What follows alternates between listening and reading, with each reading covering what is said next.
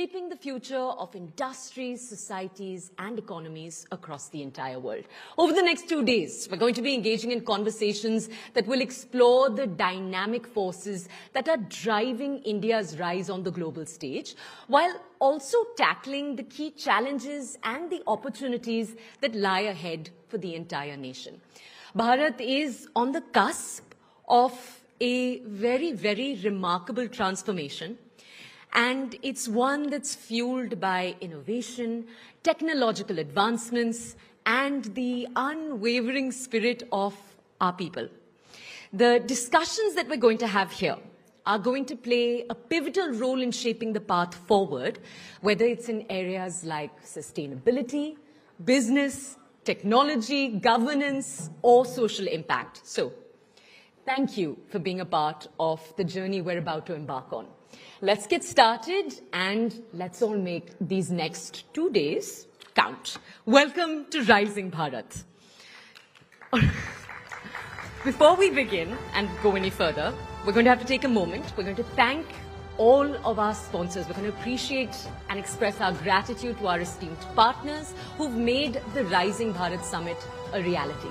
Our co-presenting partner is Dream Sports. Our associate partners are Max Estates, Vikram Solar, Samtel and Reliance Industries Limited. Our workspace partner is IndiCube. Our exchange partner is National Stock Exchange. Our logistics partner is DTDC. Our energy partner is Crown LNG. Our insurance partner is Insurance Dekho. And the state partners we have today are Uttar Pradesh and Madhya Pradesh.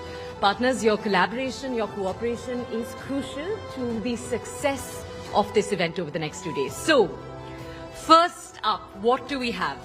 We have an exciting and a thought-provoking, hopefully, session lined up for you. We're all aware that AI, artificial intelligence, has been rapidly transforming the way that we live, the way that we work, and even the way that we think.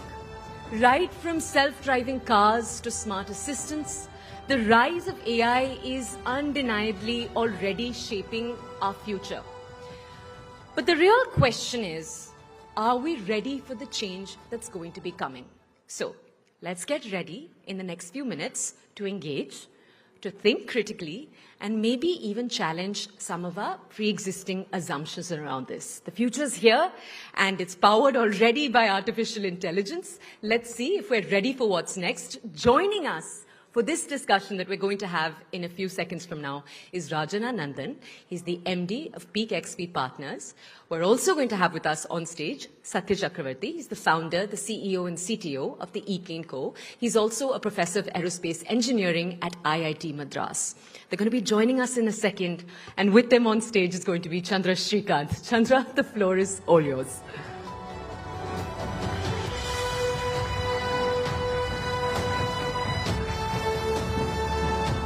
Please welcome Rajan Anandan from Peak 15 Partners. Rajan, one of India's best-known VCs, investors. And pleasure to welcome Professor Satya Chakravarti all the way from IIT Madras, who's not just a professor but the founder of 6 deep tech startups, including the likes of ePlane and Agnikul Cosmos. A huge round of applause for both of them. And it's wonderful to have the head of IIT Madras, Mr. Professor Kamakoti, here as well. So a nice little reunion here in the national capital. Right, thank you so much, Rajan and Professor Satya. You know, just a few days ago, Minister Piyush Goyal made this comment about India's deep tech ecosystem, how we're spending entrepreneurial energy on building hyperlocal apps, fancy ice creams and cookies. But Professor Chakravarti here is an example that we also have very good deep tech entrepreneurship in India. So huge round of applause for that. So don't get disheartened that there's no deep tech innovation happening. It's very much happening. But before I get to that, I want to get both your thoughts, Rajan and Professor Satya. What is your own sense about the deep tech ecosystem in India? Where are we? Where should we be? What will get us there? Rajan, maybe you can start, or Professor Satya, you can start and Rajan can join. Okay, so I think we need to actually look at this particular debate that the Honorable Minister Piyush Goyal kind of kicked off.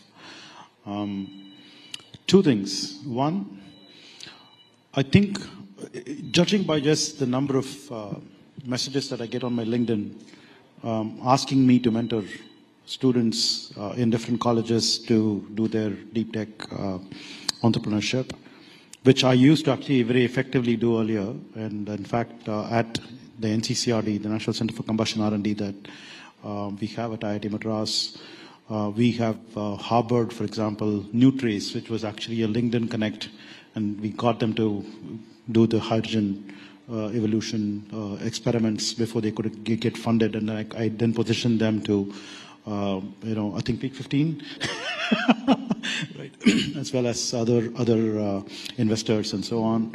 We have Neurostellar that's actually going through that now, Tutor Hyperloop that's going through that now, and so on. In fact, Agnikul Cosmos themselves were actually just doing a cold call on me to say, hey, is it possible for you to support me and support us? And then they said, sure, why not? So I used to do that very effectively, but I'm not able to do that because the number of such messages is now exploding. So on the one side, we clearly see that there are students from all across the country, not just the IITs or any other so-called reputed institutions, but it doesn't matter what the institution is that they are from. They are all out there wanting to actually do this, raring to go. This is on the one side of the story. The other side that you have to actually look at is, what are we actually comparing with? We are comparing with China in that particular debate. And China definitely has, in the last 10 to 20 years, gone leaps and bounds ahead of the rest of the world. It's not just about getting on par with the West. They've actually gone well past the West. Right. Right? So are we there? The point is we are not yet there. But are we getting there? The answer is yes, because what are we talking about is what we call as exponential technologies. So in exponential technologies, we are actually at the lower end of this bend, right?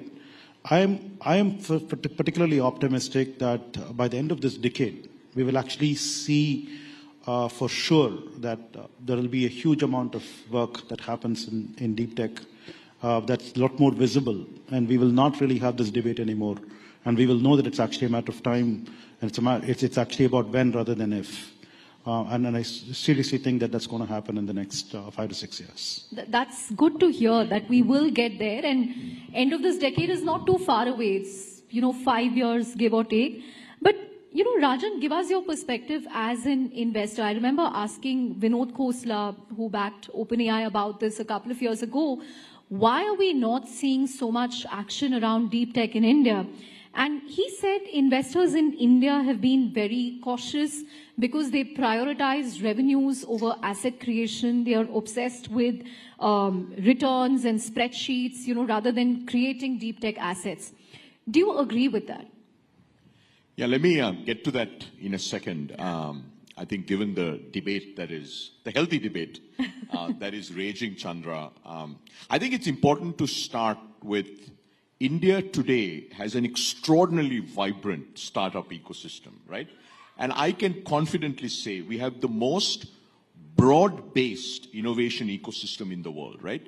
Everything from new consumer brands, travel, gaming, healthcare, financial services, AI, deep tech, right? If you look at the US today, we spoke about this about a year ago when we chatted. It's really about AI. If you go to Silicon Valley today, if you're building a company that is not an AI company, it is highly unlikely you won't get funded. Whereas in India, it couldn't be any different, right? Whereas China has, for their national priorities said, we're going to only focus on deep tech, right? Which is semiconductors, EVs, and so on and so forth. So India is actually the country today where we are seeing this broad spectrum and innovation, right? And if you look at areas like, let's look at fintech and digital payments. We are the world leader in digital payments today. There's no question, right? I can confidently say that you can put our fintech founders against the best in the world, and they're better, right? Why? Because we have a large ecosystem. I remember 2015, looking at the top 100 countries on digital payments, India was not on the list. Today we have 55% of real-time digital payments, right? So I wanted to start with that because sometimes we don't talk about what it is we have going on at scale, right? So similarly, consumer commerce, by the way, to deliver something in 10 minutes in India, in the most traffic-dense cities on planet Earth, is really hard. Anybody who says that that is not an innovation, please go try it. Try to build the infrastructure. You know, it's really hard, right? So I think we should acknowledge that we have this extraordinary innovation that's happening in every sector, right? Agri-tech, brands, financial services, travel is exploding. Now, moving to deep tech, I completely agree with Professor. Look, it's still very early days. Look, basically, Flipkart was founded in 2009. Yeah. It was about 2015 when e-commerce really began to happen, right? And it's now that we are seeing, you know, really new to the world innovations, right? Quick commerce is an Indian innovation. Quick commerce doesn't exist anywhere else. And it hasn't worked in other parts of the world. Has not worked anywhere else in the world, right? So that's pretty remarkable, right? To have a world-first innovation in e-commerce, which is quick commerce. So what we are seeing now is we are probably 5, 6, maybe 7 years into this journey, and Professor and IIT Madras team can talk more about that. But it's definitely happening, right? And I think just to give you a sense of our portfolio, we were actually very fortunate to invest in Nucleus, and it's a great story. They actually literally cold called him. Then they went there, they used their labs, they worked there for a while, then they came back to Bangalore. In fact, last year, was it last year or the year before, we invested in our first two semiconductor startups. Both came out of IIT Madras, Incor and Nutrace, right? So whether it's space, whether it's energy, whether it's renewables, whether it's, you know, semiconductors, in each of these areas. Actually, this morning I was with Pawan Goenka, who's now leading InSpace. InSpace. Pawan said that now we have over 200 space tech startups. IIT Madras Board of Governors. All roads lead to IIT Madras. Right? 7 years ago, Chandra, there were like 2 or 3 space tech startups. So we've gone from having 2 or 3 space tech startups to having over 200 space tech startups. So it is beginning to happen. I think it's very exciting. If you look at AI, for instance, I'm sure we'll talk about AI, right? Just in our firm, Peak 15, we have over 40 AI investments. I think last time when we spoke, I had half of that. Across right? the tech stack, yeah, across the tech stack, right? And we can talk about that. So look, it is happening, right? Whether it's AI, whether it's semiconductors, whether it's space, whether it's energy, whether it's transport, advanced manufacturing, and so on. Now to the question that you asked. Look, we as a firm, I'll give you just one firm, okay? And there are many very, very good firms in India, investing firms. We invest across. We invest from idea through IPO. At idea stage, when we invest, most times there's not even a line of code written, let alone like revenue, product. Look, I haven't looked at an Excel spreadsheet since I left McKinsey, and that was a really long time ago. You know, because then I went to Google and Microsoft and all these places. So look, basically, I think that is absolutely not correct. I think what India needs, and I'll wrap with this and we'll spend more about this, is we need a lot more resources going into R&D.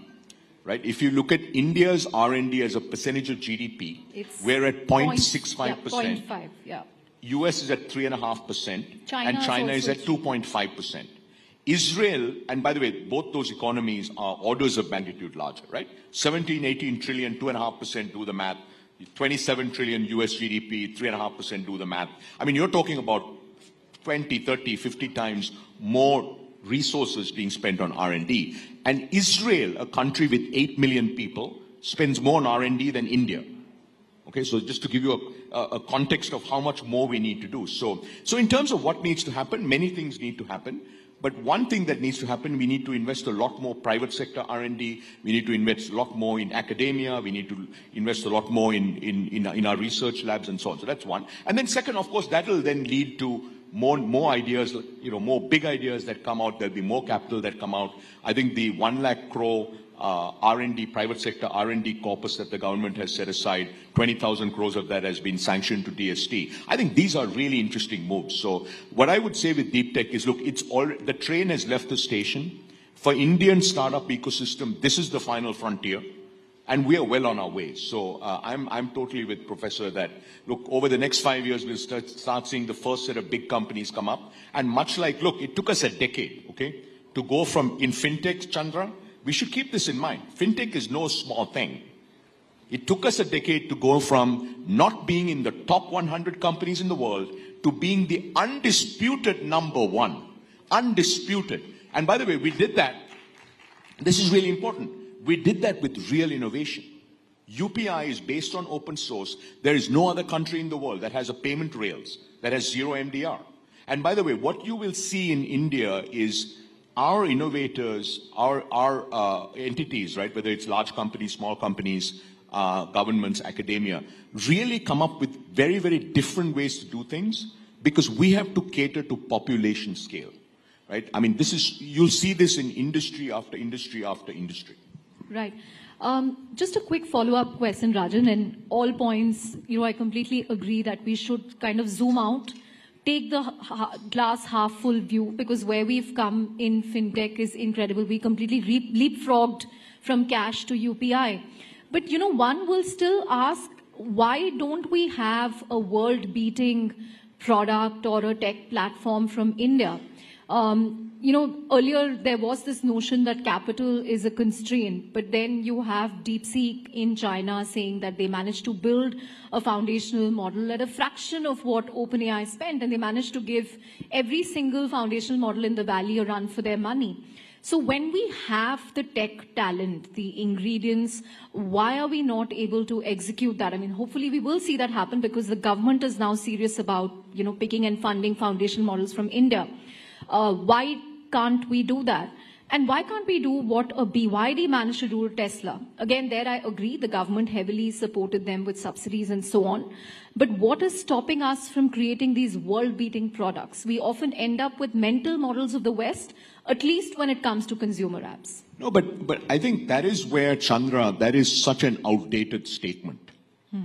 Show me another payments company that looks like PhonePe.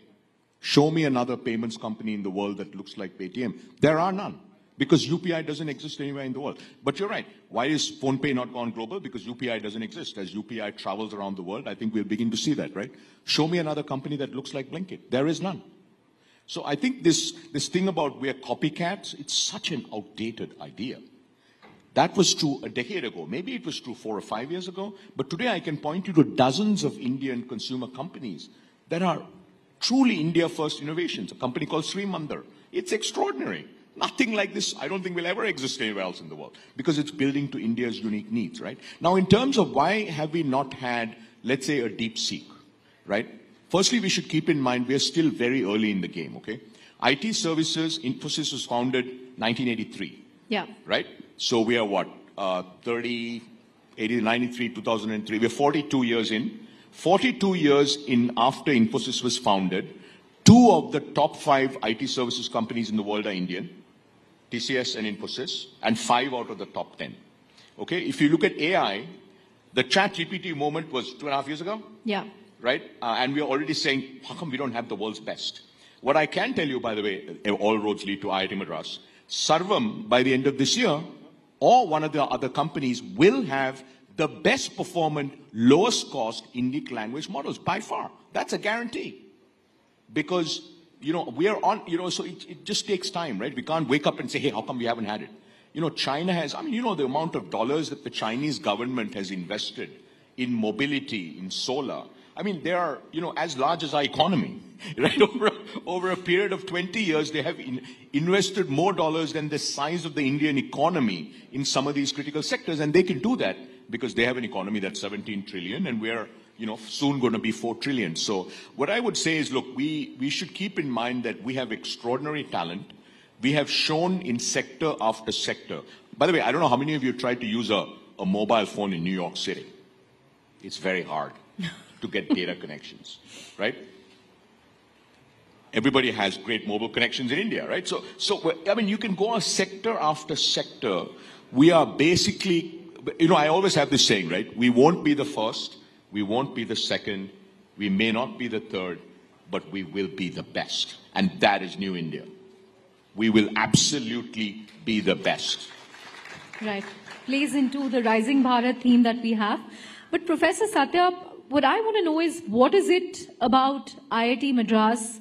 Why are other educational institutions not able to replicate this at scale? And Aether has come out of IIT Madras. I think the Zetwork founders are from IIT Madras. And as Rajan mentioned, the Sarvam founders also have a big IIT Madras connection. I think one of them still teaches at IIT Madras. And of course, your example as well. We've had Agnikul Cosmos from there. Why are we not able to replicate this at scale? What will it take to sort of do this across because we now have, 23 IITs in India? And not just IITs, even the non-IITs. How are we going to do this at scale? Right. So I think before I actually directly answer this question, I want to resonate with what Rajan was saying. And I personally feel that there is nothing wrong with the 10-minute delivery app and all of that stuff, right? It solves a problem, and entrepreneurship is all about solving a problem. Try to find customers and get paying customers. If you are actually an entrepreneur, you will actually be running behind customers. That's exactly what we are supposed to do. Right? It doesn't matter what we do. I mean, let's suppose that I actually made the best rocket in the world, and I'm not able to find a customer, and it's actually sleeping in my backyard. What is the point? Right? So an entrepreneur is all about actually going and finding a customer and getting them to pay. And they are solving that problem. They're actually showcasing how that can be done. So hats off to all of those people who are actually doing that. Don't belittle them at all. That's a great endorsement. Right? Yes. Yeah. The second point is that let them actually go ahead and make their money, exit, and then become billionaires so that they can actually go fund deep tech startups.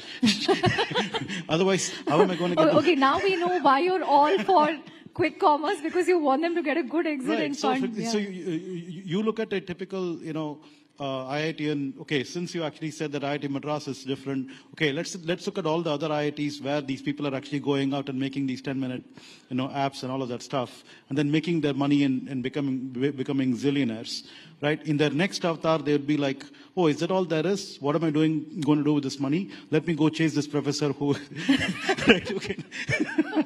Right. So it's actually good for us. So I think wealth creation in the country is actually, first of all, very important.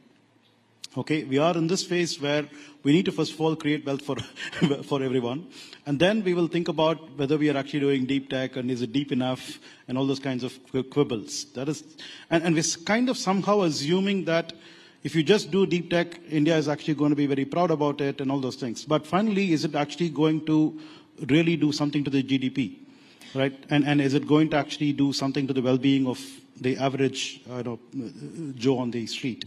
So we have to actually be very clear about all these things. It's one thing to be very elitist and then say that we have to be doing deep tech, right? But the other thing is, what is it actually going to translate in terms of, so we have to look at what's the value we are creating. So I'm not saying we are not creating value. In fact, I will vociferously talk about what we do as something that will create value for the country, the GDP for the country and so on, because like for example, 2 months ago, we had this deal that we struck at T-Plane with an ambulance company that was saying that they will want to place an order for about 788 ambulances, which would actually fetch us a revenue of more than about $1 billion. And somebody was pointing out, wait a minute, Zoho actually took like so much time to actually get to $1 billion revenue, and you guys are just signing deals even before you make the plane. The answer is we are making a plane, right? So, so making a plane means that it will actually create value. So there is no doubting that deep tech will actually create value, but that is not to say that we have to actually belittle anything else that's going on that's already creating value by leaps and bounds, right? And then contributing to the economy. So that's the main point. Coming back to the question of why IIT Madras, I don't know. The answer, right? The answer is we just happen to be that kind of DNA.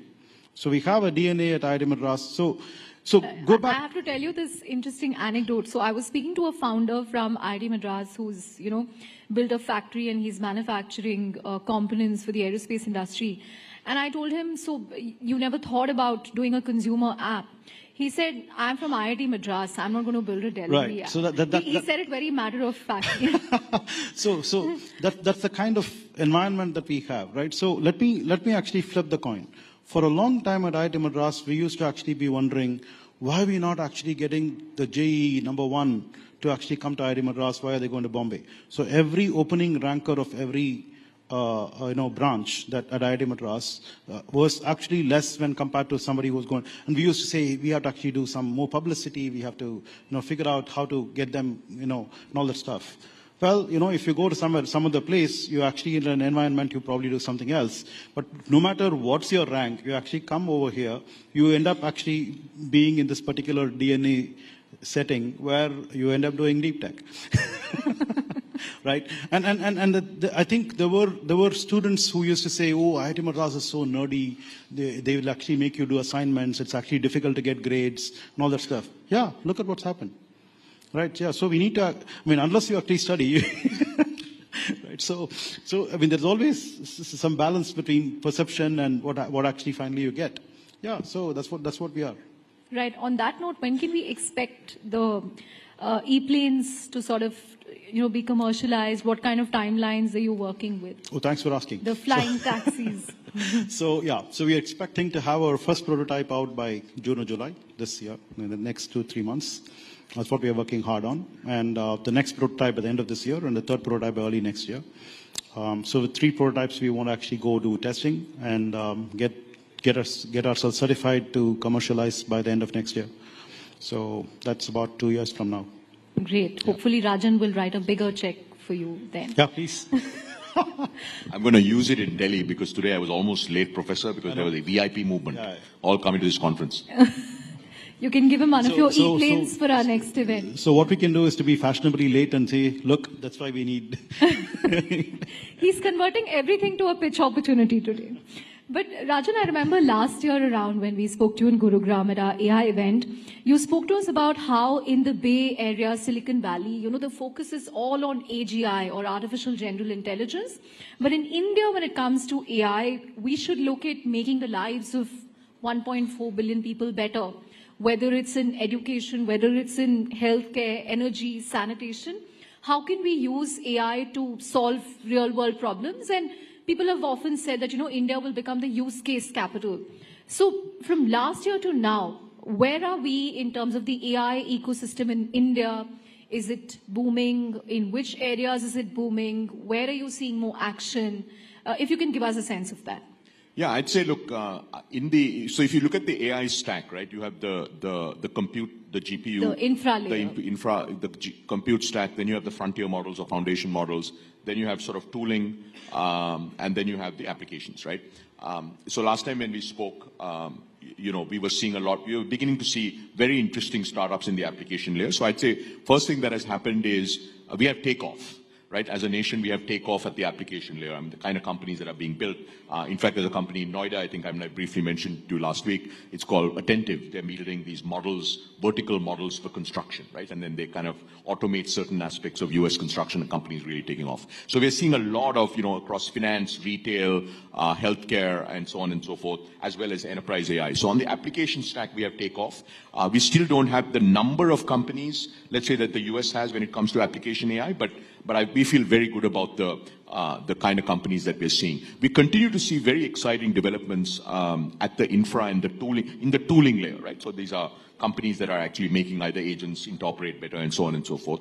On frontier models, we are very, very excited about what the government is doing, right? Where they've set aside several thousand crores to they've fund. already procured, I think, 14,000. No, that's on the compute side, right? They also set aside 2,000 crores for foundation model companies, right? Models, that's right. So today, as you know, there are a handful of foundation model companies. We do think that a year from now, we'll have 4 or 5 labs, right? Like China probably has 10 world-class labs. We'll have 4 or 5 labs, maybe not at the same scale, but they'll be well-financed. They'll have great talent. They'll be off to the races. So if you had asked me a year ago, if you asked me what's different, we have takeoff at the application layer, and we're getting serious about the frontier models, right? Which is thanks to the government, actually. And then last thing I'd say is on compute, I would have never imagined we would have a play.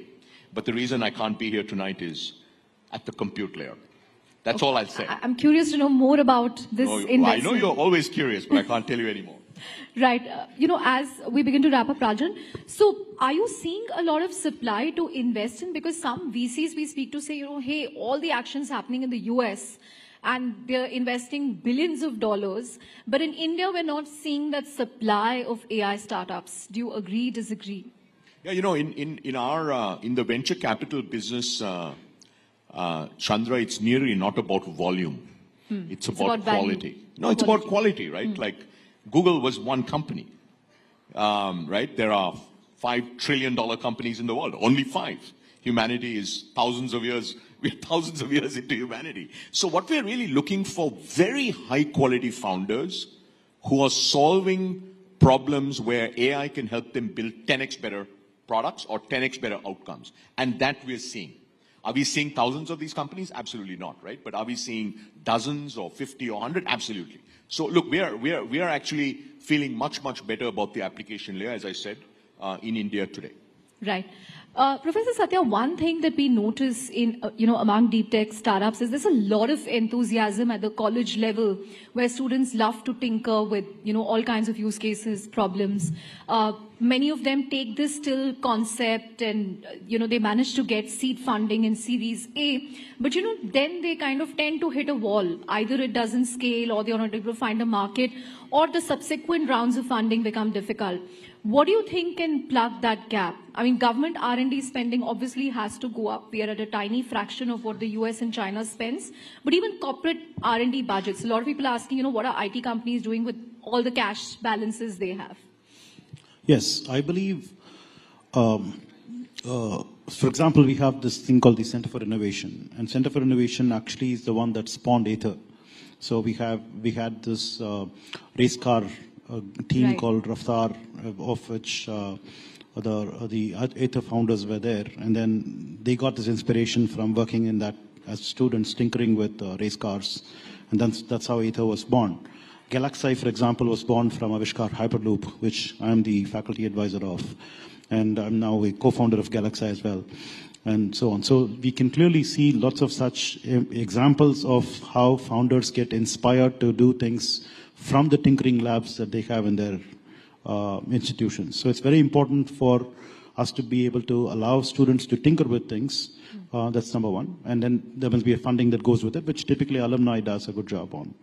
But more importantly, I think when they step out of these places with ideas that they want to scale and commercialize, can we actually sort of intoxicate them with a seed funding, right? So funding is not, I seriously believe that funding is something that should not be easily available. We need to actually get the founders know the value of what they are getting. But seed funding is actually a very good intoxicant, right? So it kind of hooks you. So once you actually get seed funded, then you're kind of like holding the tiger by the tail and you want to run with it. And many times, these founders, when they are so young, they have the appetite to build stuff, but they don't have the appetite to chase investors and get funding and all of that stuff. So let's say, for example, if you had this government's fund of funds that actually is set up at these institutions and then looks for these ideas to fund right as they are coming out of the labs and these places like these tinkering labs and so on, I think that will actually go a long way to spawn a much larger ecosystem than what we have today. Great. On that note, we're out of time, but thank you, Rajan. Thank you, Professor Satya, for an absolutely scintillating session. And I think, it leaves us with a lot of optimism on India's deep tech and AI future. Thank you very much for that. A huge round of applause for Rajan and Professor Satya.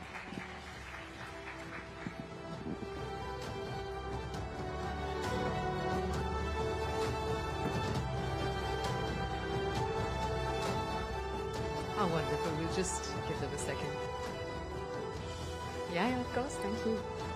All right. That was so insightful, but I know everyone, we could see everyone looking, just clued on to every word. We're going to move on, though, now to something slightly different. I think we can all agree that that conversation was incredibly timely, and the next thing we're going to be discussing is actually very, very closely related. We're going to continue to keep our focus on artificial intelligence, but let's dive a little deeper with this next discussion. Let's dissect a topic that holds immense potential to shape the future of education.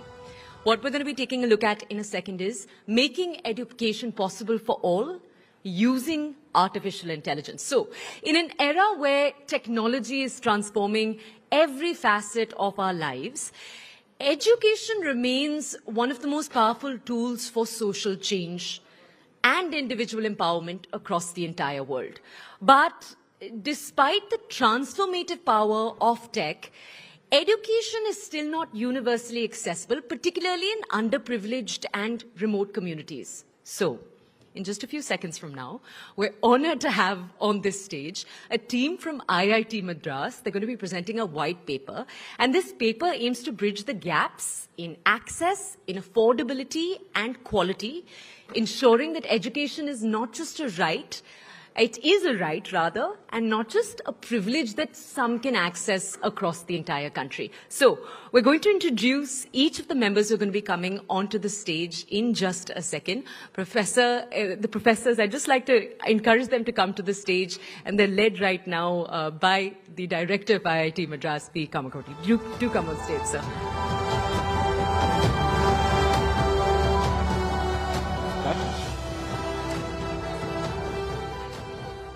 I have. Thank you. So, Vanakkam from Tamil Nadu. So we start off with, of course, had my colleague here. I'm very happy to tell you all that in the deep tech, the last financial year, closing on March 31st, IIT Madras has incubated 103 companies in one financial year. So with that note, let me just go to the other end of the spectrum, where we are talking. Can I get the slides up? I also need the flipper. Excuse me.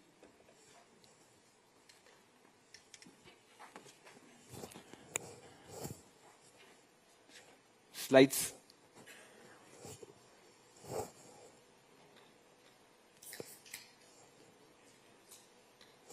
Is that? Oh. So this is an effort taken by IIT Madras. The prime motivation comes from Swami Vivekananda, who mentioned that if the poor boy cannot come to education, education must go to him. And this is the prime motivation for this project named Vidya Shakti. Why Vidya Shakti? Friends, today, our GER, the gross enrollment ratio of the number of students who finish plus 2 and go into higher education stands at around 28.2%. The National Education Policy has put a milestone, an objective of 50% by 2035. And why it is important? We are the youngest population in the age group of 18 to 29. And if we do not do the education right at this point, we may land up being the most uneducated country in that age group, and that will have its own social repercussion. And with this view, the National Education Policy had put a target of 50% GER by 2035. So what we do at Vidya Shakti, we inspire and motivate school students to go to college, thereby trying to minimize the dropouts. So we started in October 2021 as something like a doubt clearing session, where we have a TV as 1/4 of this size, the internet connected TV, a smart TV with a camera, and there'll be some person who will go and switch on and assemble the kids between 5 to 8 in the mother tongue. We were basically clearing doubts. Somewhere in March 2022, we did receive a call from a village saying that we don't have biology teachers. We are failing in biology. Can you help us? They had the TV there. So we just organized a teacher from Chennai who started teaching biology to these kids. Within 45 days, their exam, public exam, was on April 15th. All the 3 girls scored above 90. And they joined a biotech course in the respective university. And this gave us lot of motivation that there's something, this democratizing of this opportunity is extremely important for us to take it forward. And that is the way we can try and bring and help in whatever small way to achieve that 50% by 2035. So in academic year 2022-23, we started augmenting this with online teachers, more and more online teachers. to teach math, science and English as supportive tuition classes. Today, friends, in the last 4 years, this is how we have grown. We call it as rural interaction centers. We put in villages. We have 25, we started with 25 RICs in the academic year 21-22. It grew up to 170 RICs. In 21-22, we are in Tamil Nadu alone. Then we went to Tamil Nadu and UP. 540 RICs in 23-24, Tamil Nadu, UP and Arunachal Pradesh. Now, this year, we have 2,105 RICs in Tamil Nadu, Uttar Pradesh, Arunachal Pradesh, Karnataka and Andhra Pradesh. And we do have 17 centers in northern part of Sri Lanka. So this is the geographic spread of the RICs. Now, what we do here, this is quick statistics. We do live online tuition classes to the rural kids. Sorry.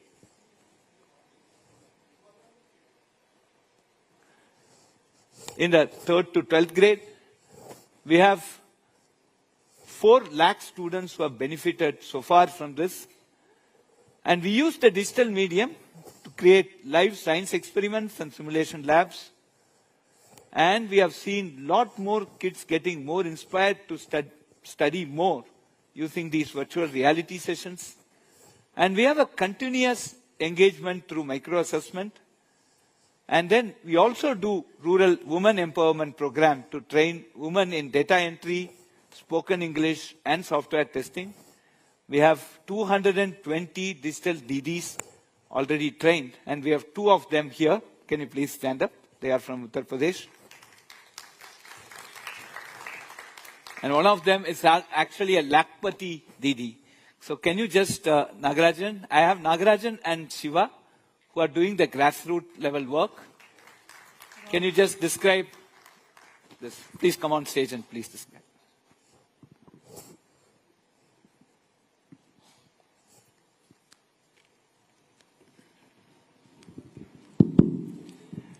There are educated women in the rural area, but they didn't have formal job.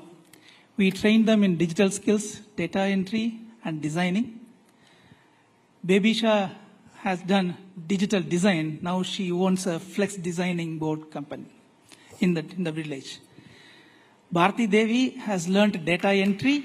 Please and come. They have been helping the health education department in a lot of surveys, and both have become Lakpati Didis also. Being a coordinator in the school for our remote education, they have evolved to digital Didis, and they have come up to the level of Lakpati Didis and a small, micro, small, medium enterprise entrepreneurs. Thank you very much. So today we have close to 5,500 teachers from rural India who have been trained on science simulations. We have created around 553 jobs within the last 2 academic years. And one of the interesting feedback that we get, impressive feedback, is there is a drastic improvement in the attention span of young children and also the retention capacity. Very quickly, we will tell what is this. So what do you mean by onboarding a particular rural interaction center into our system and what we do there. And this is not a parallel system to school. We are basically supportive wing to the schools. So we identify schools which have smart TV, panel and an internet. If not, we have CSR grants, and if there are people who can give us CSR grants, we again welcome. We identify digital DDs like them and train the school teachers in simulation gamification. The digital DDs are responsible to run the center and collect the students, arrange the programs and coordinate. And then we conduct live online classes. We take attendance daily and conduct micro assessments every week. And based on that, we keep improving the way we interact, the way we deliver the lectures, etc. Now, we have a mobile app that is given to all the digital DDs and all the RIC coordinators. We do daily short attendance on head count from every RIC. Then notification of absence. We also ask for the reasons. Student-wise, we have daily attendance. And then we take a photograph of the RIC every day, and that is also uploaded. And then there is also a feedback that we collect. And this we continuously do. We have collected the data. We are now putting more and more AI into it to basically help us quickly come out with any red flags or anything that needs attention. And with continuous measurement and monitoring, we have a ERP here. We have a dashboard. Daily attendance is tracked. Daily session photos are tracked. And weekly MCQ marks are also tracked. So this is the overall quality control. We do a correlation with MCQ course outcomes. We do an analysis of the feedback of each session. We also look at the independent review of every session by the volunteers. We also do an internal review of every session by the peer tutors. And also a monthly, weekly, daily lesson plans are planned in alignment with the syllabus calendar. Can you add a little more on this quality control, please? See, on the quality control, when there is a video recording of the class, using that itself, we are doing whether the teacher has stated correct things with respect to that topic, whether it is in the syllabus, and are the examples correct, and then is the teacher writing on the board correctly or in a slanting way. All these analysis of the video as well as the audio and the text have been done through AI only.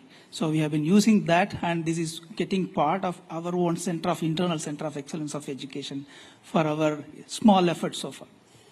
Thank you. Now, these are some of the endorsements. So we have signed with the Uttar Pradesh. We have more than 500 plus centers. And we did have a full review by the Honorable Education Minister, Sri Dharmendra Pradhanji, on how this Vidya Shakti project has been conceived and being executed. IIT Madras ने बनारस के हजारों students को science और maths में online support देने के लिए विद्या शक्ति इनिशिएटिव शुरू किया है। मोदी जी ने देश को बहुत कुछ विजन दिया है। डिजिटल इंडिया उनमें से एक है, और डिजिटल इंडिया के क्रम में आज आपने देखा होगा कि यहाँ पर आज हमने एक और जहां विद्या शक्ति कार्यक्रम IIT चेन्नई के साथ मिलकर के काशी के पहली, दूसरी, तीसरी क्लास के बच्चों के लिए एक नया अभिनव प्रयास यहाँ प्रारंभ किया गया है। वहीं यहाँ के सभी विद्यालयों में स्मार्ट क्लास का शुभारंभ भी आज प्रधानमंत्री मोदी जी के पावन चरण पर हुआ है। So we'll just listen to a testimonial from a student. है मेरे विद्यालय का नाम कंपोजिट स्कूल चित्रपुर है और मैं कक्षा 8 की छात्रा हूँ। हम विद्या शक्ति के माध्यम से 1 घंटे का जो क्लास करते हैं, जो भी विषय पढ़ते हैं उसे समझने में हमें आसानी होता है और हमारे सहपाठी भी इसे बहुत रुचि से समझते हैं और हमारा कोर्स भी बहुत कंप्लीट होता है, हमें समझने में आसानी होता है। हमारे अध्यापक भी बहुत सहयोग करते हैं हमारा। उम्मीद है कि आगे भी ऐसे ही क्लास चलते रहेंगे। धन्यवाद। मेरा नाम आशीष कुमार है,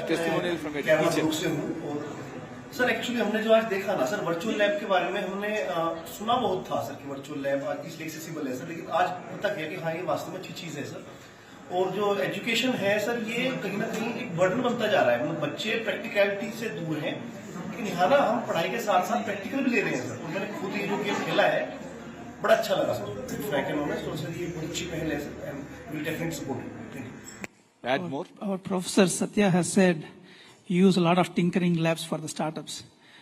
Before going to the actual labs, we train all the teachers as well as the students in virtual labs, because using OLabs or FED, they can go a long way in understanding the concepts, because in our new education policy, you have factual, conceptual, and application. This conceptual and application will easily come through virtual labs. So far, we have trained more than 5,000 teachers. Our mission is to train more than 1 lakh teachers this year. Thank you.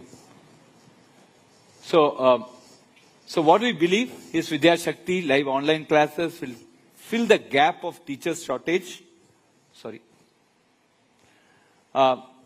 Teacher shortage and enable activity-based learning, and the virtual reality sessions, specifically the 3D VR sessions, have drastically improved the understanding, the retention capacity and the attention span of the kids. And this is something which is very heartening, and we certainly believe that this is a way by which education needs to go and reach the masses, scale based on the digital technologies that are available. So this is our roadmap for academic year 2025-26. We are targeting 40,000 villages and 1 crore students. So we are leveraging existing school in village level infrastructure. We are training state-run school teachers in simulation software. Collaborate with the higher education institutions across the country. This is not a car which a single driver can drive. It is a temple car which the whole city should pull. So we are roping in more higher education institutions other than IIT Madras to basically take up and work with us. So we are looking at a hub-spoke model for this. And importantly, we are also training students with push for English and analytical reasoning. So we have a campus in Africa. We are now trying to introduce this model to other G20 nations, Bharat to truly become a Vishwaguru as envisaged in the National Education Policy.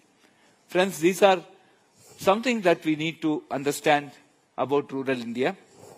I just want to put a question here. 1, 3, 5, 7, 9, 11, 13, 15, 17, 19. What is next? Attention. What is next after 1, 3, 5, 7, 9, 11, 13, 15, 17, 19? 21. 31 can also be a correct answer. Can you give a logic, reasoning for that?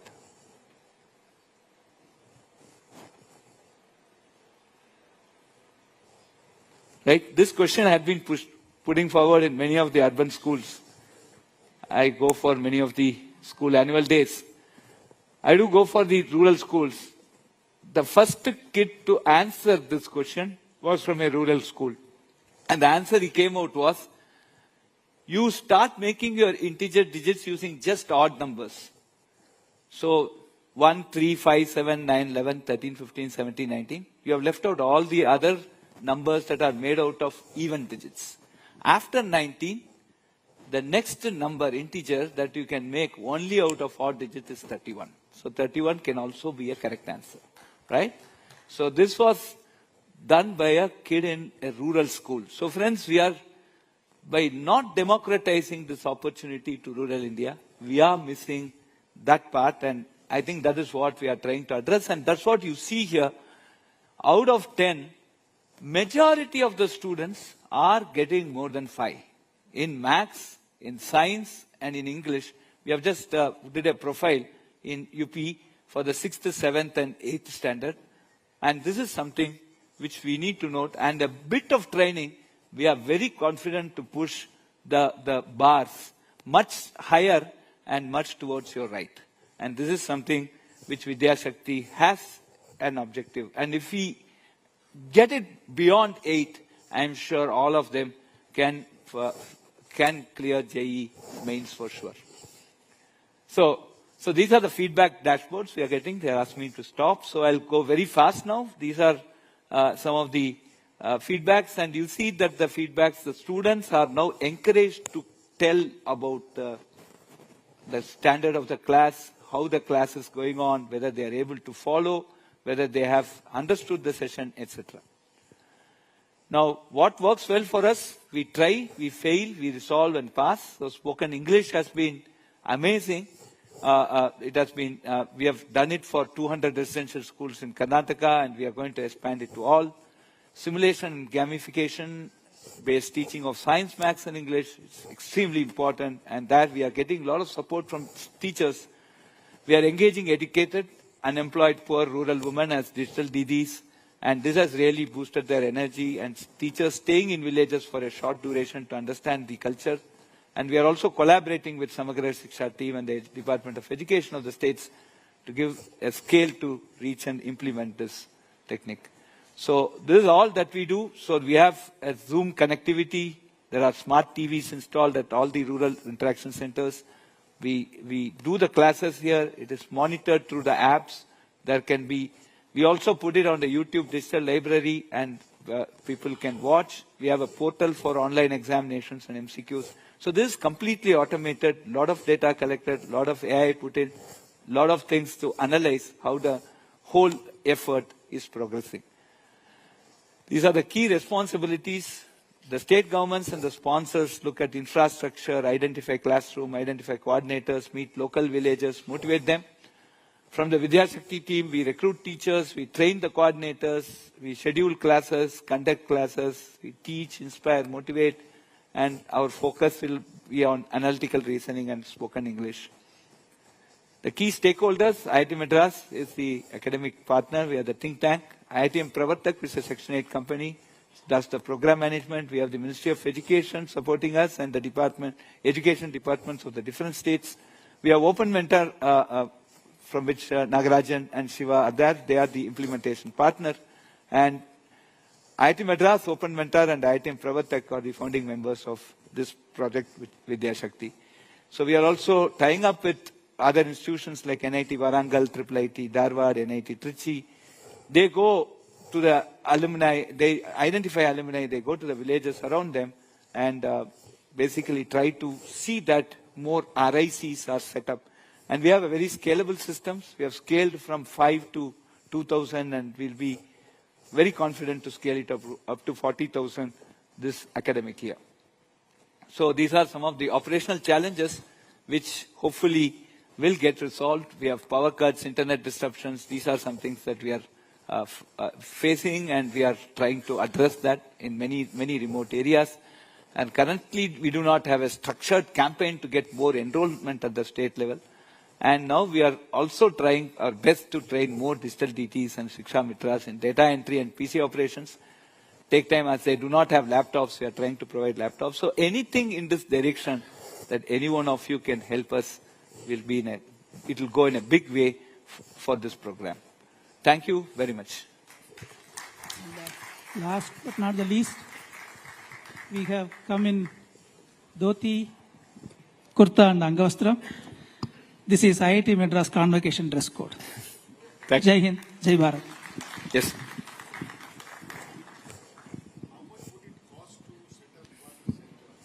So, can we answer some more questions? No questions? So, we'll talk to you later. But it's 35,000 rupees and 5,000 rupees operational expenditure per month. Thank you.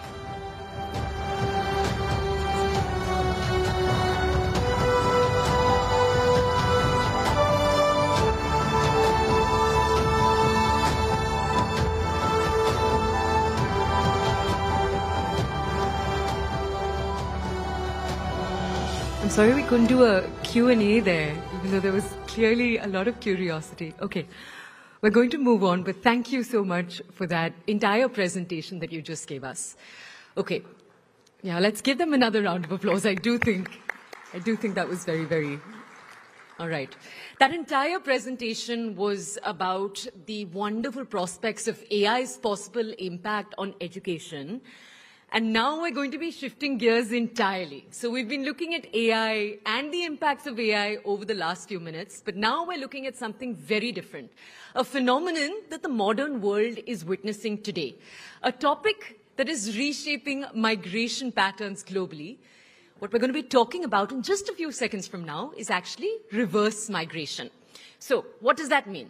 While migration has traditionally been seen as a one-way journey, so a journey typically from rural to urban or from developing to developed countries, what we're witnessing over the last few years is a seeming emerging trend. And it's a trend in which you have people returning to their places of origin, often motivated by factors that range from economic opportunities for a better quality of life, to sometimes even changing global circumstances. So, joining us to break down this phenomenon with us further, I'm just going to introduce each of the guests first, and then we'll have them on the stage. We'll have Luke Couturier, he's right there. He's an entrepreneur, he's a wellness coach, he's a lifestyle ambassador for the Fit India movement. We have Shweta Salve, she's with us too. She's an actor and an entrepreneur. And we'll have Nilesh Mishra, he's an audio storyteller, an author, He's the founder of the Gaon Connection. All three of them will be joining us. And our guest today will be in conversation with Sonal Mehrotra Kapoor. If we could have all of you on the stage.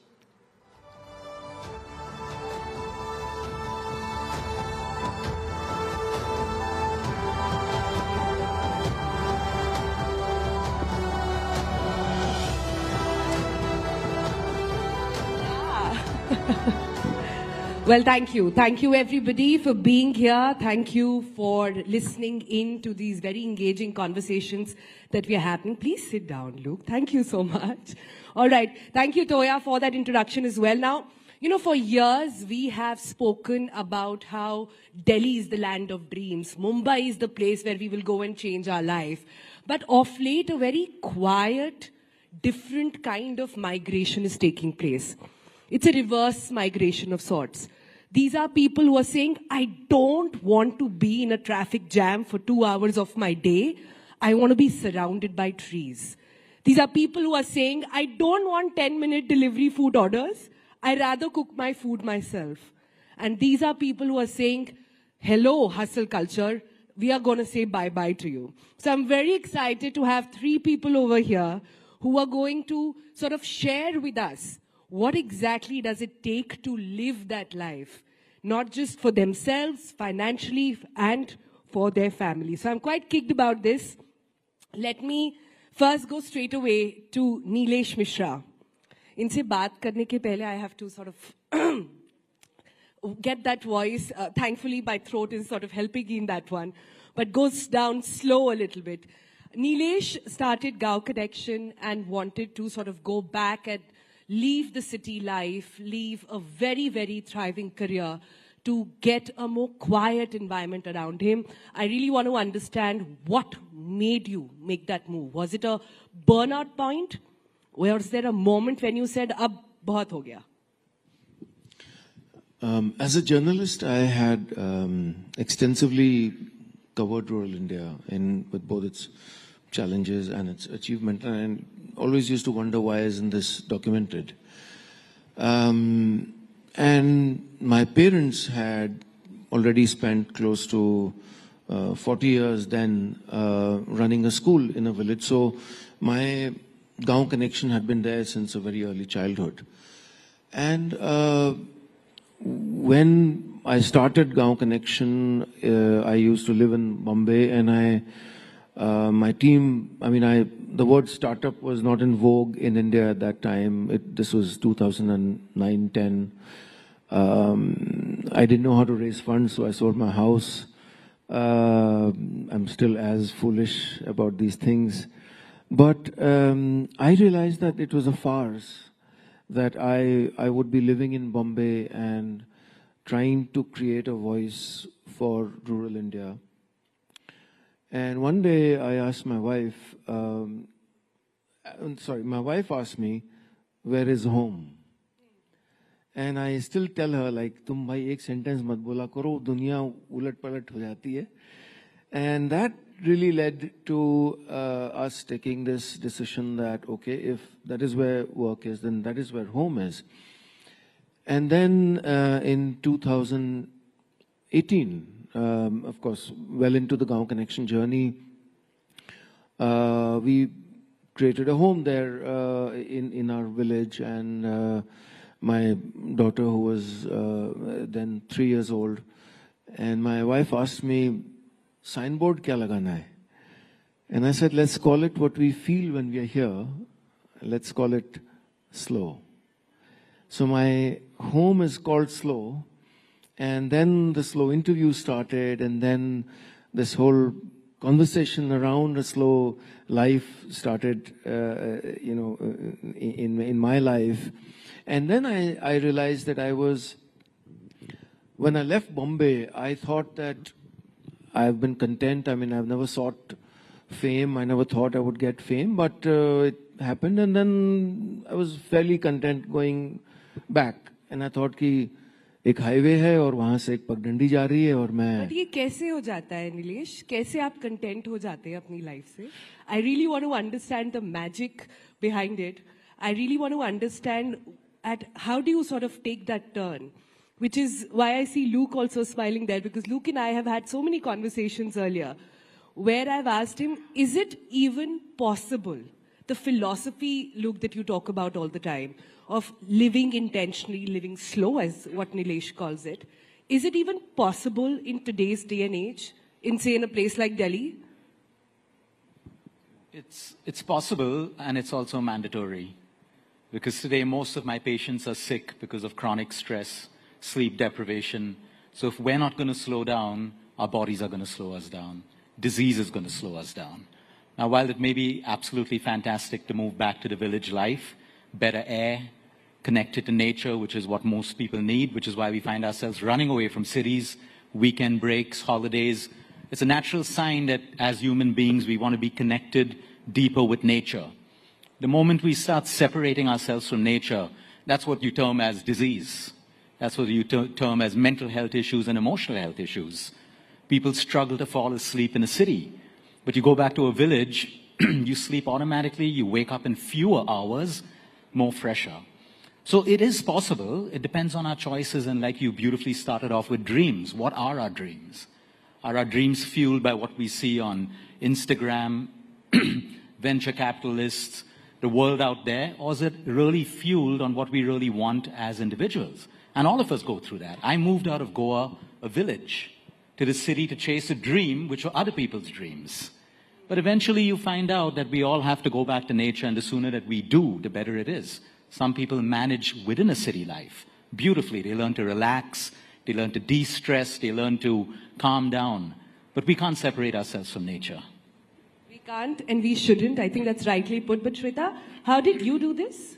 So Shweta, for everybody who doesn't know already, I don't think it needs an introduction, has a thriving career. I'm trying to imagine your life in Bombay, surrounded, being in the spotlight, projects after projects, and one day you say, "Bas ho gaya. I want to go to Goa." And this, mind you, was before the pandemic. So again, tipping point. So like we were having a conversation some time back that we now, when we live in Goa, we have this little term called the pre-pandemic immigrants and the post-pandemic immigrants. And we joke about it. So yes, I am one of the pre's.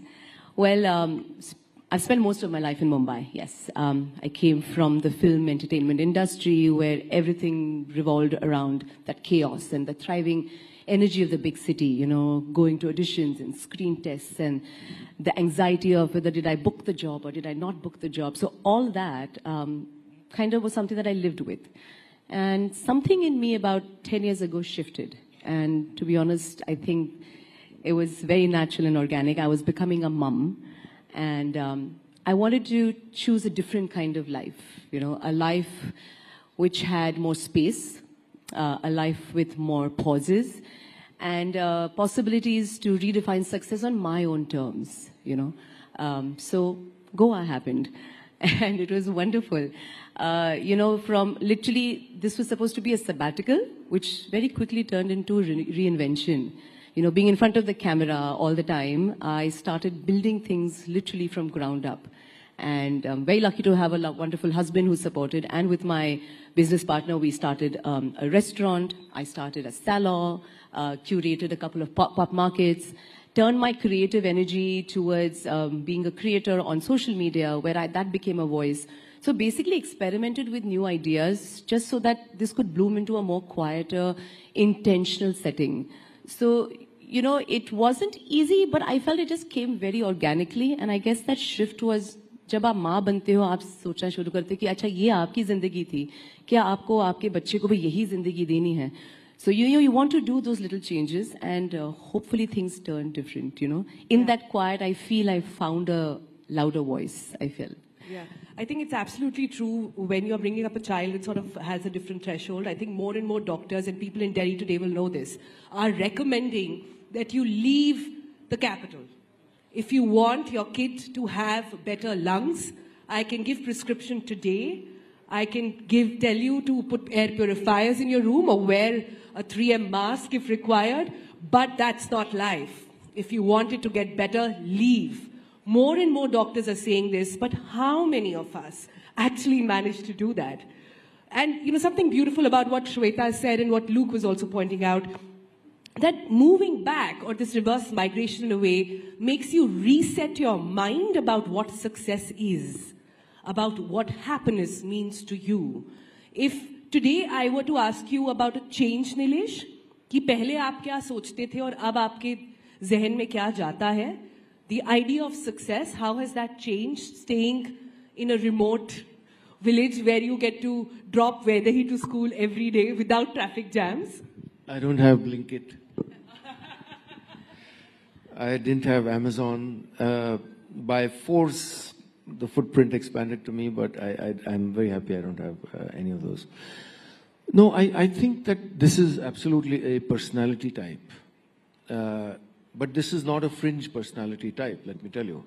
So what I was saying earlier, when I moved back and when I started talking about it on social media, I used to use the hashtag #LifeAtSlow, because slow घर का नाम था. मुझे लग रहा था कि एक हाईवे पे हूँ और मैं उतर गया, एक पगडंडी पे चला गया, and I'm making a lonely journey. But as it were, I turned around and there were thousands and thousands of people coming on that path. Because now there were people saying, sir, हमारी भी ज़मीन है गांव में, हम भी आपकी तरह रहना चाहते हैं.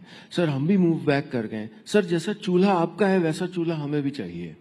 Suddenly in 2018, when the pandemic had not happened, when this was considered foolhardy, a lot of people started telling me that this was very aspirational, actually.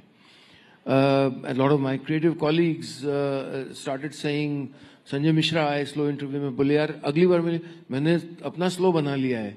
Kumar विश्वास के मैंने अपना स्लो बना लिया है. So suddenly it started becoming doable that if this guy is managing here, and also absolutely. I'm sure there are challenges, Nilesh. I'm sure there are challenges. I'm sure you're making choices and you're saying ये नहीं कर पाएंगे. These are things that cannot happen. You said Blinkit nahi hai, Amazon nahi hai. Keep that aside as well. No, career-wise, I mean, so like you know, Shweta said she started a new journey there. But as a person who had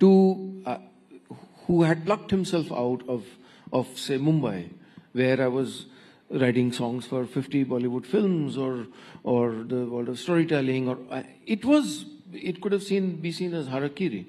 But I think I use two words about our work. One is humble audacity, and one is a graceful confidence. I feel that when I chose that life, and then we put 4 cameras out there and started having conversations with film actors and sports persons, and suddenly millions of people started.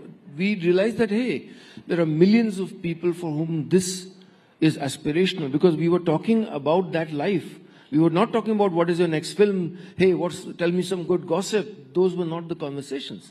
The conversations were around parenting, around agriculture, around being rooted. So here, it just started, it created these little windows for people to peep in and say, I want this. You talk about this being doable. Can I get a quick sort of show of hands on how many people sitting here in this audience actually think they can let go of their life in cities, in metros, to go back and stay in their village? Wow, I'm seeing more and more numbers go up. Wow. So you people, if you had a choice, you would let go and you would go back. Yeah? So what's holding them back is a lot of stuff.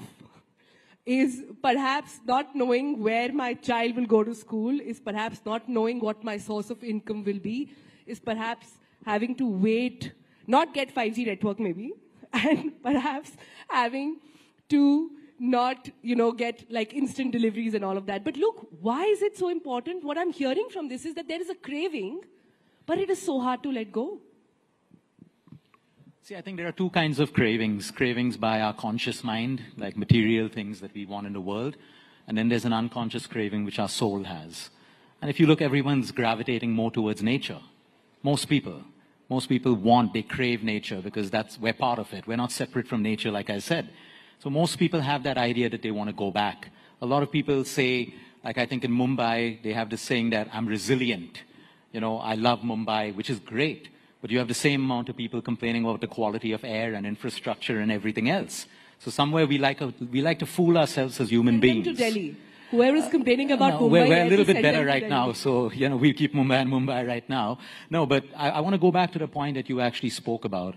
Of late, our lung patients have increased threefold.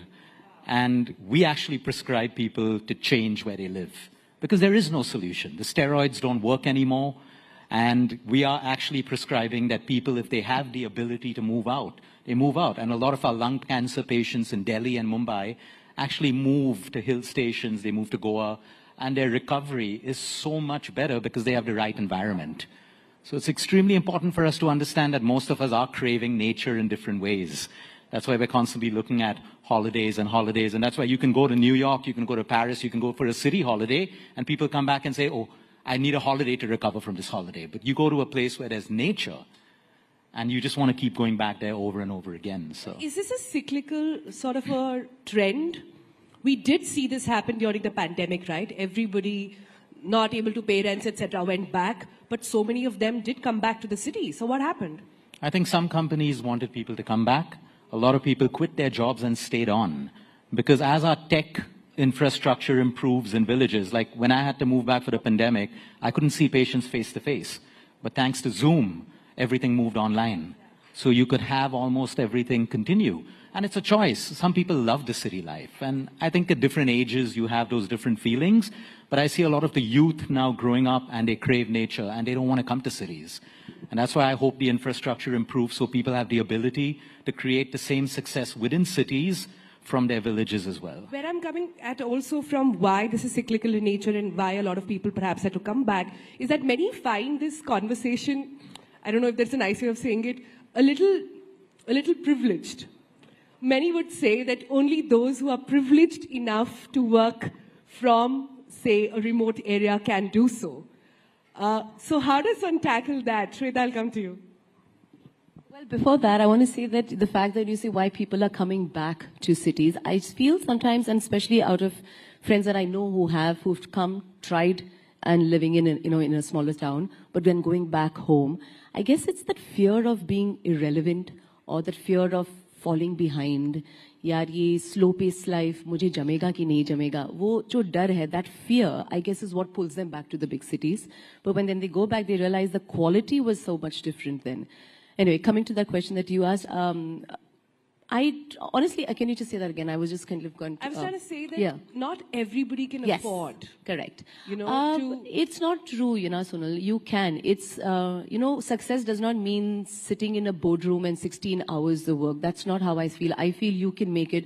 Having said that, maybe 16 hours I don't work that much, but pretty close to that.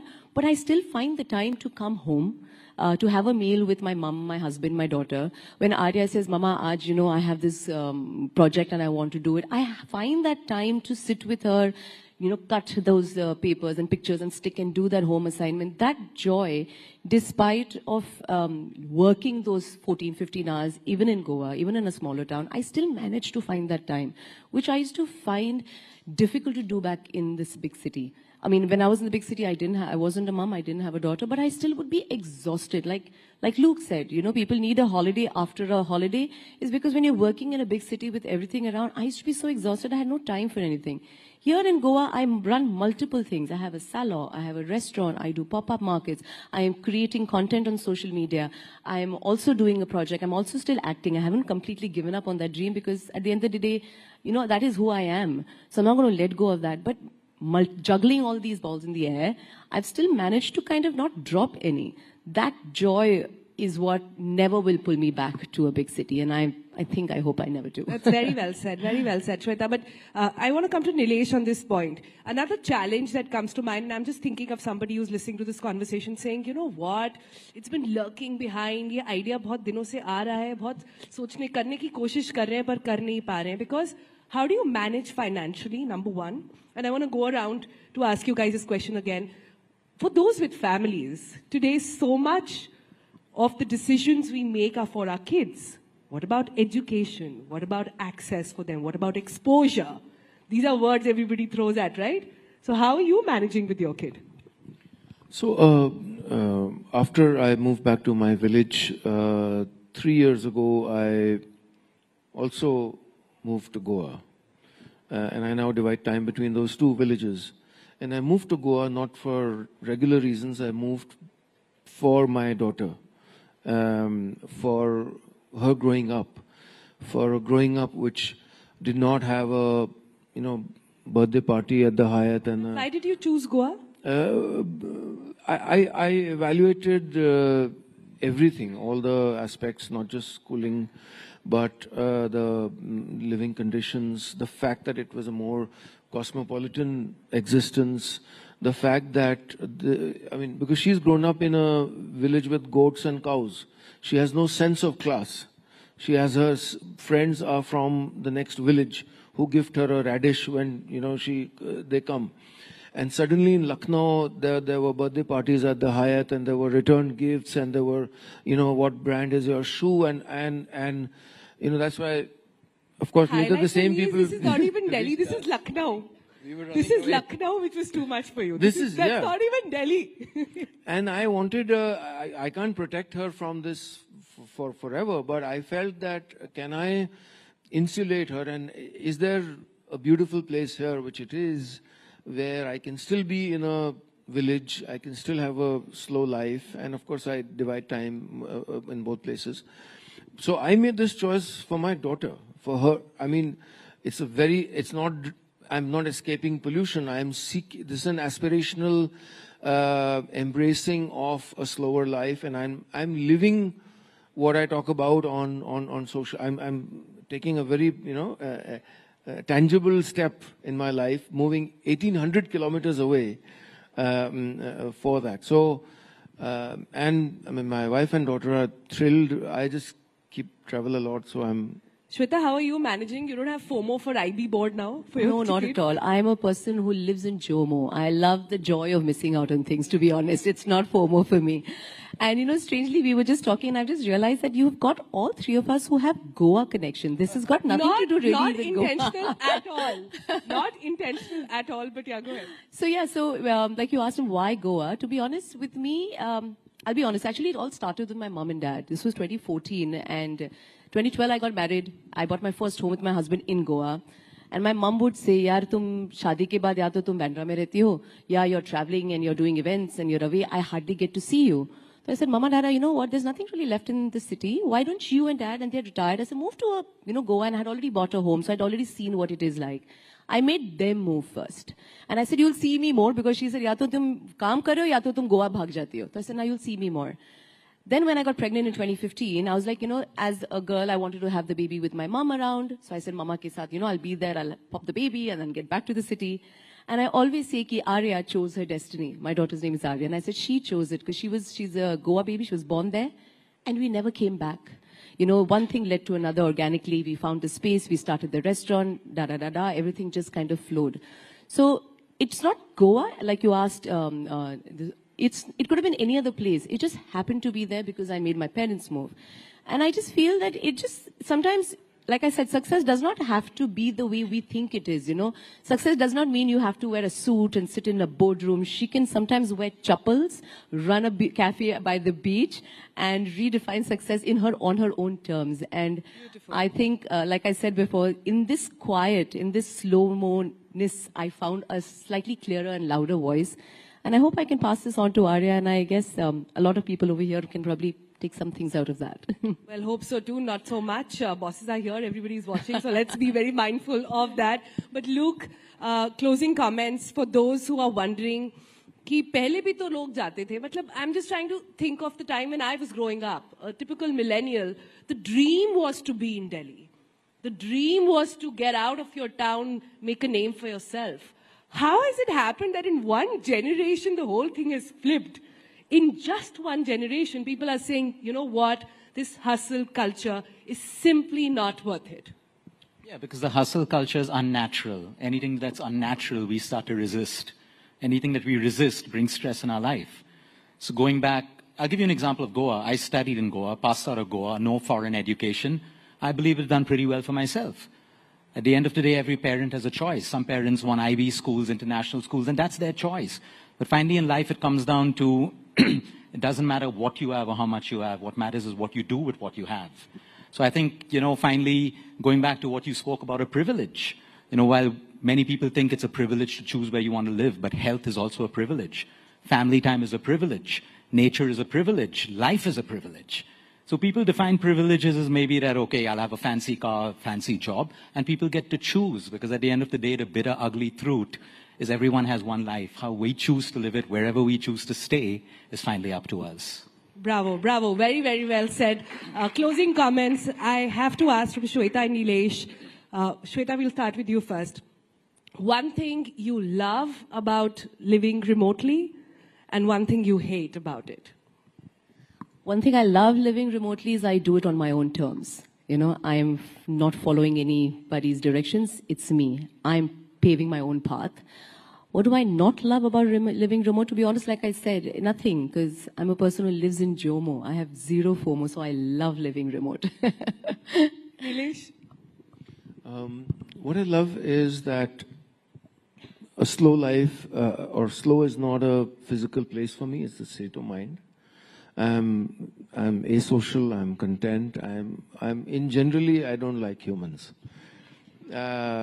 What I dislike is the odd flight connections. I woke up at 4 today. I was grumbling. I was, if there was a way to not come here, I would not have. So, yeah. Thank you, Nilesh, for taking out the time, going through all that. Thank you so much. Nilesh Mishra, Shweta Salve, Lucatino, thank you for paving the way, for showing us a path. This has truly, truly been a pleasure. Thank you all. When are we seeing you in Goa now, Sonal? Soon. Soon. Thank you.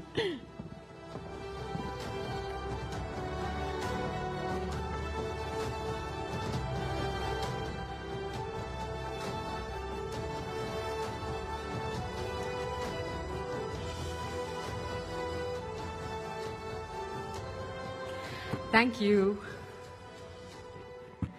All right, we're going to move now on from the beautiful beaches of Goa to a very, very different discussion. But we'd like to thank everyone who just joined us on stage. We're shifting focus entirely now from this to something different. After discussing that emerging trend and the profound impact it's having on our economy, on our communities, we're shifting to a different session called Her Story, Smashing the Glass Ceiling. So we're going to have with us on stage incredible women who've defied expectations, shattered barriers, and redefined success in a few different fields. We'll be hearing their stories. So they'll tell us about how they've refused to accept different kinds of limitations that were imposed on them at various stages of their life, how they've forged new paths for themselves and for future generations. Just in a few moments, we're going to have the voices of trailblazers who've smashed that ever-present glass ceiling that we talk about. And they're going to share their stories about how they continue to inspire the women around them in their lives to reach higher, push harder, and break through every boundary. Let's give a huge round of applause. I'm just going to introduce our next guests first before we do that, and then we'll have them on the stage. We have Dr. Sangeeta Reddy. She's the Joint MD of Apollo Hospitals Group. She's also the chair of G20 Empower India. We'll have them on in a second. Right after that, we'll also have Devjani Ghosh, the Distinguished Fellow of the Niti Aayog. And we're also going to have Sindhu Gangadharan. She's the Chairperson of NASSCOM and the MD of SAP Labs India. And taking this conversation forward over the next few moments is Shireen Bhan. If we could now have you all onto the stage, please. Let's give them a warm round of applause.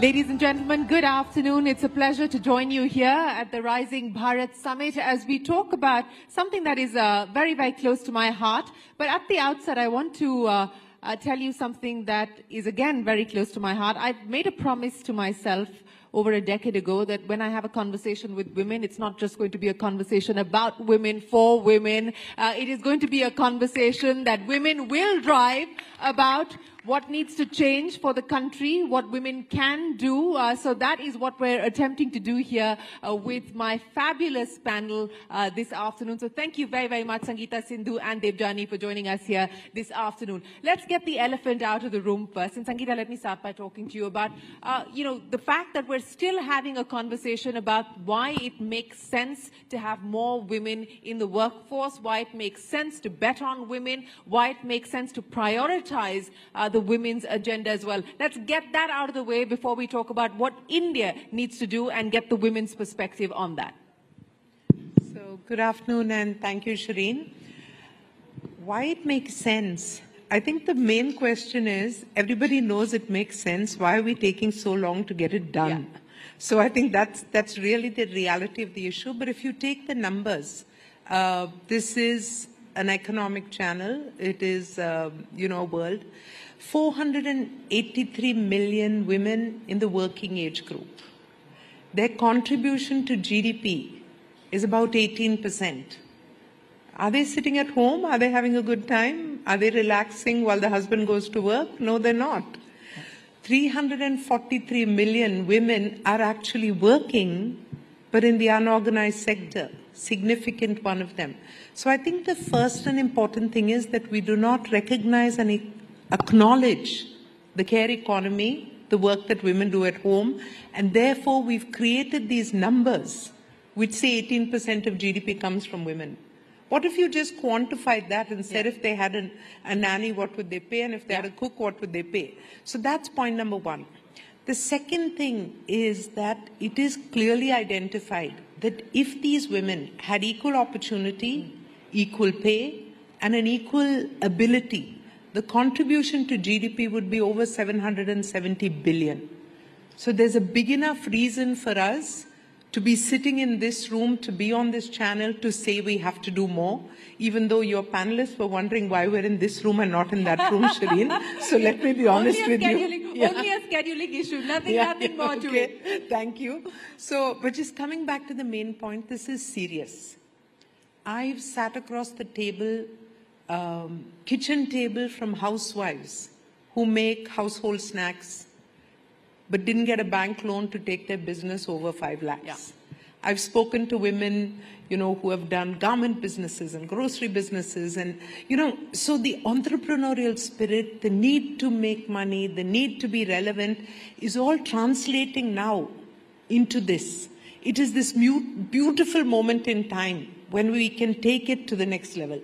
And similar is, the story may be different, but the theme is the same. Yeah. Across women in the workplace, women, in jobs, women in government, women aspiring to be in leadership. So I think the big point is that there's a gap. We need to correct it on multiple levels. The potential is there, the spirit is there, and women who've been given an opportunity have made it happen. Yes, they have, and I have 3 wonderful women who've made it happen quite literally here on this panel. But Sindhu, just to take forward the many numbers that Sangeeta threw our way to bolster the case for why we need more women to participate in the economy in general. Now, I want to understand from you, from the SAP lens, the measures that you've been able to take to ensure that you do actually get closer to parity as far as the workforce is concerned, and from a NASSCOM lens as well. As you look at the tech sector today, we're talking about the disruptions on account of AI, etc. Do you believe that technology is going to be the equalizer, or do you believe technology and the fact that women usually have less access to it will widen the gap? Yeah, first of all, Shireen, great to be here, and it's an absolute privilege to be amongst all of you phenomenal leaders. And to your question on technology and that being an equalizer, I think we are seeing the data points speak for itself, right? If I just look at women in tech today, Shireen, the numbers are already rising, right? Back in 22, we had close to 10.8% of women in the workforce when it comes to technology. And now if I look at the numbers, that's already moving up to close to 15%, right? So there's a significant rise in that. And you might think it's not too much, but it's getting there, right? But it's a different story at the leadership level. Yeah, and that, I'm coming to that. I think on the entry level, we are doing great. Also, India, from a demographic dividend as well, we have 35% of women in tech as of today. And that number is only growing. And also from a STEM numbers, right? Today, India is the largest when it comes to tech graduates, women coming out in STEM. But you're absolutely right. As these numbers go up, as these people move up the ladder, you see that what I call as a drip effect, right? People start dropping off, and women, particularly in their mid-level career points, you see a drop off, and that even more moving forward to the C-suite, you see a significant drop. And the reason being also multifaceted, right? It's not just one size fits all, but it's really about family pressures that come up at that point in time. It's also about an absence of role models to a great extent. It's also many times organizations not having flexible policies, work culture. And lastly, I would also attribute it to women to a certain extent, because there's a lot of self-doubt as well in women, particularly when they reach specific levels, right? And this is also backed up by data. I call it the perfection penalty. Yeah, no, and that perfection penalty, it's proven with data, because men tend to apply to roles when they meet like 60% of the criteria, whereas women only apply to roles when they meet 200% of the criteria, right? And LinkedIn behavioral data also states that women tend to kind of not apply to roles and kind of skip out of 20% of the roles just because they don't meet some of the criteria. So a lot of things. And coming to SAP, Shireen, I mean, we also looked at data quite intensely, right? And we also saw that some years back that women, particularly in the midpoint of their careers, were dropping off. And one of the reasons, like I said, was also the young parents, right? They need to take care of their kids, and most of that pressure many times fall on the women. And so what we did is we started our saplings, which is our creche right on our campus, so that young parents could drop off their kids, feel at peace. Nursing mothers always had a chance to visit their babies and take care of them, but still have that everything what they need to thrive in the workplace, right?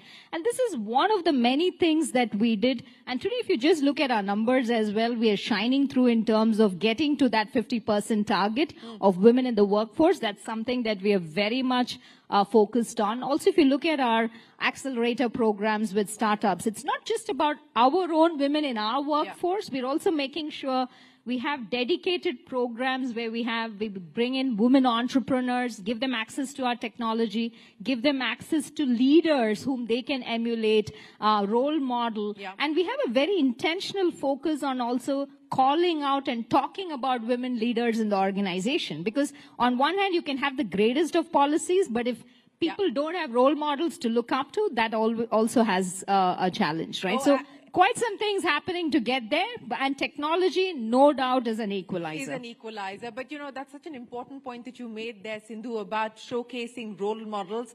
And, you know, I have the deepest gratitude for Debjani Ghosh, because 15 years ago, we were on a panel together, and Debjani looked at me and she said, you know, when you look for role models in India, in the context of women, there's either Mother Teresa or Katrina Kaif.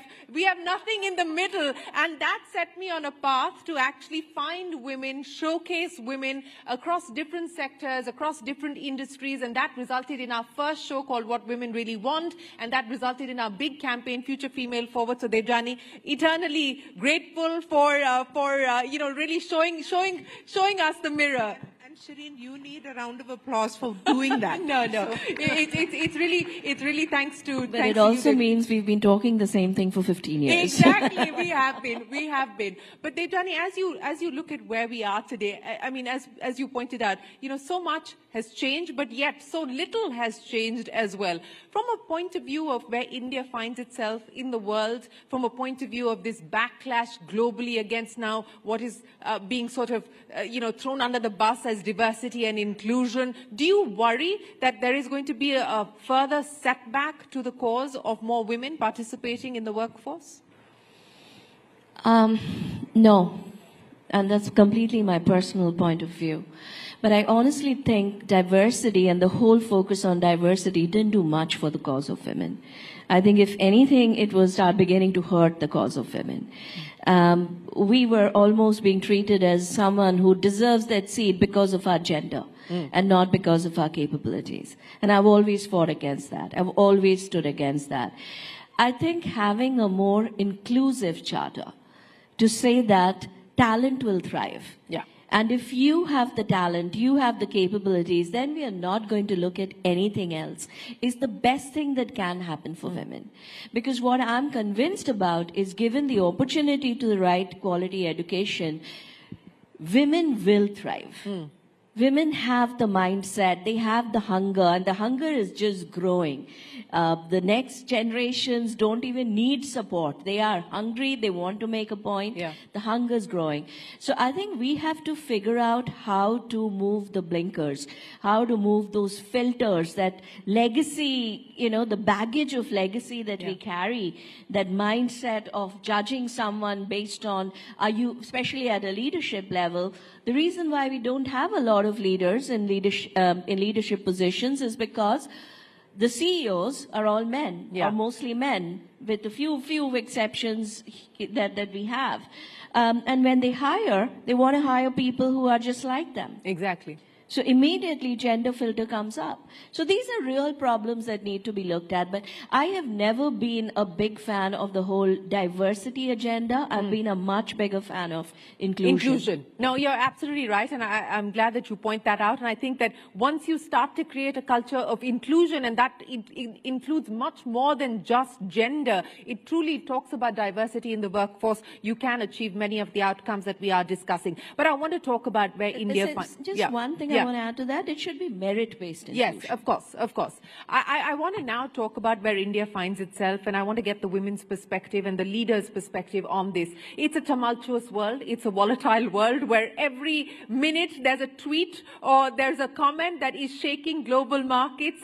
It's changing business confidence and investor sentiment. Within this milieu, you know, the opportunities that you believe India enjoys, the advantages that India should leverage on. Sangeeta, I want to start by talking to you about that.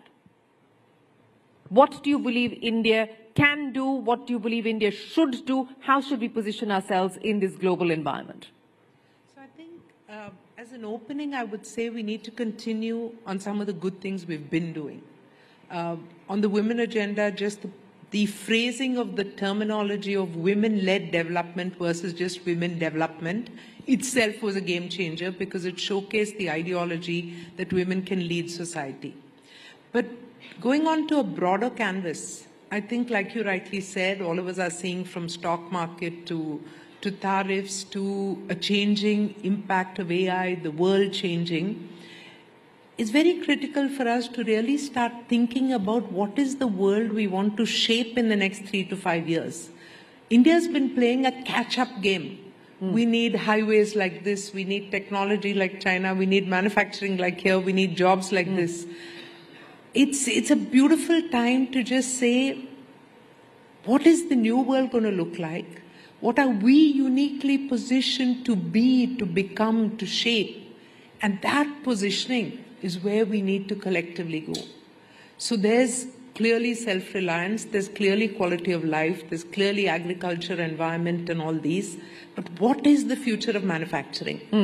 What is the IP and the research? One of my biggest, worry points is that we're not investing enough in research, and that are we grounding our intellectual capital in what the world is going to look like in 3 to 5 years? So for me, that's a big one of don't play catch up anymore.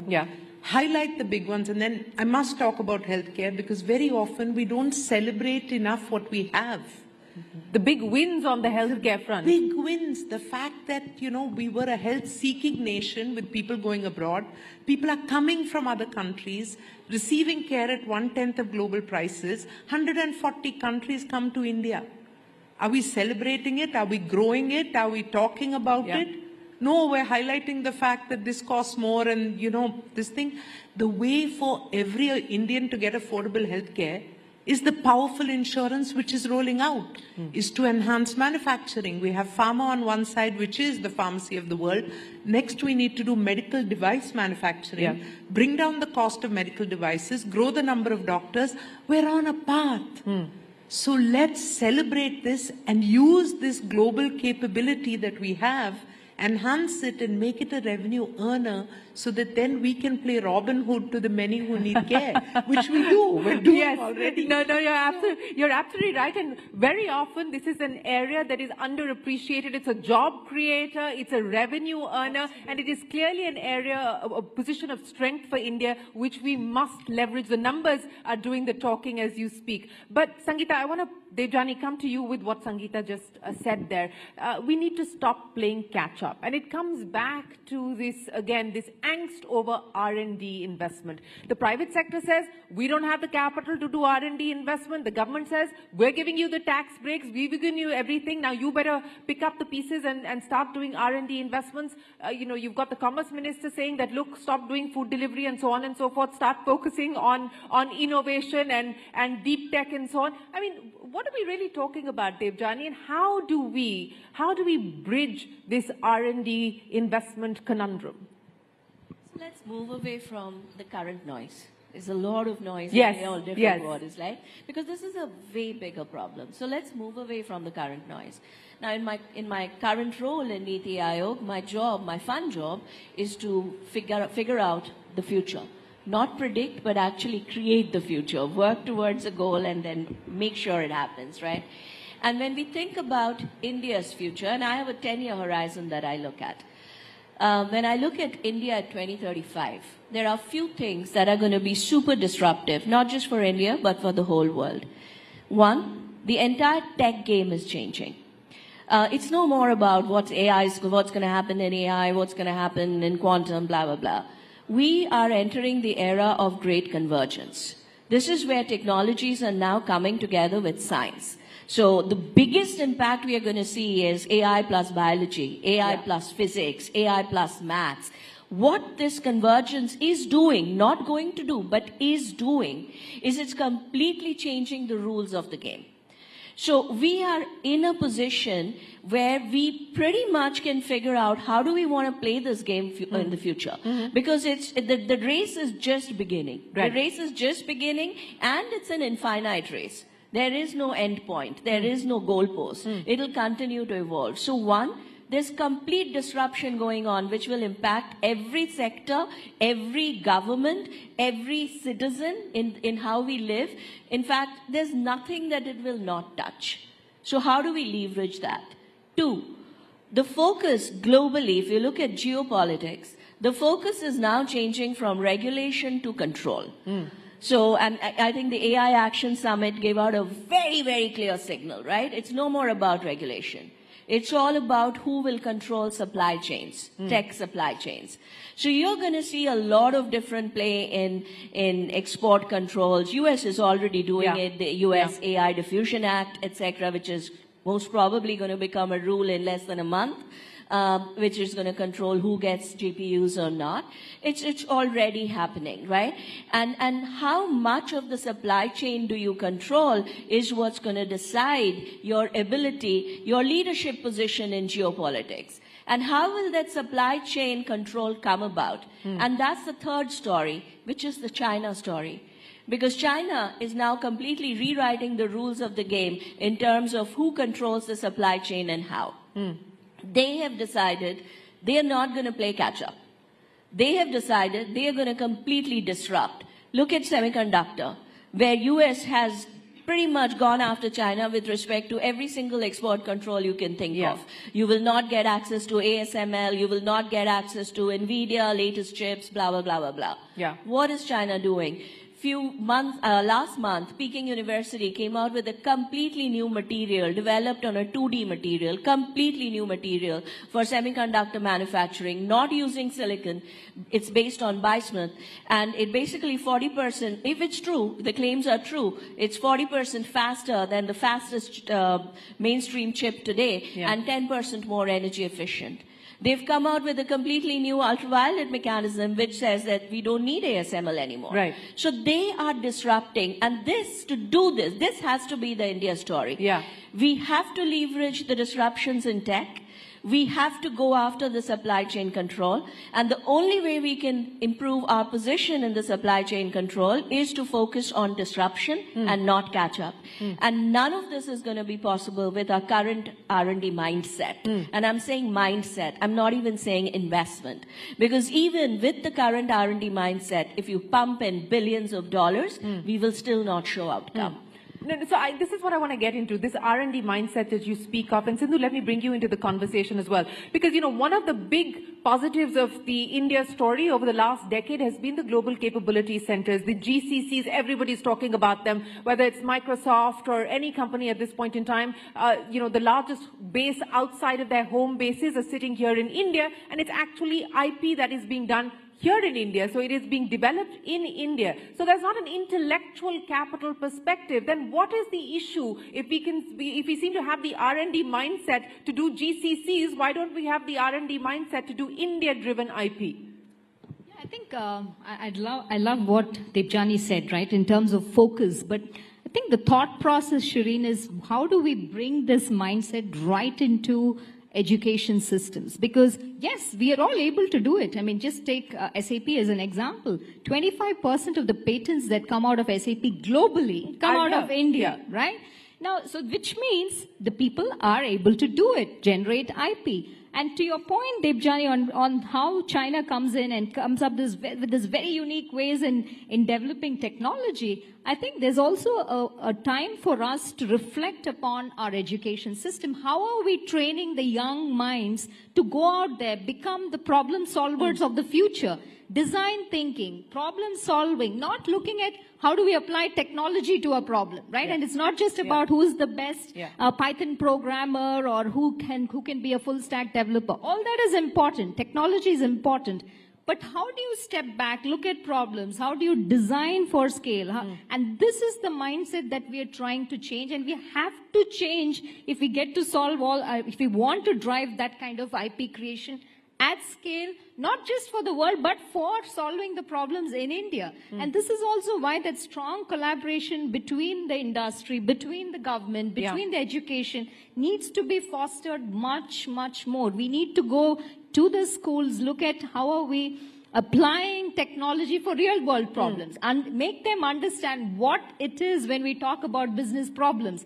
And I'm absolutely confident if we bring that right into the education system, there's going to be all of those points, what you said, we can thrive with that. There's no doubt about that. But that needs to be a very strong, focused effort across all parties. Absolutely. With all hands on deck and all stakeholders on board, it cannot be done in silos. But, you know, the comment that I get very often is, why is it that only the men are asked to future cast for India? Well, no, ladies and gentlemen, the men are not going to be asked to future cast. The leaders here on this panel are going to be asked to future cast for India. Sangeeta, you gave us one big engine of growth, which is, of course, healthcare services. Heal in India is a mission that's been launched by the government. And I know something very interesting that you're doing at Apollo, to Debjani's point of trying to converge medicine and our medicine capabilities with AI. You've got the Apollo engine that you've set up, AI engine that you've set up, and you're driving forward. A, run us through that, but B, also talk to us about what you believe the next 5 to 10 years could potentially look like for India. So first, I think so much of what Apollo does is driven by this passion or this vision to bring affordable, accessible healthcare within the reach of everyone. And there is a constraint of human resources. So there is a constraint of knowledge, and knowledge is growing faster than we can even keep track of. So we tried to converge artificial intelligence, the knowledge that our doctors have had, the huge database of patients we've treated, and build two very important engines.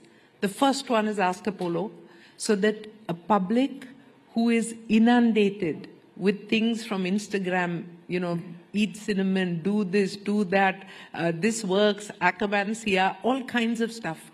Who is your credible voice to enable? And the reason to empower people is because 70% of deaths in the modern world are happening because of non-communicable disease, which are caused by lifestyle, which are within the power of the human being to control. So if you have the right knowledge, if you're doing the right things, you can reduce the burden of disease. Therefore, please get credible knowledge, do lifestyle modification, do appropriate behavior practices, whether it's blood pressure or, cholesterol or 100 things that I won't go into. But the fact is, we want to empower people, and AI can help. The second one is a clinical intelligence engine, which goes to help doctors choose the right antibiotics so that we're not misusing antibiotics, get into the right cancer protocol so that we're not missing the opportunity of immunotherapy. So these are the two things that we've built. But coming back to this future and where are we, seeing where this can go. So number one, 3 things, and I've said this before, but it still remains powerful and relevant. Biology. Because we've understood biology, you know who has the propensity to a disease. We cannot screen 1.4 million people, but an AI-enabled health risk score will take out vulnerable populations, screen those, and avert a crisis before it happens. So using knowledge of biology, using bytes and computation, our imaging mechanisms are getting better and better. You can go into a 5-minute, 7-minute, 20-minute MRI and figure out whether you have cancer, whether you have cardiac problem. So imaging, because of the power of computation and bytes. And the third is bandwidth. The healthcare I speak about is not just for urban areas. It's not for people who have moved to Goa because they want to, but it's for every small rural community. Yes. And that comes to them because of bandwidth and connectivity. And the combination of these 3 is reshaping healthcare. So this is the convergence that Debjani was talking about, but this is going to happen in every single area. Yeah. But I do need to flip back 1 minute because as much as we can do over there, there is a need for a care economy. And the care economy is an empowered, most likely women who are respected, trained, connected through their mobile phone to the knowledge, and therefore get paid for their role in the care economy. Absolutely. That could be transformational to the core agenda we began with of women's contribution to the economy. So if we think through this ability to use technology, take real world problems, not just build for bubbles of the city, but really for the ocean of humanity that India is, we will emerge. And just my last one, because I don't want to miss this opportunity, that during G20, we created a product which was labeled as India's gift to women of the world, which is tech equity. Yes. Build equity through technology access. This is free. This is in 120 languages. It's built for 5 different personas. Please spread tech equity to every woman you know, because they deserve that skill and knowledge. They absolutely do, and kudos to you and the team that was driving G20 Empower. But Debjani, future casting with Debjani Ghosh. I'm ready for this one. Are you never, you're ready for everything, Debjani. I've never seen you not ready. No, this is what I do in my sleep now, future casting India. So 3 things. 3 things that we absolutely have to get right.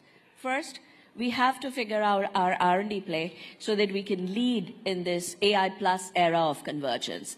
And within that, I think there are 3 specific areas which is absolutely a must do if we want to get higher supply chain control. First, AI plus bio. This is going to change life sciences as we know it. This is about going down to the protein structure, which is the foundational building block of life, and then figuring out how you can play with that, right? We have to get that right, from finding cures to diseases to finding new materials. Related, the second area under convergence we have to get right is advanced materials. The material science is changing so drastically with AI. We can find, if we want to catch up, you can't catch up, but if we want to disrupt the semicon play, this is one of the biggest opportunities. What China did, we can also do, because there's just so much more room in that game.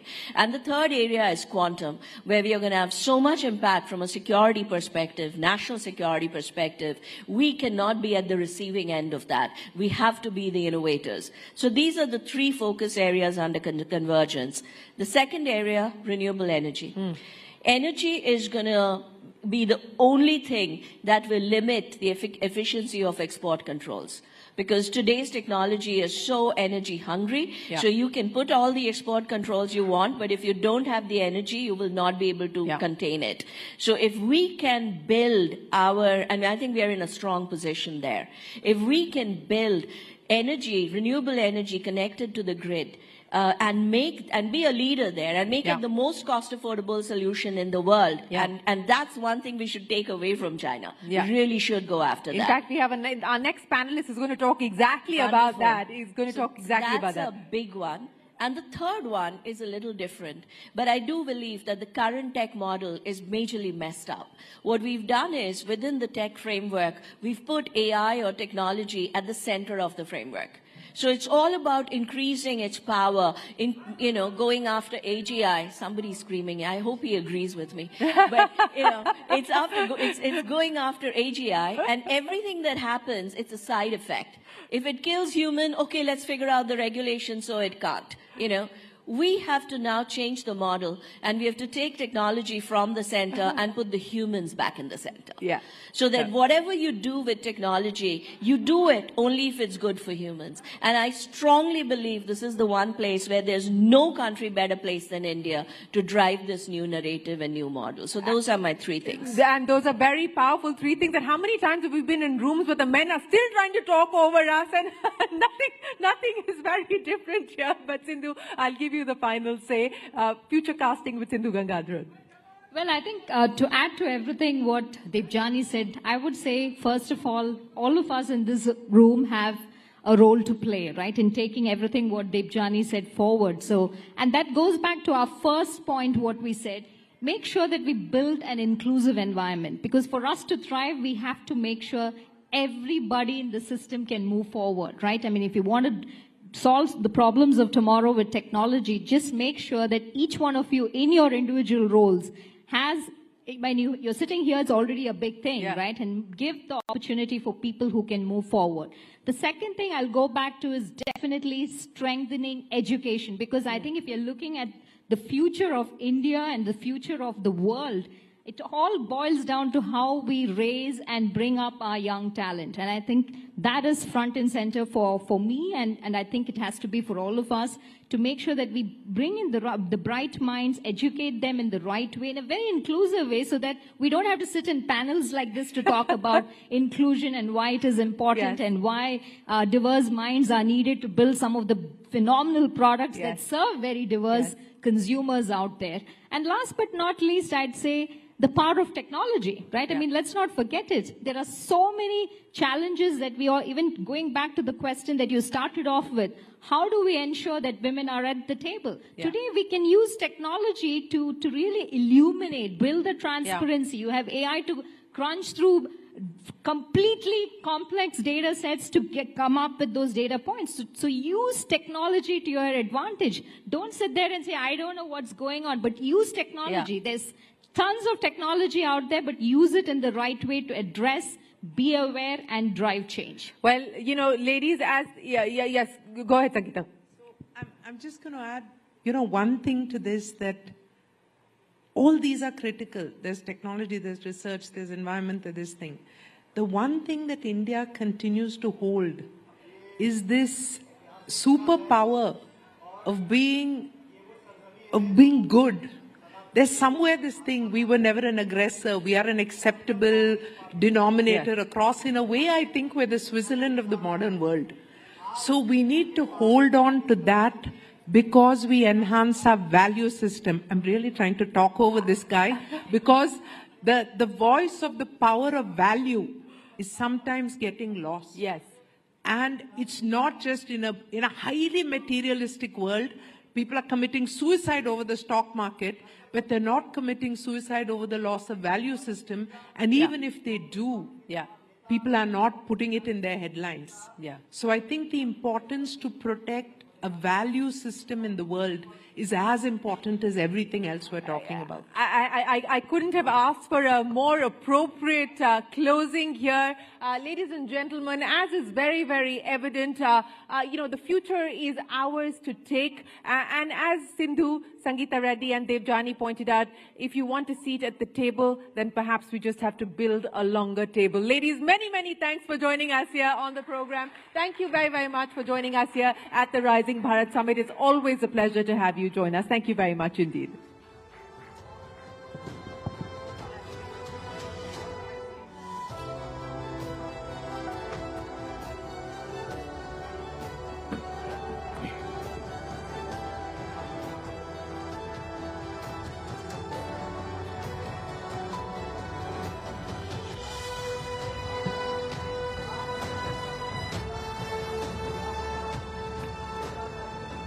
वाकई में नारी शक्ति का ये सबसे powerful session था। एक बार फिर से जोरदार तालियां इस बेहतरीन सेशन के लिए। वैसे कहते हैं कि नारी शक्ति सिर्फ एक विचार नहीं है, एक क्रांति है, और इस मंच पर आज यही क्रांति हमने देखी है। मूविंग फॉरवर्ड, आगे बढ़ते हैं और अब हम फोकस करते हैं एक ऐसे मुद्दे पर जो हमसे और आपसे जुड़ा हुआ है। जैसे जैसे दुनिया क्लीन और ग्रीन एनर्जी की तरफ पिवट कर रही है, वैसे ही कुछ कंपनियां हैं जो इस ट्रांजिशन के फोर फ्रंट पर खड़ी हैं। उनमें से एक है विक्रम सोलर। जी हां, उनका सफर और इनोवेटिव अप्रोच रीन्यूएबल एनर्जी की फील्ड में सिर्फ सोलर पैनल्स बनाने तक सीमित नहीं है। यह है ग्लोबल एनर्जी फ्यूचर को शेप करने का मिशन। और इस सेशन के जरिए हम जानेंगे कि कैसे, जी हां, कैसे विक्रम सोलर कंट्रीब्यूट कर रहे हैं ग्लोबल क्लीन एनर्जी ट्रांजिशन में, क्लाइमेट चेंज के खिलाफ मिशन का हिस्सा बनकर और एक sustainable low carbon future create करने में मदद करने, not just for us but for generations to come. तो चलिए एक बार जोरदार तालियों के साथ स्वागत कीजिए, वेलकम करते हैं mister Gyanesh Chaudhary, chairman and MD Vikram Solar. May I also invite Sonal Mehrotra Kapoor on stage to take the conversation forward. Welcome, thank you.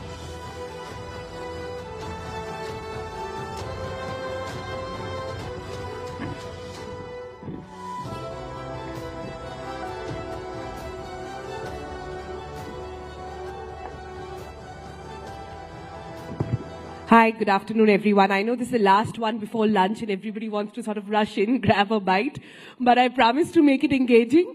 I promise to make it about something that you will take away and talk about over your lunch with your new people and connection that you hope to make here at Rising Bharat. So, so lovely to have you here.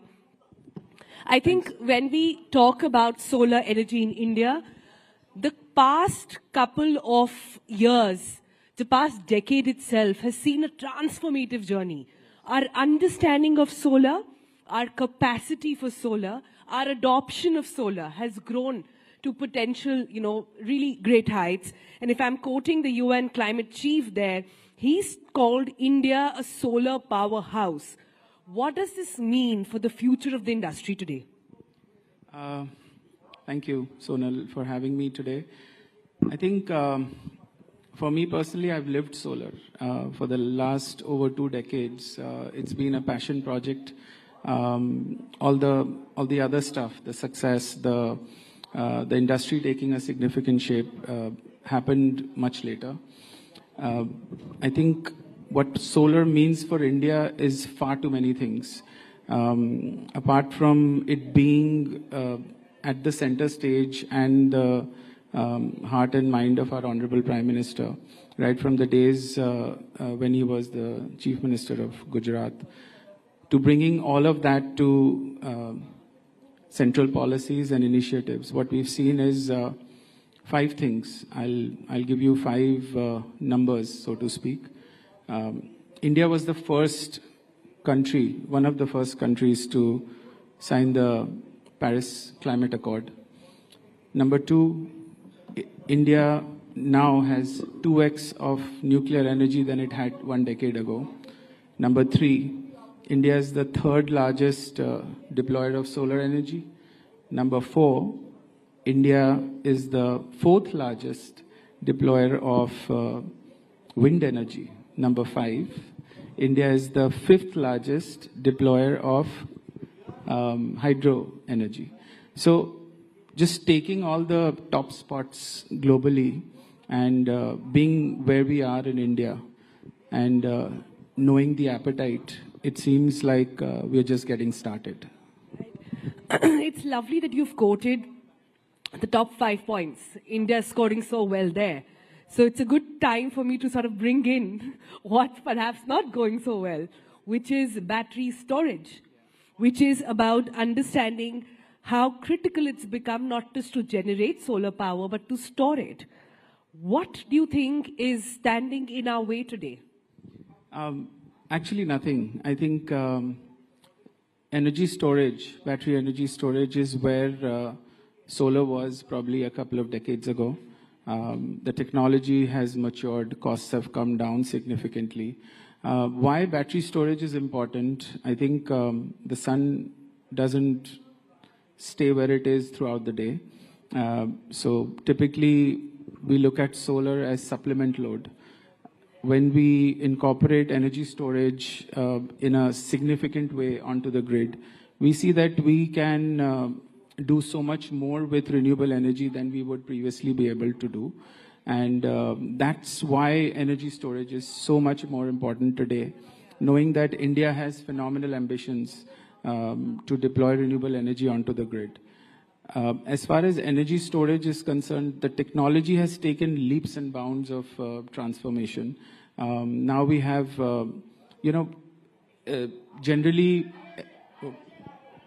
I apologize for that disruption. That's okay. I think there's a leak that's happening on stage. If I can request the production queue to sort of fix that, please. I think there's a leak of audio happening right on top of where we are sitting. So if you can just take care of that, that would be really lovely. If the power-packed women on the stage earlier could not handle this, I certainly can't do it. Let's shut their power off then, huh? Yes, just power it off. We need more power, not less. In general, you deal with a lot of youth. Your content attracts a lot of youth. Your narrative, your subjects are very, very attractive to youth. And the youth today wants 3 things: bigger, better, faster, right? Energy storage, like what solar did, energy storage provides all of that today. There is better storage, there is more condensed, more energy out of smaller form factors. There is fast charging, and there is better for the environment and better for overall, longevity. So all of this has transpired recently. As we see the cost curves coming down, we see the adoption of energy going through the roof. If you look at China has close to 80 gigawatt of battery storage already deployed. US has over 25 gigawatt, and India is sitting with insignificant capacities today. So the importance of energy storage and the deployment plan holds great importance, and we see this going up to 30-40 gigawatt in the next years. Right. So, this is a great, you brought in youth, so sort of let me pivot to that. This has been a great sector for youth energies to come in, to find solutions, not just in innovation, but adoption, be more vocal about it as well. I would love to understand what Vikram Solar is doing at this point to stay at the forefront of this conversation on solar. I was here for your previous sessions with Shweta and Luke, and I was fascinated by some things Shweta said that, not FOMO, JOMO. I think the youth today is far more inclined towards, living for themselves, and not in a bad way, in a very good way. And I think climate change is such an important subject which attracts the youth, not at the, at a college level, but also at the school level, at the primary school and secondary school level, and rightly so. So this becomes a very important narrative to carry forward. Simple things like, garbage segregation, simple things like, switching off your fan when you step out of the room. I think India in general is a very frugal society. We're not one to waste food on the table. I'm sure your mom never allowed you to, waste food. Neither did mine. So all of this cumulatively brings about a lot of importance towards energy. When we say, roti, kapda or makan, the fourth is energy. Because without that, none of the apps would work. No data centers would work. No AI would work. So it becomes very relevant for us to educate the youth, bring them on board with some of these important concepts of not just generation, but conservation. And I think solar goes out a long way to kind of educate and bring all of these promised narratives into the mainstream. But is there a need perhaps then to upskill the next generation as well? You're right, their understanding of solar is very different. They've been born, they've been brought up where even being energy wise is cool, so to say. So, but is there a way in which they can upskill it and contribute perhaps even better? A lot of initiatives are happening. I think NICE from the Government of India has got the Surya Mitra scheme, where they're bringing various vocational training to the mainstream and empowering the youth and the workforce to come onto the solar bandwagon. We have seen a lot of other skill development council schemes which are bringing all of these changes. But not nearly enough. I think we need to do far greater, far more. If we see the manufacturing landscape of solar, we have taken leaps and bounds of progress, wherein we were less than 10 gigawatt manufacturer just a couple of years ago. Today we boast in excess of 50 gigawatt of manufacturing, which caters to the entire solar deployment in India. But this requires a lot of manpower, and enough and more training is required. Recently Nandan Nilekani actually suggested that energy could become India's next UPI moment. Now it sounds like a great headline I would love to put out, but the challenges are plenty. What I want to understand from you is what's holding the energy sector to become the fintech story of India? I could go on about this. I'll give you 3 Ds. Decentralized, demonetized, and dematerialized. I think, and this is more of a blue sky sort of a thought process that I have nurtured, and I think Mr. Nilekani has really hit the nail. We're working on some of the projects together also with our digital arm called Wiki AI. But what does this mean? What do the 3 Ds mean? Basically, my understanding of the future of energy is it's going to be demonetized, where you won't be paying for energy like you don't pay for air. Dematerialized, you obviously don't see energy, but you won't have to necessarily invest yourself in buying a diesel generator or buying a battery or buying a solar plant on top of your roof if you don't have to. And decentralized, it's going to be everywhere. Every single rooftop, every single location is going to be generating energy. And all of this will be transactional through the way we see UPI. I'm happy to say that we're working on a UEI, which Universal Energy Interface. So a lot of things are happening, which... You mean like an interface where energy can be traded? Exactly. Yeah. Exactly. And wouldn't that be amazing? Like you have a party, Sonal, in your house and you need more energy. I have extra and I transfer that to you through the UEI interface. Wouldn't that be amazing? Wouldn't that make for a really beautiful world? I actually will have to be really nice to my neighbor and vice versa. Always be nice to thy neighbor. Yeah, but I'm trying to understand how can companies like yours, how can Vikram Solar actually help in ensuring that this sort of fintech dream is realized sooner rather than later? We were talking earlier and you started well, ahead of the curve. 2005, there was very little knowledge, let alone advocacy or even acknowledgement adoption of solar. But from then to now, what do you think lies as a challenge ahead of you? Where are you seeing taking it forward, say, for the next 5 years? What's the battle there? So, reminds me of some of the reasons why I got into solar. Firstly, my grandfather, who's no more, he kind of set some ground rules for us that there are some businesses that as a family you would do and some businesses you won't do. And what you would do is, things that are good for the human body, good for environment, good for, and this I'm talking about 60, 70 years ago. These guys knew so much more than we ever know today. So the foundation in the mind was laid back then. But believe it or not, I started with setting up a steel plant. I would walk into the plant wearing a white shirt and come out with black. And that made me feel sick. That's the other end of the spectrum. Exactly. And I'm talking 2001 to 25 years ago. So that didn't resonate with me.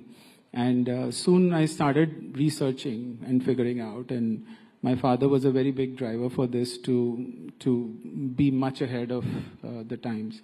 And stumbled upon solar technology and decided to get started with it. This is back early in 2005-06. And it was tough. Nobody knew what solar was. In general, the basic explanations had to be, okay, this is the sun and this is the solar panel and this is how energy translates. But from that journey, from then to now, the conversations have far, far improved. Solar energy is mainstream. Everyone knows about it. Everyone wants to invest in it. And as I said, because India is a frugal economy, the cost curves have come down by 85%, which makes it affordable also. Yeah, it does make it affordable. How convenient is perhaps the question. But you did bring up the issue in your 3 Ds earlier of decentralized, which is often a cause of debate in the sector as well. We have seen that large-scale grid-connected plants versus the decentralized rooftop solar solution. There is a massive divide between which side to really sort of proceed with. What is your view? I think we need both. For India, which is on a fast pace of growth and development, we see 3 to 4% of additional energy plugging into the grid needed by the consumers every year. I don't see these numbers anywhere else in the world.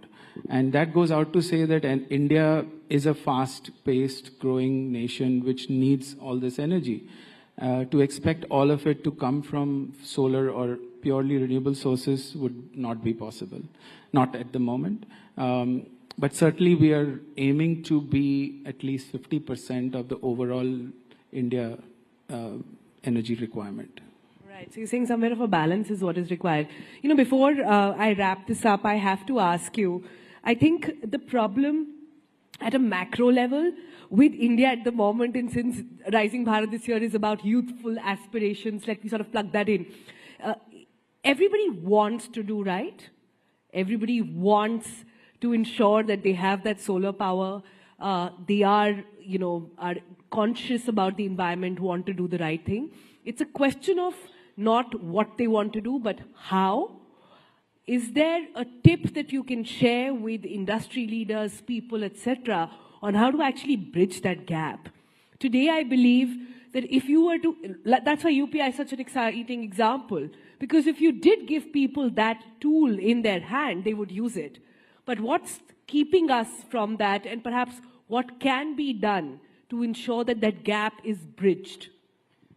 I think a lot of it has to do with choices we make. Every day we are making choices: what to wear, what to eat, where to go, which friends to make, what car to drive. I think this is also a choice, and if we choose to be on the right side of history, where we are a part of this movement called climate change and climate action, or we want to be on the other side where we are okay with whatever's going on. If you see, the most talked about subject the day after a natural calamity is climate change. But the day after that, it's probably Kim Kardashian or something else. So people move on. I think that needs to change. We need to be more conscientious of what we receive from the environment, and at least if we don't give back, we don't pollute it for the next generation. And I think I, being a climate enthusiast for as long as I can think of, I dream, sleep, eat this. Great. Here's hoping that your dreaming, sleeping, and eating of all this enthusiasm has sort of percolated down through your work as well. Thank you so much for being here with us and sharing your story. Yeah, thank you.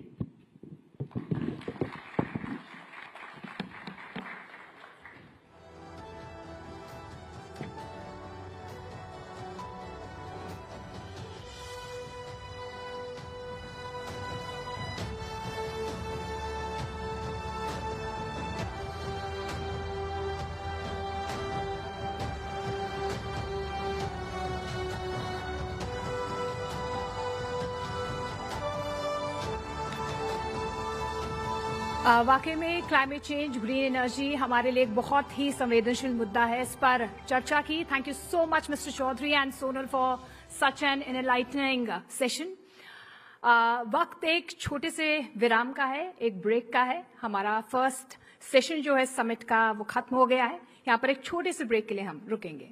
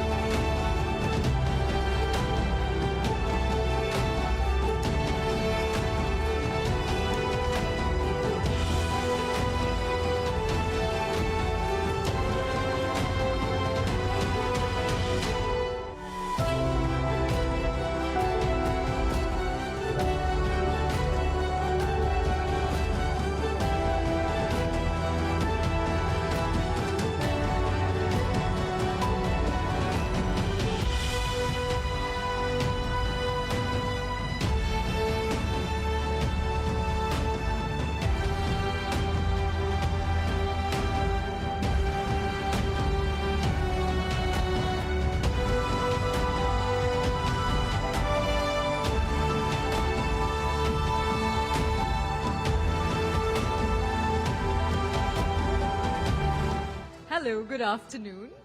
A very, very warm welcome to all of you at Rising Bharat this afternoon. Rising Bharat is a two-day summit that promises to be nothing short of transformative.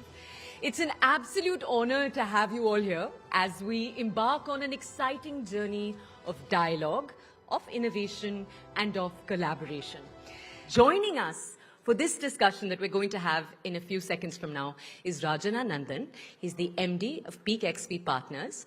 We're also going to have with us on stage Satya Chakravarti. He's the founder, the CEO and CTO of the eClean Co. He's also a professor of aerospace engineering at IIT Madras.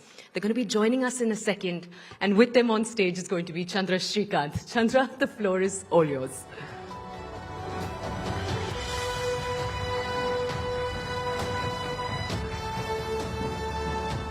Please welcome Rajan Anandan from Peak 15 Partners.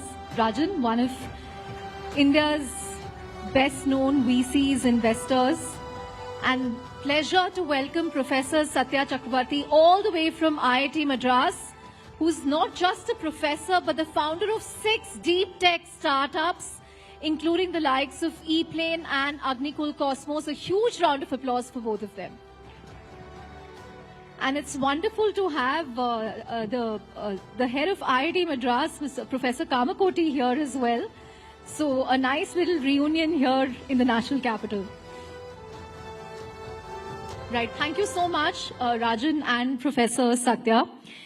You know, just a few days ago, Minister Piyush Goyal made this comment about India's deep tech ecosystem, how we're spending entrepreneurial energy on building hyperlocal apps, fancy ice creams and cookies. But Professor Chakravarti here is an example that we also have very good deep tech entrepreneurship in India. So huge round of applause for that. So don't get disheartened that there's no deep tech innovation happening. It's very much happening. But before I get to that, I want to get both your thoughts, Rajan and Professor Satya. What is your own sense about the deep tech ecosystem in India? Where are we? Where should we be? What will get us there? Rajan, maybe you can start, or Professor Satya, you can start and Rajan can join. Okay, so I think we need to actually look at this particular debate that the Honorable Minister Piyush Goyal kind of kicked off. Two things. One, I think, judging by just the number of messages that I get on my LinkedIn asking me to mentor students in different colleges to do their deep tech entrepreneurship, which I used to actually very effectively do earlier. And in fact, at the NCCRD, the National Center for Combustion R&D that we have at IIT Madras, we have harbored, for example, Nutrace, which was actually a LinkedIn Connect, and we got them to do the hydrogen evolution experiments before they could get funded. And I then positioned them to, I think Peak 15, right, as well as other investors and so on. We have Neurostellar that's actually going through that now, Tutor Hyperloop that's going through that now, and so on. In fact, Agnikul Cosmos themselves were actually just doing a cold call on me to say, hey, is it possible for you to support me and support us? And then they said, sure, why not? So I used to do that very effectively, but I'm not able to do that because the number of such messages is now exploding. So on the one side, we clearly see that there are students from all across the country, not just the IITs or any other so-called reputed institutions, but it doesn't matter what the institution is that they are from. They are all out there wanting to actually do this, raring to go. This is on the one side of the story. The other side that you have to actually look at is, what are we actually comparing with? We are comparing with China in that particular debate. And China definitely has, in the last 10 to 20 years, gone leaps and bounds ahead of the rest of the world. It's not just about getting on par with the West. They've actually gone well past the West. Right. Right? So are we there? The point is we are not yet there. But are we getting there? The answer is yes, because what are we talking about is what we call as exponential technologies. So in exponential technologies, we are actually at the lower end of this bend, right? I am particularly optimistic that by the end of this decade, we will actually see for sure that there will be a huge amount of work that happens in deep tech that's a lot more visible, and we will not really have this debate anymore, and we will know that it's actually a matter of time, and it's actually about when rather than if. And I seriously think that that's going to happen in the next 5 to 6 years. That's good to hear that we will get there, and end of this decade is not too far away. It's 5 years, give or take. But Rajan, give us your perspective as an investor. I remember asking Vinod Khosla, who backed OpenAI, about this a couple of years ago. Why are we not seeing so much action around deep tech in India? And he said investors in India have been very cautious because they prioritize revenues over asset creation. They are obsessed with returns and spreadsheets, rather than creating deep tech assets. Do you agree with that? Yeah, let me get to that in a second. I think given the debate the healthy debate that is raging, Chandra, I think it's important to start with India today has an extraordinarily vibrant startup ecosystem, right? And I can confidently say we have the most broad-based innovation ecosystem in the world, right? Everything from new consumer brands, travel, gaming, healthcare, financial services, AI, deep tech, right? If you look at the US today, I mean, we spoke about this about a year ago when we chatted.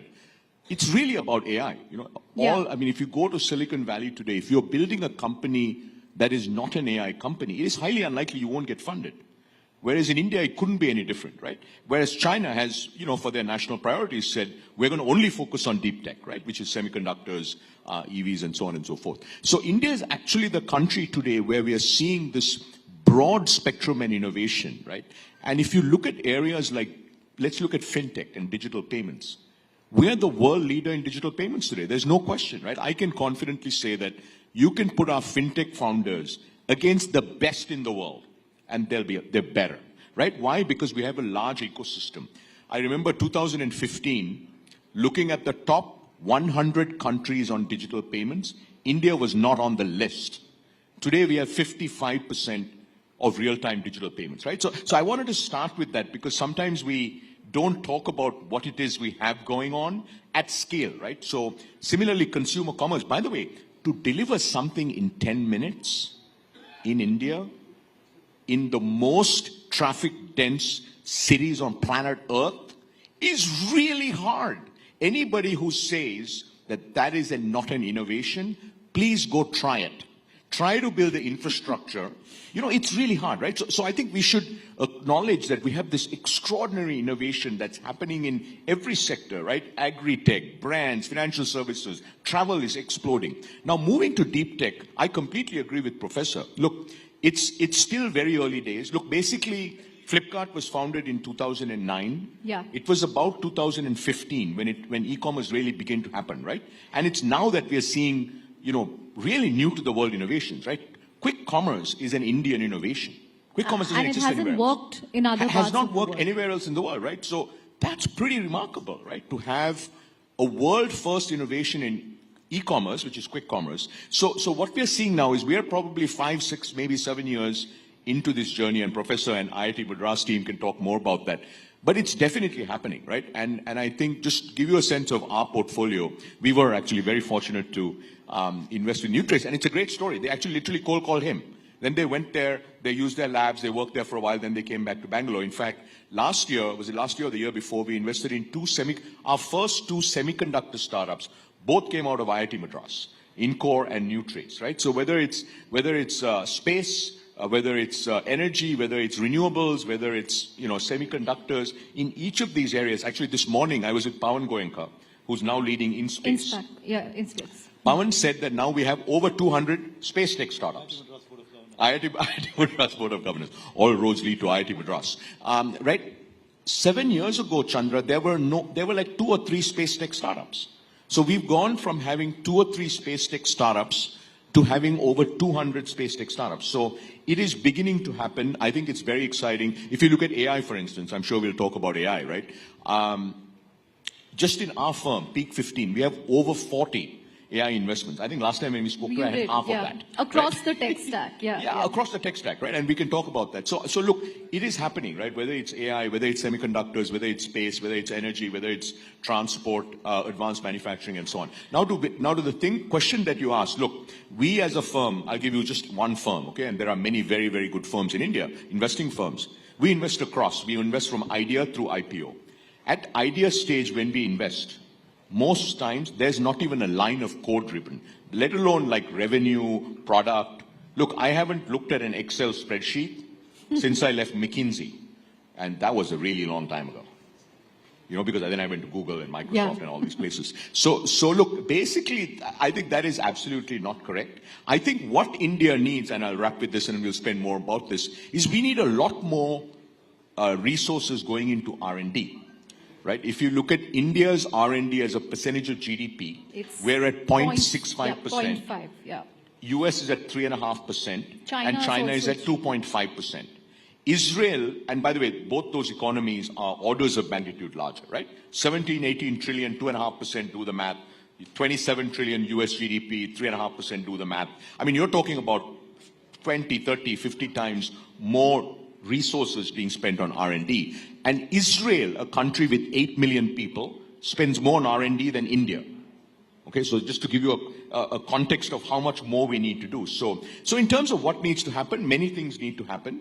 But one thing that needs to happen, we need to invest a lot more private sector R&D. We need to invest a lot more in academia. We need to invest a lot more in our research labs and so on. So that's one. And then second, of course, that will then lead to more ideas, you know, more big ideas that come out. There'll be more capital that come out. I think the 1 lakh crore R&D, private sector R&D corpus that the government has set aside, 20,000 crores of that has been sanctioned to DST. I think these are really interesting moves. So what I would say with deep tech is, look, the train has left the station. For Indian startup ecosystem, this is the final frontier.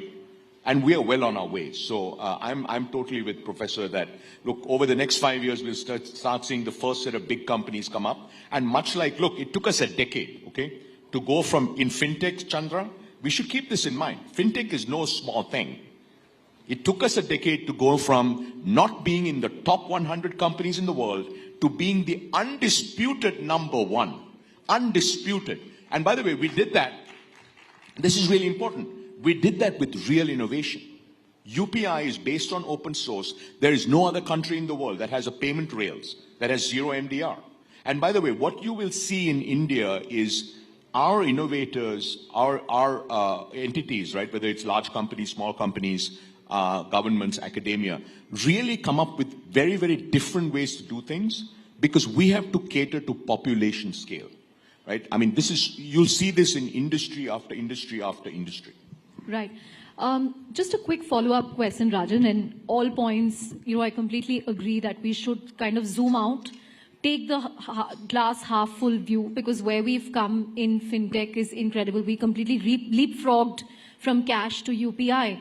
But, one will still ask, why don't we have a world-beating product or a tech platform from India?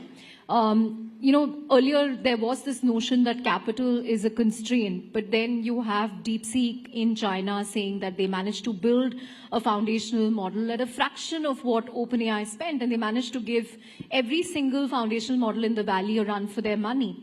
So when we have the tech talent, the ingredients, why are we not able to execute that? I mean, hopefully we will see that happen because the government is now serious about, picking and funding foundational models from India. Why can't we do that? And why can't we do what a BYD managed to do to Tesla? Again, there I agree, the government heavily supported them with subsidies and so on. But what is stopping us from creating these world-beating products? We often end up with mental models of the West, at least when it comes to consumer apps. No, but I think that is where, Chandra, that is such an outdated statement. Show me another payments company that looks like PhonePe. Show me another payments company in the world that looks like Paytm. There are none, because UPI doesn't exist anywhere in the world. But you're right. Why is PhonePe not gone global? Because UPI doesn't exist. As UPI travels around the world, I think we'll begin to see that, right? Show me another company that looks like Blinkit. There is none. So I think this thing about we're copycats, it's such an outdated idea. That was true a decade ago. Maybe it was true 4 or 5 years ago. But today I can point you to dozens of Indian consumer companies that are truly India-first innovations. A company called Srimandar. It's extraordinary. Nothing like this, I don't think, will ever exist anywhere else in the world because it's building to India's unique needs, right? Now, in terms of why have we not had, let's say, a deep seek, right? Firstly, we should keep in mind we're still very early in the game, okay? IT services, Infosys was founded 1983. Yeah. Right? So we are what? 30, 80, 93, 2003. We're 42 years in. 42 years in after Infosys was founded, 2 of the top 5 IT services companies in the world are Indian, TCS and Infosys, and 5 out of the top 10. Okay? If you look at AI, the ChatGPT moment was 2.5 years ago. Yeah. Right? And we're already saying, how come we don't have the world's best? What I can tell you, by the way, all roads lead to IIT Madras. Sarvam, by the end of this year, or one of the other companies will have the best performant, lowest cost Indic language models by far. That's a guarantee. Because, you know, we are on, you know, so it just takes time, right? We can't wake up and say, hey, how come we haven't had it? You know, China has, I mean, you know, the amount of dollars that the Chinese government has invested in mobility, in solar. I mean, they are, you know, as large as our economy, right? Over a period of 20 years, they have invested more dollars than the size of the Indian economy in some of these critical sectors. And they can do that because they have an economy that's 17 trillion and we're, you know, soon going to be 4 trillion. So what I would say is, look, we should keep in mind that we have extraordinary talent. We have shown in sector after sector. By the way, I don't know how many of you tried to use a mobile phone in New York City. It's very hard to get data connections, right? Everybody has great mobile connections in India, right? So I mean, you can go on sector after sector. We are basically, you know, I always have this saying, right? We won't be the first, we won't be the second, we may not be the third, but we will be the best. And that is New India. We will absolutely be the best. Right. Plays into the Rising Bharat theme that we have. But Professor Satya, what I want to know is, what is it about IIT Madras? Why are other educational institutions not able to replicate this at scale? And Aether has come out of IIT Madras. I think the Zetwork founders are from IIT Madras. And as Rajan mentioned, the Sarvam founders also have a big IIT Madras connection. I think one of them still teaches at IIT Madras. And of course, your example as well. We've had Agnikul Cosmos from there. Why are we not able to replicate this at scale? What will it take to sort of do this across the, because we now have, what, 23 IITs in India? What, and not just IITs, even the non-IITs. How are we going to do this at scale? Right. So I think before I actually directly answer this question, I want to resonate with what Rajan was saying. And I personally feel that there is nothing wrong with the 10-minute delivery app and all of that stuff, right? It solves a problem, and entrepreneurship is all about solving a problem. Try to find customers and get paying customers. If you are actually an entrepreneur, you will actually be running behind customers. That's exactly what we are supposed to do. Right? It doesn't matter what we do. I mean, let's suppose that I actually made the best rocket in the world, and I'm not able to find a customer, and it's actually sleeping in my, backyard. What is the point? Right. So an entrepreneur is all about actually going and finding a customer and getting them to pay. And they are solving that problem. They're actually showcasing how that can be done. So hats off to all of those people who are actually doing that. Don't belittle them at all. That's a great endorsement. Right? Yes. Yeah. The second point is that let them actually go ahead and make their money, exit, and then become billionaires so that they can actually go fund deep tech startups. Otherwise, how am I going to get Okay, now we know why you're all for quick commerce, because you want them to get a good exit and fund. So you look at a typical, IIT, and okay, since you actually said that IIT Madras is different, okay, let's look at all the other IITs where these people are actually going out and making these 10-minute, apps and all of that stuff, and then making their money and becoming zillionaires, right? In their next avatar, they would be like, oh, is that all there is? What am I going to do with this money? Let me go chase this professor who, right? Okay. Right. So it's actually good for us. So I think wealth creation in the country is actually, first of all, very important. Okay, we are in this phase where we need to first of all create wealth for, for everyone. And then we will think about whether we are actually doing deep tech and is it deep enough and all those kinds of quibbles. That is, and we're kind of somehow assuming that if you just do deep tech, India is actually going to be very proud about it and all those things. But finally, is it actually going to really do something to the GDP? Right? And is it going to actually do something to the well-being of the average Joe on the street?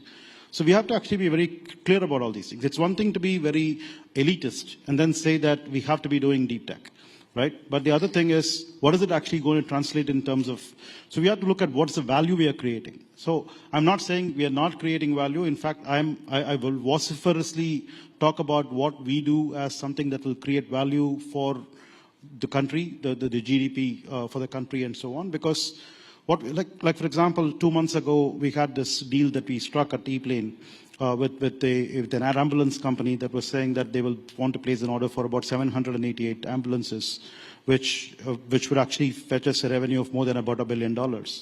And somebody was pointing out, wait a minute, Zoho actually took like so much time to actually get to $1 billion revenue, and you guys are just signing deals even before you make the plane. The answer is we are making a plane, right? So, so making a plane means that it will actually create value. So there is no doubting that deep tech will actually create value, but that is not to say that we have to actually belittle anything else that's going on that's already creating value by leaps and bounds, right? And then contributing to the economy. So that's the main point. Coming back to the question of why IIT Madras, I don't know. The answer, right? The answer is we just happen to be that kind of DNA. So we have a DNA at IIT Madras. So go back. I have to tell you this interesting anecdote. So I was speaking to a founder from IIT Madras who's, built a factory and he's manufacturing components for the aerospace industry. And I told him, so you never thought about doing a consumer app? He said, I'm from IIT Madras. I'm not going to build a delivery app. So he said it very matter of fact. So that's the kind of environment that we have, right? So let me actually flip the coin.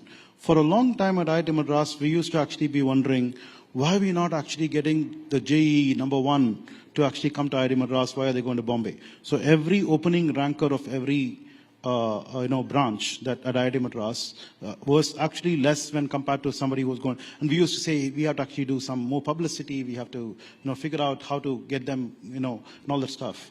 Well, if you go to some other place, you actually in an environment, you probably do something else. But no matter what's your rank, you actually come over here, you end up actually being in this particular DNA setting where you end up doing deep tech.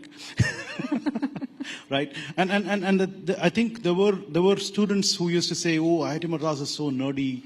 They will actually make you do assignments. It's actually difficult to get grades and all that stuff. Yeah, look at what's happened. Right, yeah, so we need to, unless you actually study, right, so, there's always some balance between perception and what actually finally you get. Yeah, so that's what we are. Right, on that note, when can we expect the e-planes to sort of, be commercialized? What kind of timelines are you working with? Oh, thanks for asking. The flying taxis. So we're expecting to have our first prototype out by June or July this year, in the next 2-3 months. That's what we are working hard on. And the next prototype at the end of this year and the third prototype early next year. So with 3 prototypes, we want to actually go do testing and get ourselves certified to commercialize by the end of next year. So that's about 2 years from now. Great. Yeah. Hopefully Rajan will write a bigger check for you then. Yeah, please. I'm going to use it in Delhi because today I was almost late, Professor, because there was a VIP movement all coming to this conference. You can give him one of your e-planes for our next event. So what we can do is to be fashionably late and say, look, that's why we need... He's converting everything to a pitch opportunity today. But Rajan, I remember last year around when we spoke to you in Gurugram at our AI event, you spoke to us about how in the Bay Area, Silicon Valley, the focus is all on AGI or artificial general intelligence. But in India, when it comes to AI, we should look at making the lives of 1.4 billion people better. Whether it's in education, whether it's in healthcare, energy, sanitation, how can we use AI to solve real world problems? And people have often said that, India will become the use case capital. So from last year to now, where are we in terms of the AI ecosystem in India, Is it booming? In which areas is it booming? Where are you seeing more action? If you can give us a sense of that. Yeah, I'd say, look, so if you look at the AI stack, right, you have the compute, the GPU, the infra layer. the compute stack, then you have the frontier models or foundation models, then you have sort of tooling, and then you have the applications, right?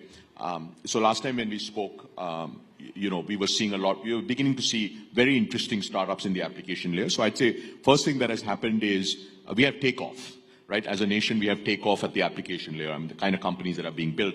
In fact, there's a company in Noida, I think I briefly mentioned to you last week. It's called Attentive. They're building these models, vertical models for construction, right? And then they kind of automate certain aspects of US construction, and companies really taking off. So we're seeing a lot of, across finance, retail, healthcare, and so on and so forth, as well as enterprise AI. So on the application stack, we have takeoff.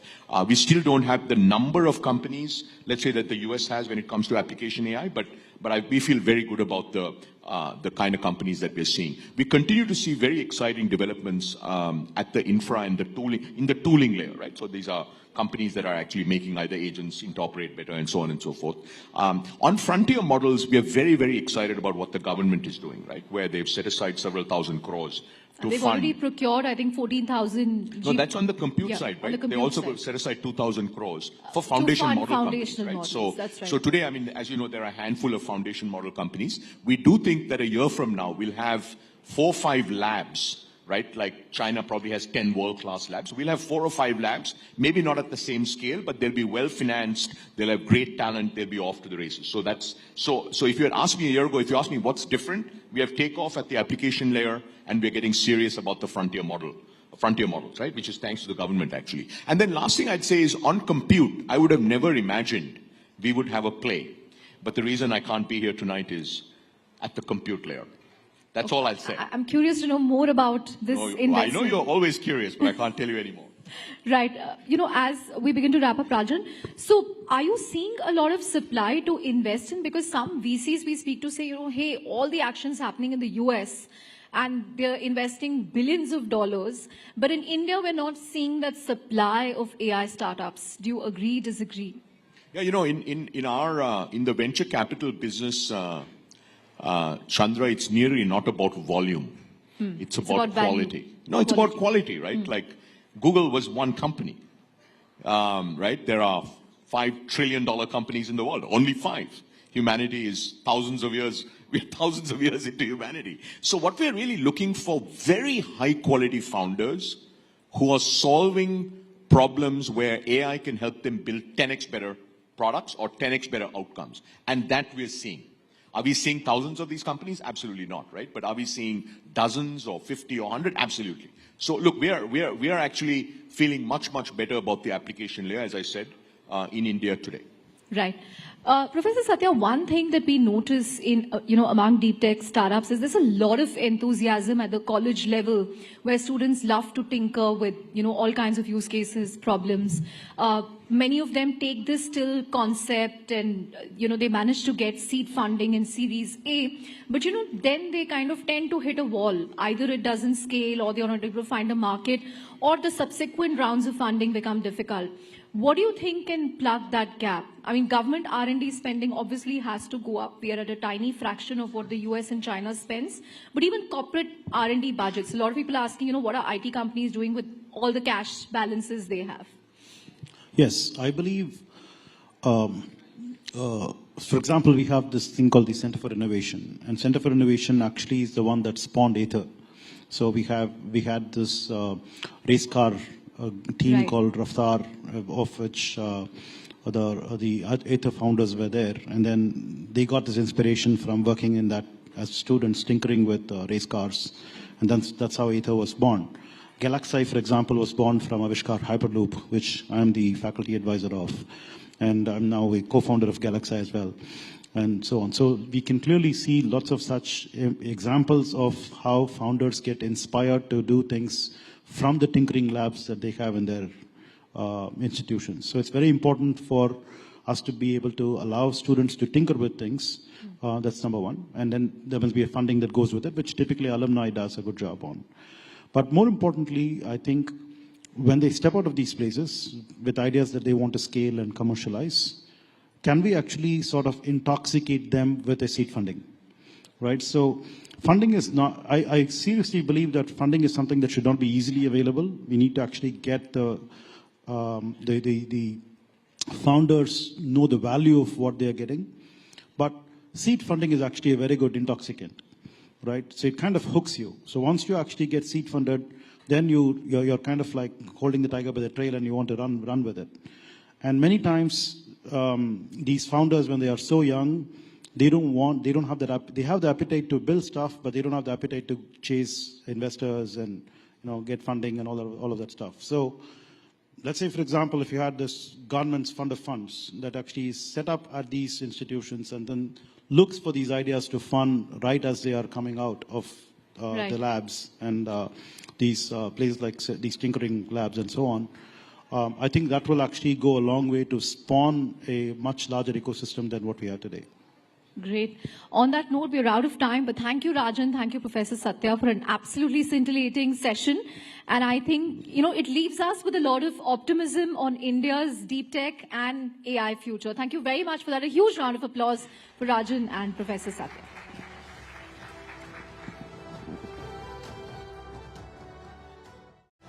Hello, good afternoon. A very, very warm welcome to all of you at Rising Bharat this afternoon. Rising Bharat is a 2-day summit that promises to be nothing short of transformative. It's an absolute honor to have you all here as we embark on an exciting journey of dialogue, of innovation, and of collaboration.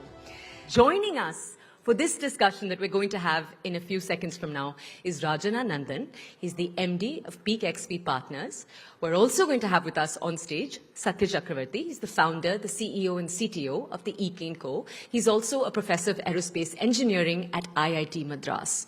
They're going to be joining us in a second, and with them on stage is going to be Chandra Srikanth. Chandra, the floor is all yours.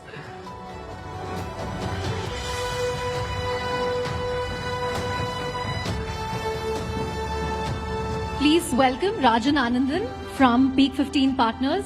Rajan, one of India's best-known VCs, investors. And pleasure to welcome Professor Satya Chakravarti all the way from IIT Madras, who's not just a professor, but the founder of 6 deep tech startups, including the likes of ePlane and Agnikul Cosmos. A huge round of applause for both of them. And it's wonderful to have the head of IIT Madras, Mr. Professor Kamakoti, here as well. So a nice little reunion here in the national capital. Right. Thank you so much, Rajan and Professor Satya. Just a few days ago, Minister Piyush Goyal made this comment about India's deep tech ecosystem, how we're spending entrepreneurial energy on building hyperlocal apps, fancy ice creams and cookies. But Professor Chakravarti here is an example that we also have very good deep tech entrepreneurship in India. So huge round of applause for that. So don't get disheartened that there's no deep tech innovation happening. It's very much happening. But before I get to that, I want to get both your thoughts, Rajan and Professor Satya. What is your own sense about the deep tech ecosystem in India? Where are we? Where should we be? What will get us there? Rajan, maybe you can start, or Professor Satya, you can start and Rajan can join.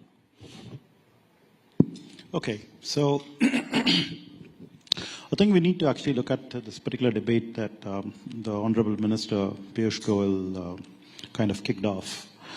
2 things. One, I think, judging by just the number of messages that I get on my LinkedIn asking me to mentor students in different colleges to do their deep tech entrepreneurship, which I used to actually very effectively do earlier. And in fact, at the NCCRD, the National Center for Combustion R&D that we have at IIT Madras, we have harbored, for example, Nutrace, which was actually a LinkedIn Connect, and we got them to do the hydrogen evolution experiments before they could get funded. And I then positioned them to, I think Peak 15 right?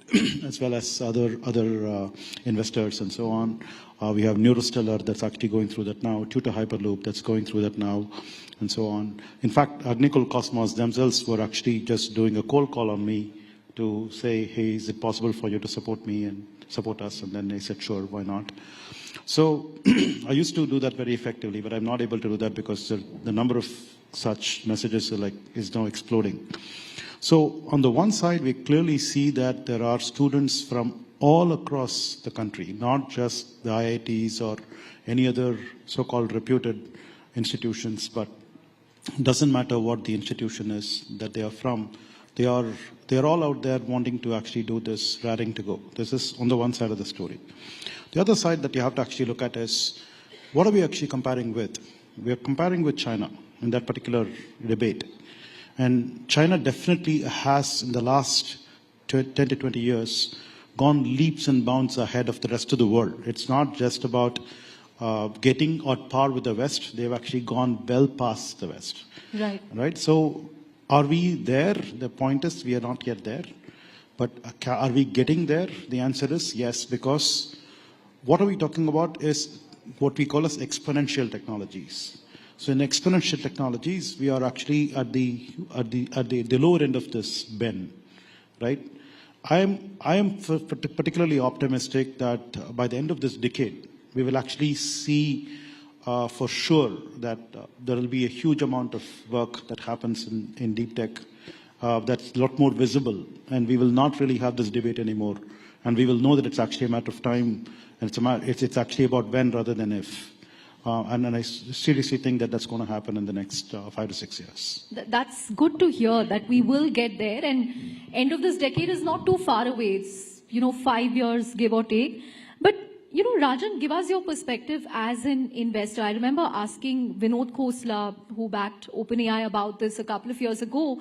Why are we not seeing so much action around deep tech in India? And he said investors in India have been very cautious because they prioritize revenues over asset creation. They are obsessed with returns and spreadsheets, rather than creating deep tech assets. Do you agree with that? Yeah, let me get to that in a second. I think given the debate the healthy debate that is raging, Chandra, I think it's important to start with India today has an extraordinarily vibrant startup ecosystem, right? And I can confidently say we have the most broad-based innovation ecosystem in the world, right?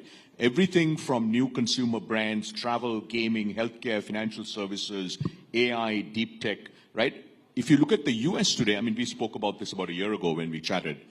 It's really about AI. If you go to Silicon Valley today, if you're building a company that is not an AI company, it is highly unlikely you won't get funded.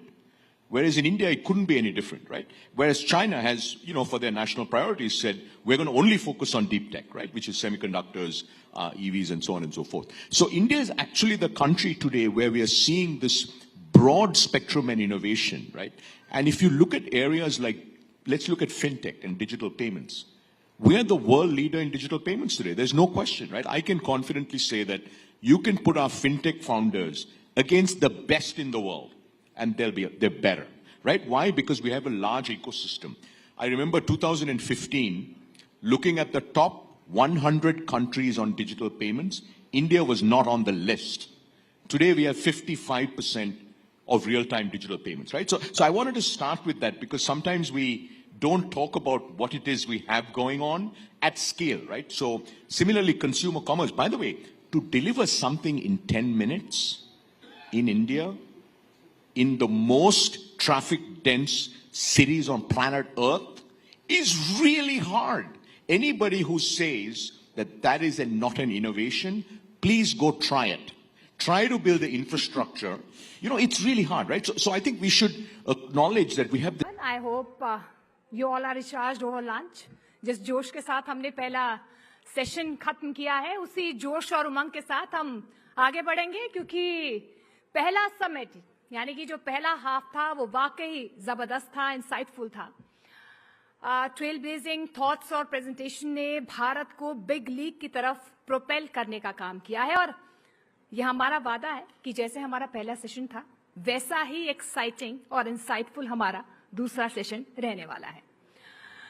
आगे बढ़ते हैं और बात करते हैं, आपको एक ऐसे मुद्दे की तरफ हम लेकर जाएंगे जो आज इंडिया और खास तौर पर नॉर्थ बंगाल के लिए बेहद जरूरी बन चुका है। जी हां, ये मुद्दा है वेस्ट मैनेजमेंट। जैसा कि हम सब जानते हैं कि वेस्ट मैनेजमेंट एक ऐसा चैलेंज है जो बॉर्डर्स को ट्रांसेंड करती है। But in North Bengal the crisis is very urgent. चाहे अर्बन सेंटर्स हो या दूर दराज के गांव हो, वेस्ट डिस्पोजल, रिसाइकलिंग और सैनिटेशन जैसे मुद्दे ना सिर्फ हमारे एनवायरनमेंट को, हमारे पर्यावरण को, बल्कि पब्लिक हेल्थ को भी गहराई से इफेक्ट करते हैं। In the upcoming session, we have a team from North Bengal University जो एक white paper present करेगी। इस रीजन में वेस्ट मैनेजमेंट क्राइसिस के स्कोप को एक्सप्लोर करते हुए उनके कारणों, उनके परिणामों और पोटेंशियल सॉल्यूशंस पर हम रोशनी डालेंगे, चर्चा करेंगे, बातचीत करेंगे। इस प्रेजेंटेशन का मेन फोकस और उद्देश्य यही है, एक ऐसा कलेक्टिव एक्शन इंस्पायर करना जो वेस्ट मैनेजमेंट क्राइसिस को एड्रेस करे एंड ऑल्सो, जी हां, also to improve the quality of life for the people of North Bengal. मैं स्टेज पर इनवाइट करना चाहूंगी एक बार जोरदार तालियों के साथ नॉर्थ बंगाल यूनिवर्सिटी की टीम को। Please welcome.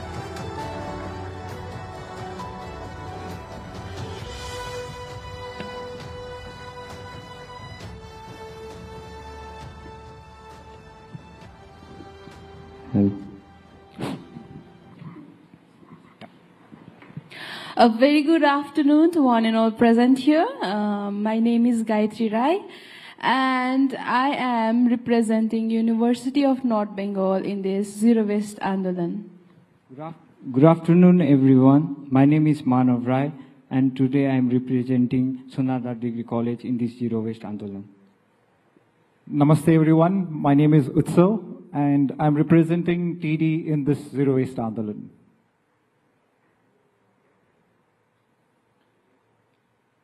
Our mountains are facing a unique problem. What you see on the screen right now is our goddess Kanchenjunga, and unfortunately our goddess is melting. Also, the waste management crisis adds on to the problem because we are very uniquely located. We are in the Eastern Himalayas. It's a biodiversity hotspot. And the biodiversity hotspot is threatened right now.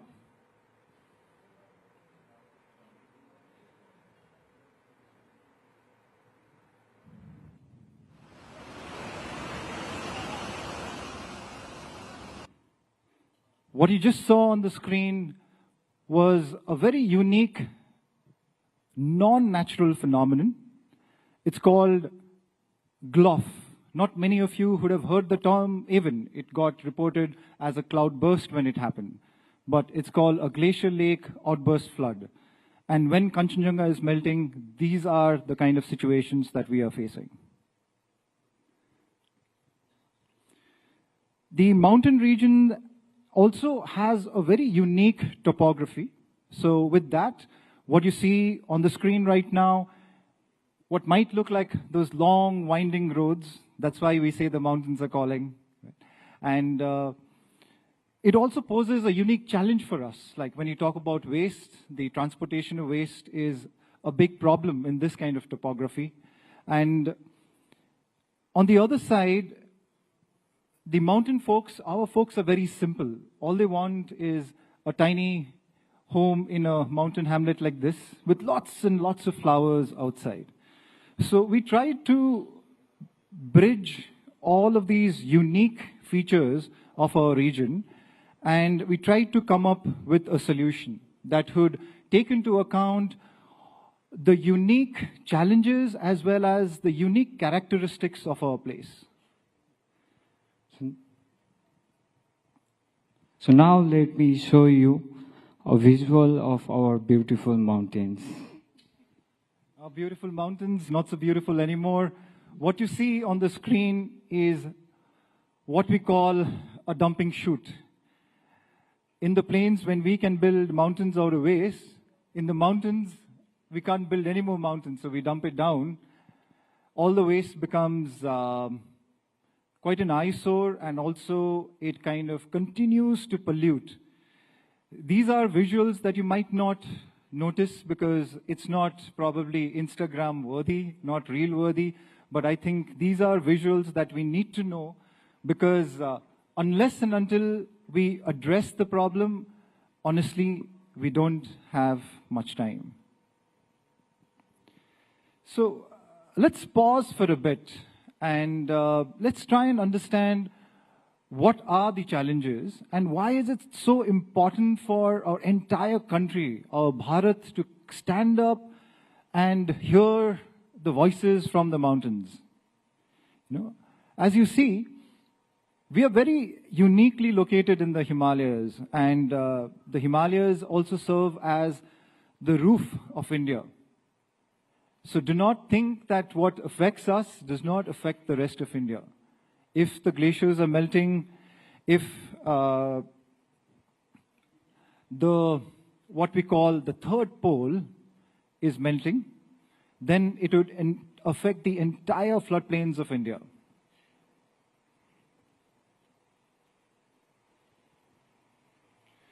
So, having now listed the problem statement, let's try and understand how do we overcome this challenge of lack of awareness that is so rampant, actually, not just in the mountains, but almost everywhere when you look at waste. Right? We tend to think that replacing, let's say, certain options would give us better options, but it is not so. You cannot replace, let's say, a plastic bottle with an aluminum can and think it's eco-friendly. It's not. You know, that complicates it even more. And also, there is this challenge of the transportation that is very unique to us because the costs of transportation are so high that it makes it very difficult for the waste management economy to be circular as it's happening in the cities. And also, the other challenge that we face is the challenge of having these kind of voices heard out because, yes, we are remote and you get to hear the calling when you see the mountains in all its glory, but please hear our voices also. So, I was able to make 5 households zero waste, and not only me, there are 10 of us, and we were able to make 50 households zero waste in the last 2 months, and also our college into a zero waste campus. Okay, so let's see how did Manav make 5 households zero waste in the last 2 months. Okay, that's his run rate. And how did his group of friends make 50 households zero waste, his college zero waste in such a short period of time. So what you see on the screen is on the top right, so very colorful. So those are what we call indigenous microorganisms. So those are the local, you can say, the Spartans of the forest, okay, that we harvest, or rather, we make an offering to the gods of the forest, and then they come and help us resolve the problem in every household. So we make a catalyst out of this, a very potent catalyst that goes to every household that is going zero waste. And what you see on the screen is 3 of them. So there is Jia also, who is here with us today. And they are making a composting unit out of those recycled plastic buckets. Very simple DIY, okay, non-expensive, something that can be done anywhere. And also what they have done, Manav and team, they have handheld every household. You know, so in India, especially, the waste management problem is slightly, I wouldn't say slightly, but actually quite complicated because of the caste and religion angle. Right? So people do not want to talk with the waste workers for multiple reasons. But when it is a student coming and talking to you, and he's willing to spend time with you, trying to bring in awareness, trying to teach you how to segregate, trying to teach you how to compost at home, the game changes. So this we've realized is a game changer when the students take ownership of the household in their local region and say, hey, I want to make 10 households zero waste. And while doing that, we were just doing a basic calculation in the morning, saying that if India has around 30 million households that needs to go zero waste, and if there are about 5 million students, they would be able to solve the problem in 6 months, given that all the infrastructure, everything is in place.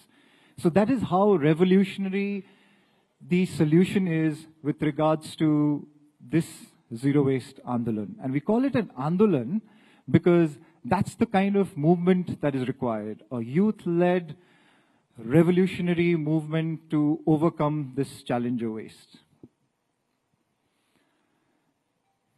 The founding father of our nation, Mahatma Gandhi, had left these words with us, saying that, be the change that we wish to see around us. Why wait for the governments to give us solutions? Why wait for someone from outside to come and teach us how to compost or how to take care of our waste? So we decided to live by these words, and we realized that while we live by these words, we have multiple benefits that is not just restricted to a particular stakeholder, but every stakeholder is benefiting here. So you see, the students are benefiting, okay, because they're getting to do what we call SUPW, which is socially useful, productive work, which keeps them engaged. The community is benefiting. So what you see in the screen is one of our community members, he's signing a pledge. And the pledge says, I am going to go zero waste from this village.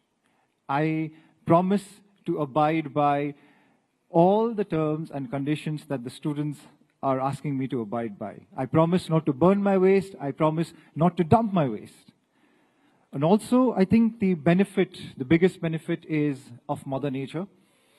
I'm not sure how many of us are aware that we are going through a major crisis, and the crisis is known as the 6th mass extinction. We are losing out species, mind you, not just life forms, species, at a very, very rapid rate. The last mass extinction was 65 million years ago when we lost the dinosaurs. But we are going through this very alarming time right now where we are losing out species at a very rapid rate. And waste management adds to the crisis. So here, if we are able to somehow increase the biodiversity by ensuring that great black gold is created out of waste, which is 60% out of every household, is something that has a potential to become black gold through composting. And if we are able to accordingly segregate and recycle the dry waste, it's much, much easier to solve the problem. I like shooting videos, and one important thing that I realized is like tripod is very important to shoot any video. We can see here also there are lots of tripods, like those 3 stand that holds on to the camera. A tripod model of development. Okay, so Gayatri's come up with a unique term. Okay, why do we call it a tripod? So we need those support systems to ensure that a project is successful and the development is not just short-term, but is long-term, it is sustainable, and more importantly, it is a regenerative model. In this model, one of the legs of the tripod is a bottom-up, community-led grassroots movement that these students are doing in their community. The second leg to support this movement would be a top-down policy support, which we are working closely with the local governments to ensure that bylaws are made, to ensure that no one is burning their waste out, no one is dumping their waste out. So if these policies support the bottom-up movement, and it meets somewhere in midway, and in that midway journey, there is support through CSR, there is support through partnerships between various organizations. Like we represent an environment conservation organization called TED. We've been supported by DCB Bank and now Tetra Pak through CSR projects to make all of this happen. So this model, this tripod model, like Gayatri said, is great for shooting for the moon. Let's look at some of the outcomes. So when we make household go zero waste, there are benefits. We are not only solving the problem of waste, but we are also uplifting the community. Like, they start to grow their own food by the compost manure. And on the second one, on the top of the pickup, that is me, where me and my friends are collecting waste from college to get it to TD. And we also sell zero waste products, 2 tons of the tap. So here are some zero waste products. This is a bamboo toothbrush, which is very, it can be very soft to your gum. It is very healthy to your gum. And I've also got this one. So this is the foldable cup. This is where I use it wherever I go to travel. Like, if you use 3 paper cups in a day, then in a month you'll use 90 paper cups. And in a year you would use 1090. And if you just buy this and use it, you'll be able to divert 1090 cups from going into landfill. Thank you. Turning off the tap. So, honestly, I feel the students should not be managing the waste. Come on, they should be out playing the guitar, like Manav loves playing the guitar, or they should be out doing other things. Right now, they are managing the waste, yes, because it's a problem that is there, but we would want to reach a space where we make this entire project that we want to do as redundant by turning off the tap. So, like Manav just mentioned, what if waste is not generated? What if waste, if it is generated, is biodegradable and can become soil? So what he just demonstrated to you are things that we can carry. Like, my team here is carrying their own water bottles. They're going out, filling their water bottles, coming in, ensuring that they're not generating any waste. And I'm very proud that even in the hotel that they're staying, they're carrying on even their airport baggage tags, and they're going to take it back to a materials recovery facility that we run, because we're confident that we will manage or recycle that particular waste. So turning off the tap is something that we feel is important. We realize that more than recycle, we need to aim at refusing the waste. And that also aligns with our Honorable Prime Minister's vision that is also called LIFE, okay, which is to ensure that we are conscious about ensuring that we live in a regenerative world and not in a degenerative world. So here, like Manav said, people have started growing their own food. So we got into this a challenge with one of our villagers, because, you know, in India especially, maybe rightly so, for many years, we've been growing food depending upon cow manure as the source through which we add nutrients to the soil. But what if we said, you don't need cow manure? What if you can grow out of waste? And we gave them some of a compost that we created. And we said, okay, let's see if the cabbage that you grow is bigger than the cabbage that is grown out of just cow manure. And when she tried to harvest the cabbage, usually she would just be able to pull it off. But in this case, the cabbage had grown so nutritious, so strong, that she couldn't pull it off just with her hand. She had to take some help, okay, and she ensured that she's struggling with it, okay, because it has the nutrients that is needed to make this cabbage as nutritious as it is. Okay, and this is necessary. So for us, because we are becoming nutrient deficient as a nation, we need to have good nutrients. And where is it coming from? Waste. Black gold, like I said. So another multiple benefits that we see here.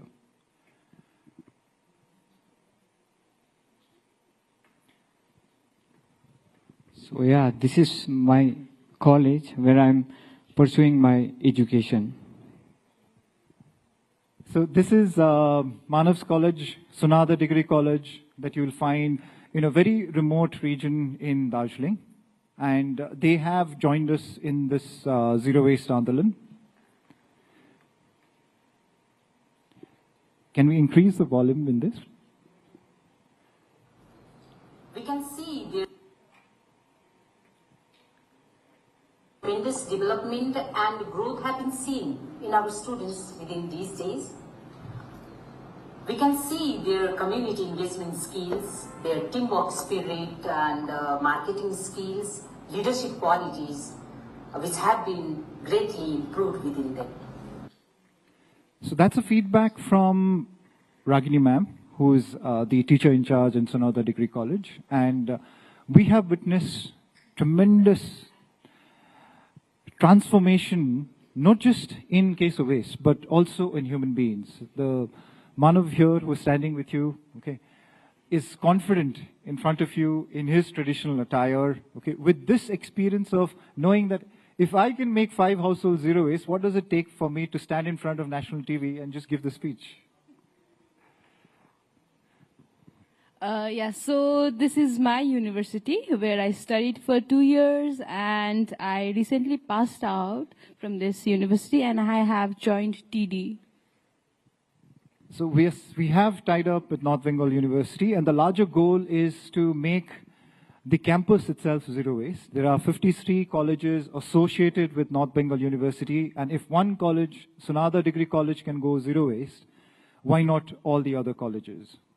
So we're starting off with a zero waste campus in North Bengal University, and then we want to kind of ensure that these get linked to the credit course for the students, so that the student gets academic benefit for these SUPW work that we just said, the socially useful, productive work.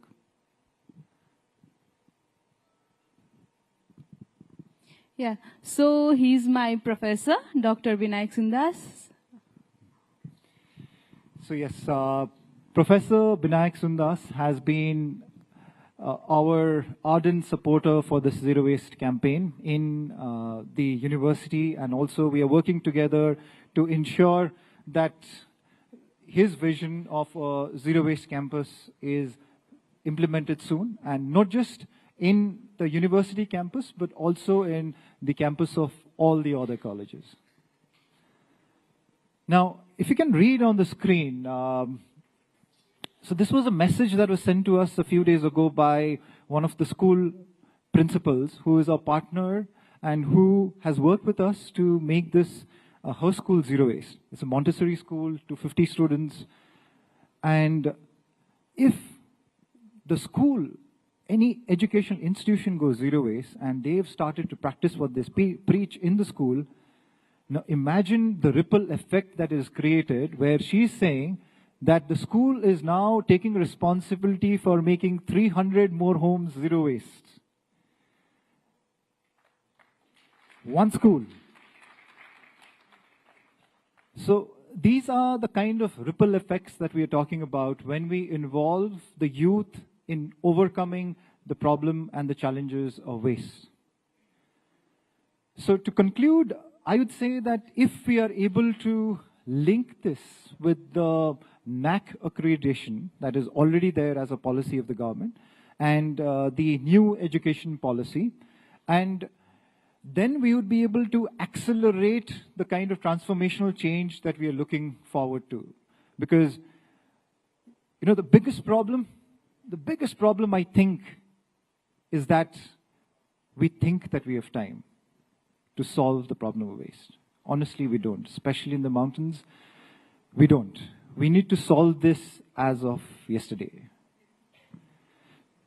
So to know more about Zero Waste Andolan, to join us in this movement, we are leaving some of our information here. You can get in touch with us. We would like we'd like to get all kinds of help if possible. You can come in and join as a volunteer, or there are various ways that you can explore partnerships with us. Like I said, either CSR, EPR, or any kind of contribution that can be done towards these campaigns. So, thank you very much. Thank you all. Thank you.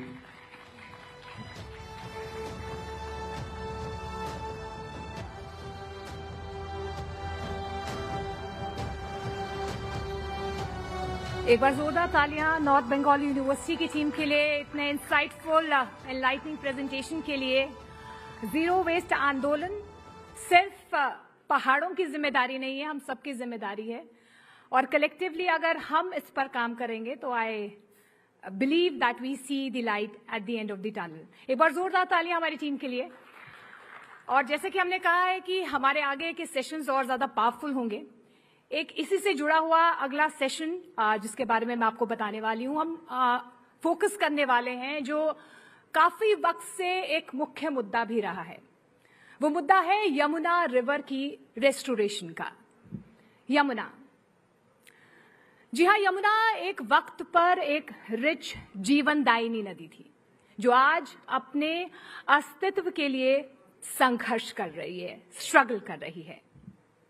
दुनिया की सबसे polluted reverse में से एक बन चुकी है और ये सबसे चिंता का विषय है। तो अब सवाल ये है कि क्या हम कर सकते हैं, हम क्या कर रहे हैं कि इन हालातों को हम रिवर्स कर पाएं। आज आईआईटी खड़गपुर के आर्किटेक्चर डिपार्टमेंट ने तैयार किया है comprehensive white paper Restoring Yamuna, Workable and Effective Solutions for Cleaning and Beautifying the Yamuna River। तो चलिए इस सेशन को ध्यान से सुनते हैं क्योंकि जो दांव पे है वो सिर्फ एक नदी नहीं बल्कि हम सबका फ्यूचर है, भविष्य है। और हमें तय करना है कि जो सॉल्यूशन यहाँ पर सामने आएंगे, जो सुझाए जा रहे हैं, उससे हम कैसे एक बहुत बड़ा बदलाव ला सकते हैं। मैं स्टेज पर आमंत्रित करना चाहूंगी एक बार जोरदार तालियों के साथ आईआईटी खड़गपुर की टीम को। एक बार जोरदार तालियों से उनका स्वागत कीजिए। Welcome, thank you.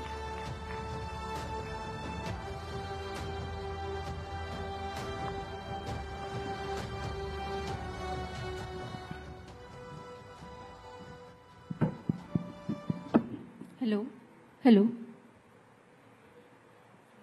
Good afternoon, everyone present here. I am Gandhali Dikshit. I am a first year student of Masters in City Planning from the Architecture and Regional Planning Department, Indian Institute of Technology, Kharagpur. And today we are here to present our proposal for the problem statement, which is a workable and effective solution for cleaning and beautifying the Yamuna River. So here we see this is an image of the Yamuna River near its source, which is at the Yamunotri Glacier. We can see the pristine and the clear nature of its waters. But what happens to the same river after a few hundred kilometers? It turns to this. This is a picture of the same river in one of our biggest urban centers, which is in Delhi near the Okhla barrage. The same river now is covered with a thick layer of white foam and is heavily polluted. What is the reason for the Yamuna to be so heavily polluted as it reaches urban areas?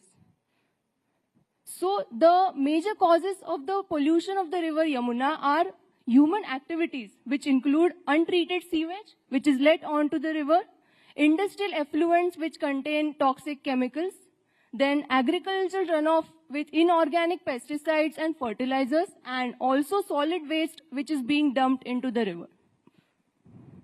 So we had like multiple brainstorming and discussions with all faculty from different departments as well as my colleagues, my classmates at college. And we came to the conclusion that cleaning the river is the bigger problem at hand before its beautification. Because no matter how much external beautification we do along the river, it won't be as impactful as it would be if the river would be in itself cleaner, which we could see in the first image of the river, where we would say that it is beautiful because it is clean.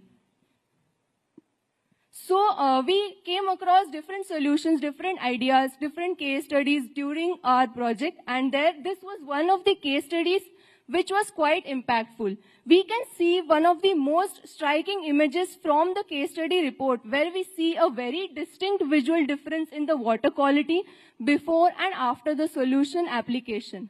So what was this solution such that it led to such a significant improvement in the river water? This was the river Ram Nadi, which is a tributary of the Mula River in Pune.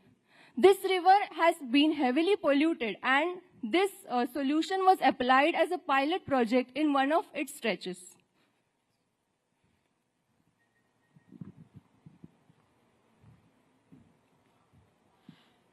Good afternoon, everyone. I, Gauravi Subhash Padyar, first year student of Masters in City Planning from the Department of Architecture and Regional Planning, Indian Institute of Technology, Kharagpur. The Ramnadi River, once choked by pollutants, today runs clearer, cleaner, and calmer.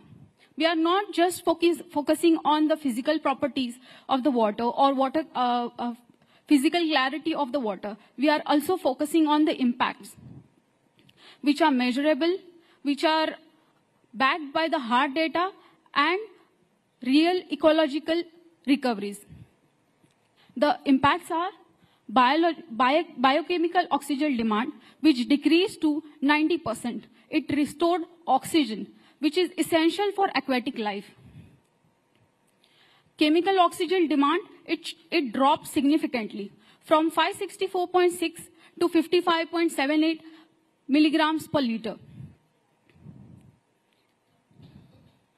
Total suspended solid showed significantly drop, it dropped in 48 hours to 90%. The results are phenomenal.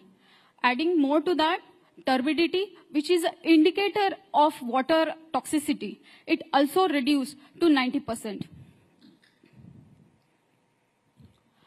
Dissolved oxygen, which was nearly absent, now it rose to 4.9 milligrams per liter, which indicates rebirth, recovery of aquatic ecosystem. Most remarkably, 420 tons of sludge were naturally decomposed, and that too achieved without any mechanical intervention. Mosquito population also decreased in that section, and also it prevented vector-borne diseases.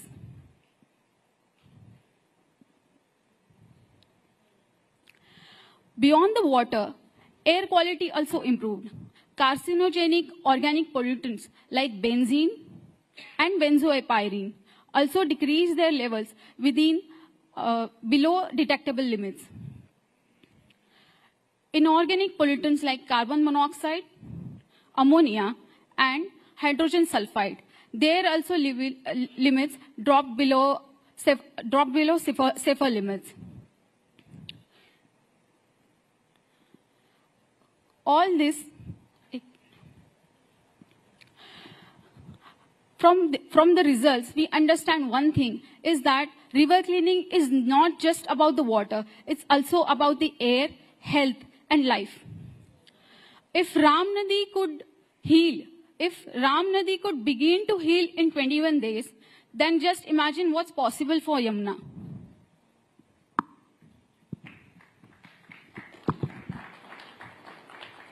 A very good afternoon to one and all present here. My name is Siddharth Menon. I am an alumnus of IIT Kharagpur, the Department of Architecture and Regional Planning. And the astonishing results that you just saw were made possible without using any heavy machinery, without massive investment costs for infrastructure. It was also done at significantly lower costs as compared to that of setting up conventional sewage treatment plants. And most importantly, it was done without the use of any synthetic chemicals involved in the entire process.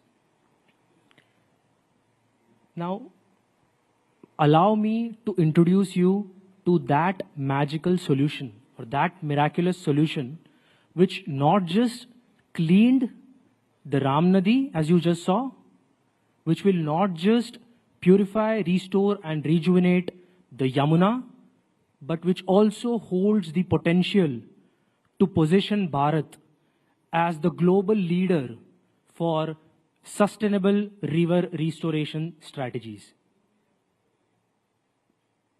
Introducing Kolki bioculture. Kolki, this appetizing yellow drink that you see on the screen, is going to be India's solution to not just clean rivers, but also to reverse the effects of climate change. This culture has been developed by architect Ajit Kumar Parab from Vengurla in Maharashtra. Kolki is a bioculture that works with nature and not against it. It is 100% organic and non-toxic bioculture. It is effectively purifying air, water, as well as soil in a fast and in situ cleaning process. By in situ, it essentially means you don't have to move the element that you're cleaning outside its actual container. You don't have to move it through a septic tank or through a sewage treatment plant. It can happen, the cleaning process can happen in the river itself. It happens at an extremely low cost compared to our traditional or conventional methods. And also, it is very quickly scalable. Where a traditional setup takes years to plan and build, a Kolki plant can be set up and running at its highest potential in less than a month's time. It also nullifies all organic and a few inorganic compounds. And it is constantly evolving, and we can go on introducing more and more inorganic compounds that it can gradually nullify. This includes most greenhouse gases, and it converts these pollutants into nutrients which can be readily absorbed by the soil as well as the plants.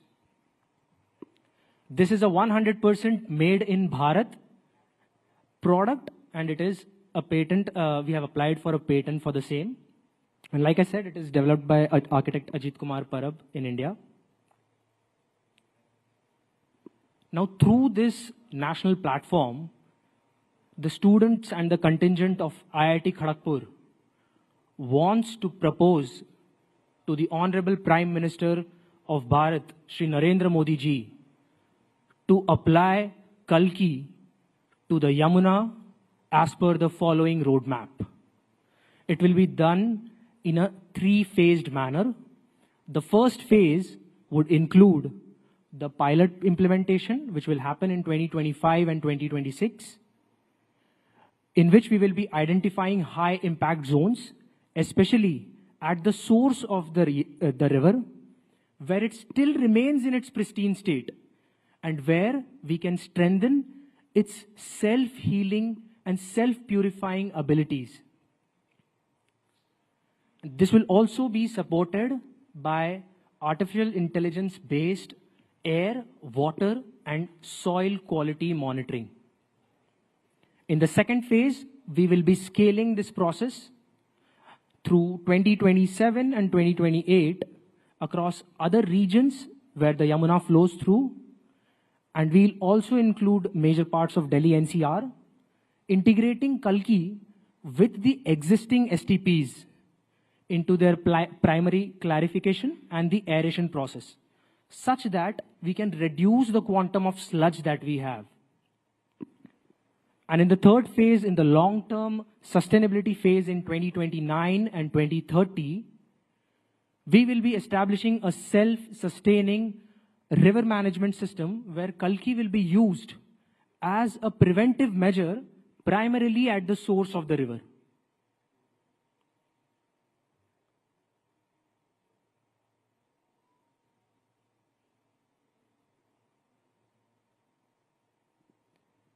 The most important benefit of using Kolki is that it seamlessly blends into the cultural and traditional ethos of this nation, Bharat.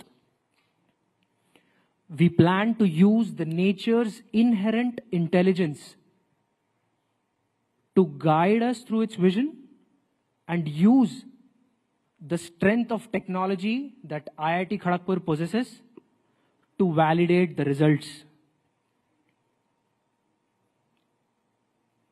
Just last week, I was meeting some important people at Taj Sats in Mumbai, which is a subsidiary of the Tata Group of companies. And we were discussing using Kolki for their kitchen unit near the T2 terminal in Mumbai for managing the mosquito menace, because the Taj Sats unit sits in a position where it is on the 3 sides covered by, unfortunately, the polluted Meethi River. We were speaking with the head of quality assurance of multiple departments and the deputy general manager there, and they're extremely excited to use this product through the upcoming summers and monsoon as well. That said, we still require a lot of government backing and corporate support for a beautiful and bright future of Kalki in Bharat. We would like our Honorable Prime Minister Shri Narendra Modi ji to support us for the entire planning and stakeholder alignment, for seamless permissions and approvals across different municipal corporations, because through the Ram Nadi project we had identified the whole hassles that get involved as soon as you start working with municipal corporations as well. We would also require support from NABL certified laboratories and nationally accredited institutions like NEERI for air, water and soil testing quality provisions. And finally, for full-scale implementation projects, not just on the Yamuna, but also in other rivers across our country. Now, I would also like to tell you why Kalki can be a game changer for Bharat. So let me tell you the good news. Kalki is not just effective for cleaning rivers and cleaning the pollutants, converting them into nutrients inside the river, but it can also be successfully used for clearing landfills. I understand that landfills also have a lot of inorganic waste, but a significant part of it is deeply entangled with organic wastes, which often go through the decaying process and not the decomposition process that it essentially should go through. Kalki catalyzes this and makes the job easier and the life far better for those people who work in such environments. Kalki can also be very effectively used in public toilets, not just in stationary commercial stations, but also in moving trains.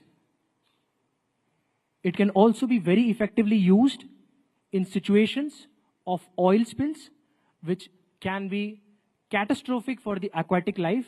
We saw a very miserable example of that a few years ago in Maldives. And finally, it can also be an excellent fertilizer. I would not essentially call it a fertilizer, but a replacement for fertilizers, insecticides, and pesticides. Today, honestly, Kalki is actually more popular as an organic replacement for fertilizers and pesticides, and there are countless farmers in Gujarat, Maharashtra, Goa, and Karnataka who are using this solution to go 100% organic and chemical-free. There are schools in Karnataka which have adopted Kalki as the only cleaning agent in their school, eliminating 100% of their synthetic chemical dependency. Things like phenyl causes massive nausea and headache to people if it is used as a cleaning agent. But on the other end, Kalki not just improves and cleans the surface, but also makes the life of the students and the ancillary staff equally better. Thank you everyone for your time. Here are some of the details that you can use if you would like to connect with us.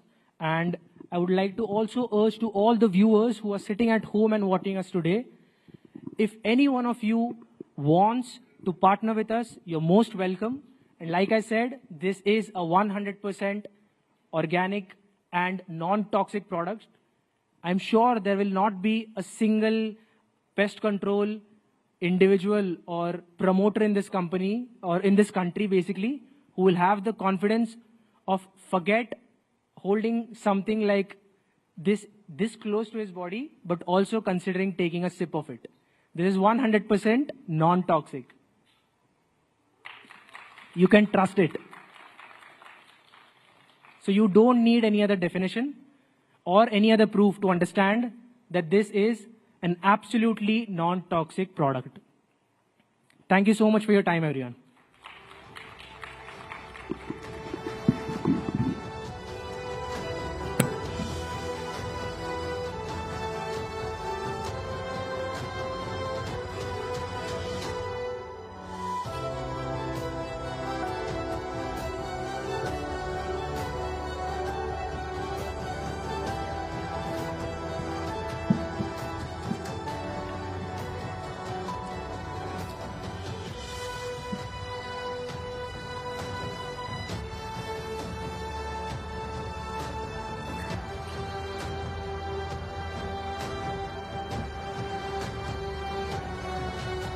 Thank you, Team IIT Kharagpur. That was thought-provoking indeed. And now, ladies and gentlemen, it's time to discuss one of the most dynamic and transformative trends in India's digital landscape. How startups are winning the trust and loyalty of India's next billion users. The session will shed light on these strategies and on the insights that have enabled these startups to not only win over India's digital users, but also build lasting relationship with them. We'll talk about how they've tailored their products, their go-to market strategies, and the innovative ways they've tackled some of the most unique challenges that come with this growing user base. So let's deep dive in, explore the playbook for startups that are poised to capture the attention of India's next billion users and how we can all learn from their success stories. Joining us for this very special discussion this evening are Saurabh Munjal, co-founder and CEO, RKN Foods. Also joining him, Vinay Singhal, co-founder and CEO, Stage, and Satyam Dharmora, founder and CEO, Vyom. Chandra Shrikant will be moderating this conversation. The floor is yours.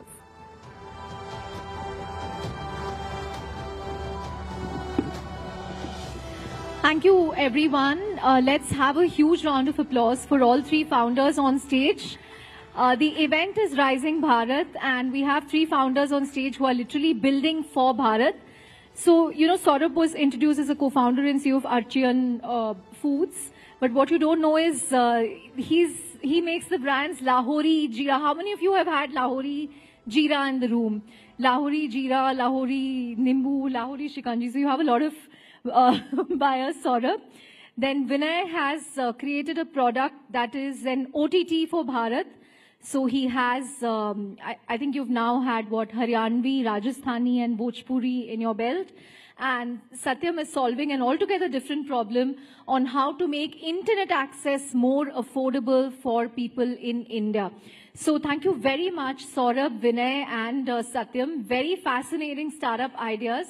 And I think what strikes me about them is, you know, these are not ideas that originated elsewhere in the world or, you know, can be replicated elsewhere. They're uniquely Indian problems and Indian solutions. So let me start with you, Saurabh. How did a business idea around selling Jeera water become a 500 crore business in 7 years? That's incredible for a first-time entrepreneur. Thank you. First things first, thank you so much for having me. It's a privilege to be here. And second of all, I think a business solution, irrespective of where it is built, as long as it is built for India, it should make sense, it should work. For us, I think it was quite simple. In the carbonated space specifically, there has been literally no innovation. 82% market share is controlled by the giants, which is Coke and Pepsi in India. And if you actually do some analysis, we actually double-clicked and did a lot of research. We realized that in a lot of countries outside India, except India, where it has the maximum market share, in other countries, it's much lesser and it is reducing. The reason is that the local flavors were actually taking a large pie of these market shares in all the countries except India. It had to happen. It's just we did it first. People want newer experiences. These formulations are donkey years old and there is no reason for them to innovate, as we spoke behind the stage. So I think because there's been no innovation and people want newer experiences, that is why people like us exist, where our right to win is pure innovation. Right, so I think you should thank PepsiCo and Coke every day that they are not so serious about innovating. They are happy with their dominance in And also for cola. creating the market. Right. Vinay, OTT for Bharat. Why? As simple as it doesn't exist. Like, And you know, you're from Haryana, so were you missing Haryanvi content? absolutely. So let me first tell what we do. We are OTT for Bharat has become an old introduction for us, by the way. Like we were. It's also easier to pitch to investors if you say we are the Netflix. Probably for Bharat. that's why it still remains. That's why the line is sticky. OTT for Bharat, Netflix for Bharat, and investors like to fit you in their own predefined boxes, you know, and so probably these lines work. But what we do actually, the problem that we identified was that कि भारत में बहुत सारी cultures हैं, बहुत सारी अलग-अलग संस्कृति हैं, हम बहुत सारे अलग-अलग संस्कृतियों का समागम है, लेकिन हमारे देश में because of two things. One, we have such a huge colonial baggage that we keep feeling, you know, less about ourselves in the way we are, essentially, right? So हम अपने ही cultures को बहुत suppress करते हैं, inferiority complex carry करते हैं उसके around में, and so we never kind of promoted that. And second, because of the informalness of how our cultures are, they never came out. Right. And so I grew up in Haryana. I grew up speaking Haryanvi, and I was like, why is that there is no one who does Haryanvi content? Simply because Haryanvi is a dialect and not a language. Dialects don't have their own script, so they don't have their own literature, so there was no cinema as well. And I was like, today, that is not the case. Today, we as a we don't need literature to make films, and we don't need theaters to release films and make them big and distribute them, right? So, which is where, as a way to promote cultures, we chose cinema, basically a constructive storytelling as a way to promote cultures, and OTT became the way then to basically distribute it. So that's how essentially the story came about. We are a company to promote India's regional cultures. And today we do that through making very high quality, incredible movies and web shows in those local cultures. Tomorrow, if it takes us to make Disneylands for each cultures, then we will make that and basically keep promoting those cultures. Right. So you literally had to create content in Haryanvi, in Rajasthani. Yes, absolutely. We are basically, so just to finish the last line and then answer this, we believe that we're building the confidence layer of this country. You know, once people start feeling the comfortable with the idea of who they are, they feel confident, and that's how societies thrive. And so, like there's an India stack, we are the confidence stack of this country is what we believe we are building. Confidence stack can be a good name for this panel as well. Absolutely, I think, yes. I invite both of you to join Confidence Stack. So yes, thank you. And yes, like you said, Haryanvi and Rajasthani are markets where there was no film industry that existed before us. We had to go and create an entire movie industry from scratch, which meant finding, you know, different form of artists, you know, poets, comedians, folk artists, theater artists, etc. And figuring out that all of them actually wanted to make a film at some point. And because there was no opportunity that existed for them, they had the talent, but the only way to make a movie was to go to Bombay, struggle there, and hopefully get a break at some point. And so they decided कि चलो और कुछ नहीं तो कविताएं लिख लेता हूँ, कॉमेडी कर लेता हूँ, शायद थोड़ा पैसा बनेगा, मेरा घर चलेगा उससे. We found all of these artists, funded their first ever movies and web show projects, and basically created an entire movie industry out of that. Haryana today has 150 production houses which work with us on a regular basis. Wow. And we produce 50 original movies in each of these three markets, Haryanvi, Rajasthani, and Bhojpuri, every year, which is basically almost half of the entire regional industry in this country. So you're like the Karan Johar of Haryana. Maybe that's... Minus the coffee show. Maybe this is the coffee show. But yeah, yes. We are the producers as well as the distributors of Haryanvi content and Rajasthani content there. Right. Satyam, you know, he spoke about confidence layer. Now that confidence layer will not work without your infrastructure, because you're making internet affordable, unlimited internet for 5 rupees on a daily basis. All of us need to know about this. So tell us a little about your startup. Sure. See, if you just go Yamuna Par and go to Gandhinagar, there would be a boy, Bharat. He wants to watch an IPL match. And all he can do is he can watch the entire ad of Dream 11 and 1 over. Because in India, the average telecom ARPU is 170 rupees. For 170 rupees, you get 2 GB of internet for the entire month. Which means on a daily basis, you get 120 MB of internet for one user at an average of India. So if you saved those 120 MB from your morning WhatsApp forwards, which all of us like to do, they're literally not left with anything beyond 1 over and Dream 11 that they can watch. And Dream 11 from Harsh will be here tomorrow, so I'll tell him. Yeah. But the fundamental to this is everybody deserves to dream, and we need to shift this whole narrative of India from poverty elevation to prosperity creation. Because that is what India is now ready to, right? So I think like Vinay said, it's the way we look at it is that confidence to dream also has to come. Between your dreams and you is this information. And that information is out there on internet. It cannot happen that 1.35 billion Indians, and you take the United States of India out of it, where most of us live, the rest of the India is data starved. They do not have enough internet to carry out half an hour of online class, probably even to watch, some awesome content which is being built. And that is where it is extremely important for us to solve that problem. We started. And today, yes, we offer in their homes unlimited internet for the entire day, as much as they want to do, for just 5 rupees. And that's an important part of, India models, that it can only operate at smaller sachet type cash economy, and it is not a P&L business anymore. Right. And your business model is also interesting, right? Because essentially what you're doing is, if we have excess internet, you buy that and sell it to someone who needs internet at an affordable price. So, this is, a lot of you guys might not know about it, but India is the only and the first country in the world which allows any individual to resell their extra internet. The only country in the world. There is no law in the world anywhere else. Right? So when we talk about this whole aspiration of India, I think we have to give it to various governments over the years that they've been very progressive about whether it's the idea of UPI or Vani, which is the protocol under which we make it enable. So we buy extra internet from people who are not using it and give it to people who need it on any given day. But what is important in doing that is that there is the right kind of framework and governance in place. So we just happen to be at the right time, at the right place, in the right country to make it done. Right.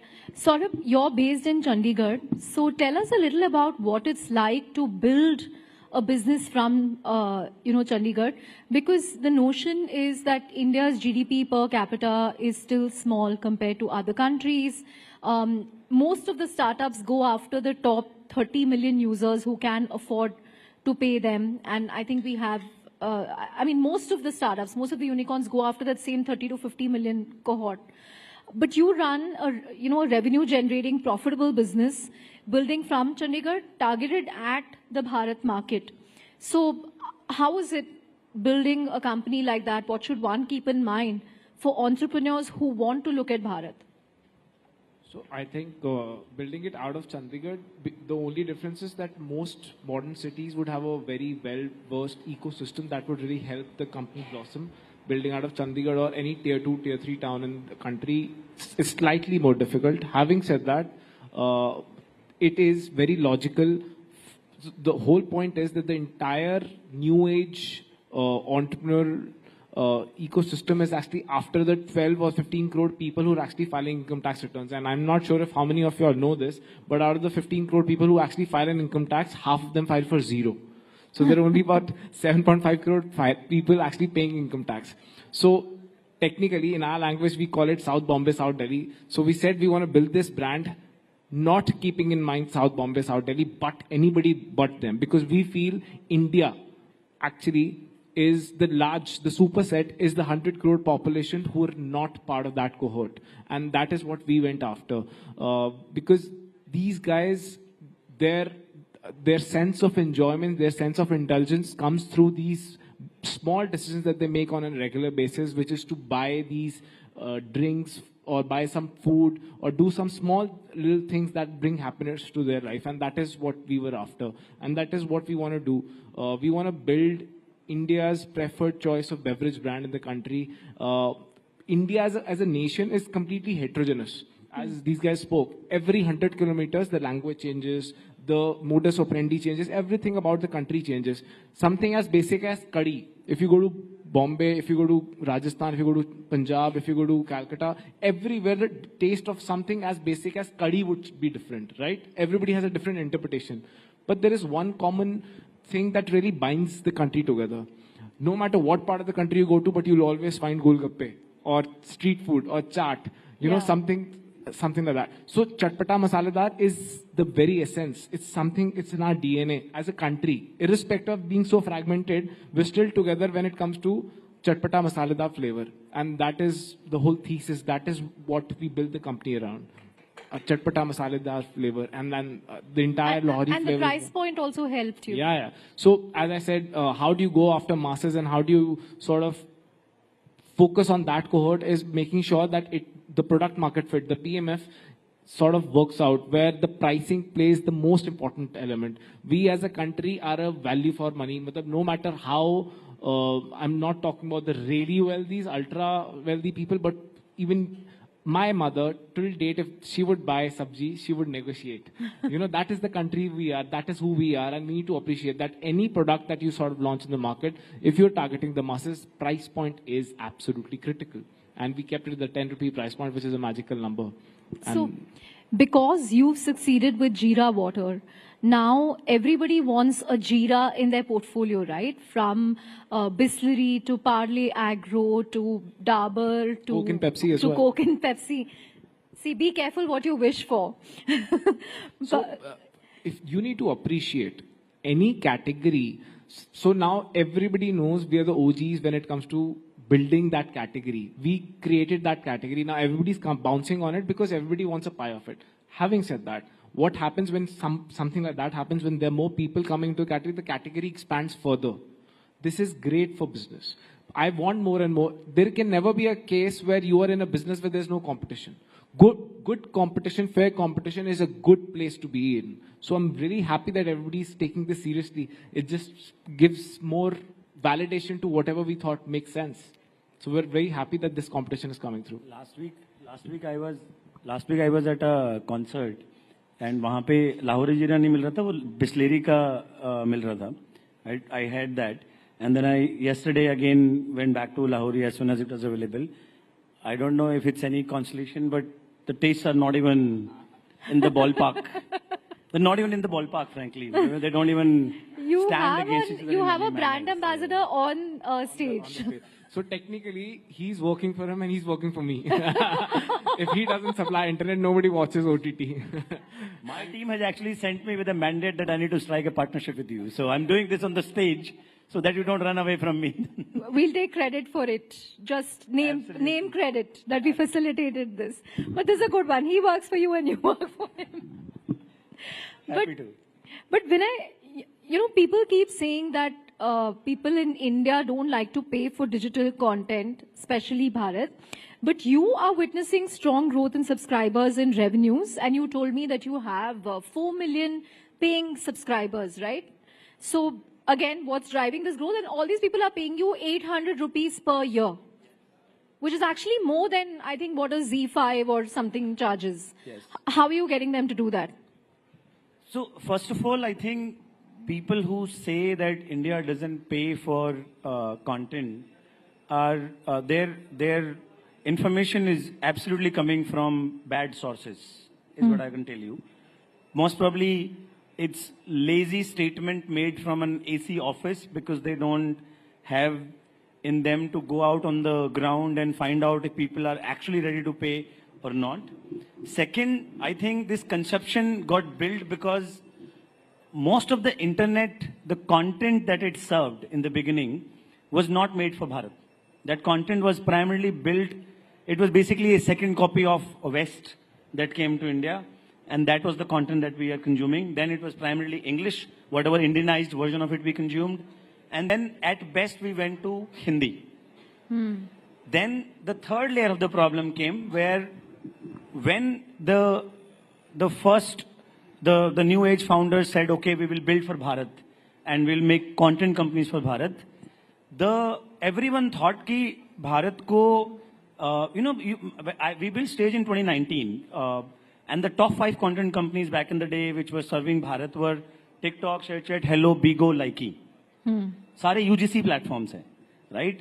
And in the name of UGC, all of these platforms were actually serving very questionable content. क्योंकि वो सबको लगता था कि यही देखता है भारत, इसके सिवाय कुछ देख, पर वो तो सब देखते हैं.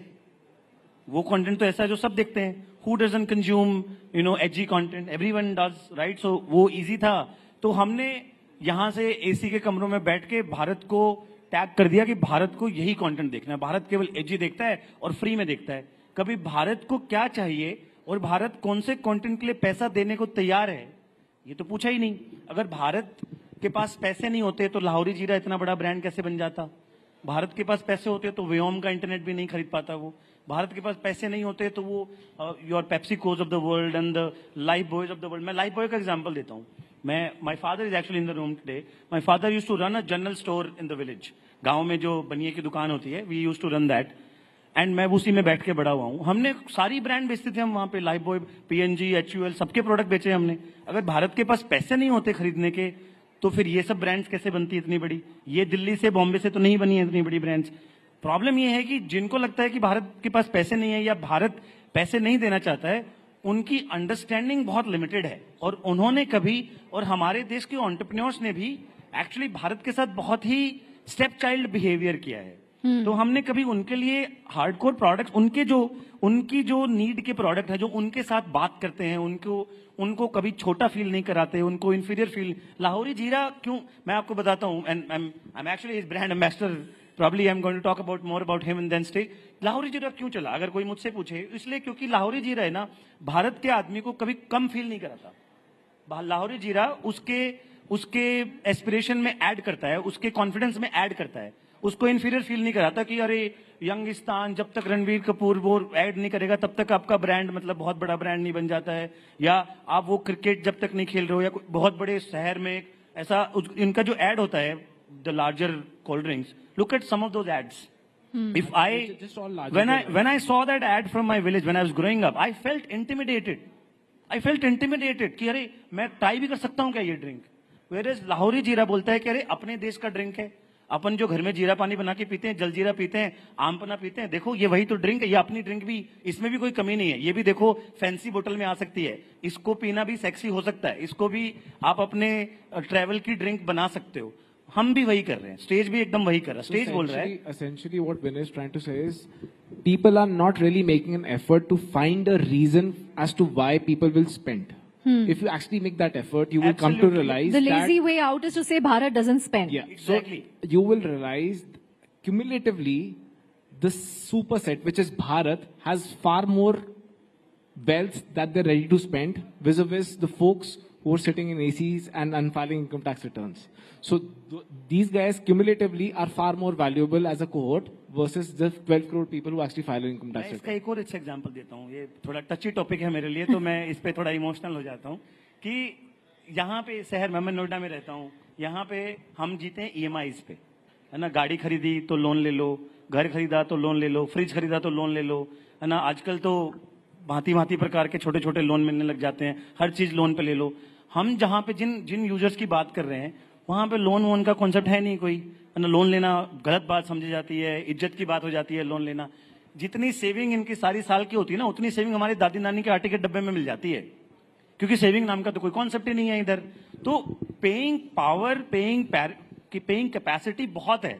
बस कोई उनके लिए वो प्रोडक्ट बना दे जो उनका प्रोडक्ट है, जो ऐसा ना हो कि यार ये हमने यहाँ दिल्ली के लिए बनाया था, आप भी यही देख लो. राइट. जो उनको ये कह दे कि ये हमने आपके लिए बनाया है, ये आपका प्रोडक्ट है, आप देखो, उसके लिए वो पैसा दे देंगे फिर basically. Right. Satyam, yeah, you want to weigh in? Yeah, so see, obviously these guys have talked about it. The 2 points to it, right? In our learning also, it's not about the cost; it is about the context that we need to get right. And most of the time, the conversation goes towards cost because it comes from very Western concepts of how businesses are seen. Now in US, you buy more to save more. So you go to a Costco and they'll say, you know, you take 5 and you get 2 free. Now this is a very US based of value pricing. In India, you save more so that you can buy. And therefore, 96% of cigarettes in this country, people would take 1 stick at a time. Because it has to match my cash flow. I've got 20 rupees in my pocket. You cannot tell me that buy the entire box of cigarette and I will give you 25% discount. Now, till the time we get the context of India right, the solutions would not be primed to this.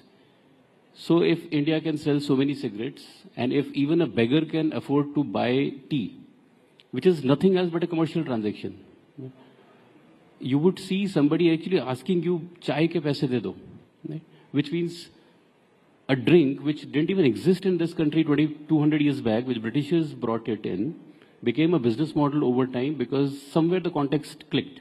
Right. So if you start to put Indian lens, shift from, let's say, rather than build in India, we have to be born in India products now.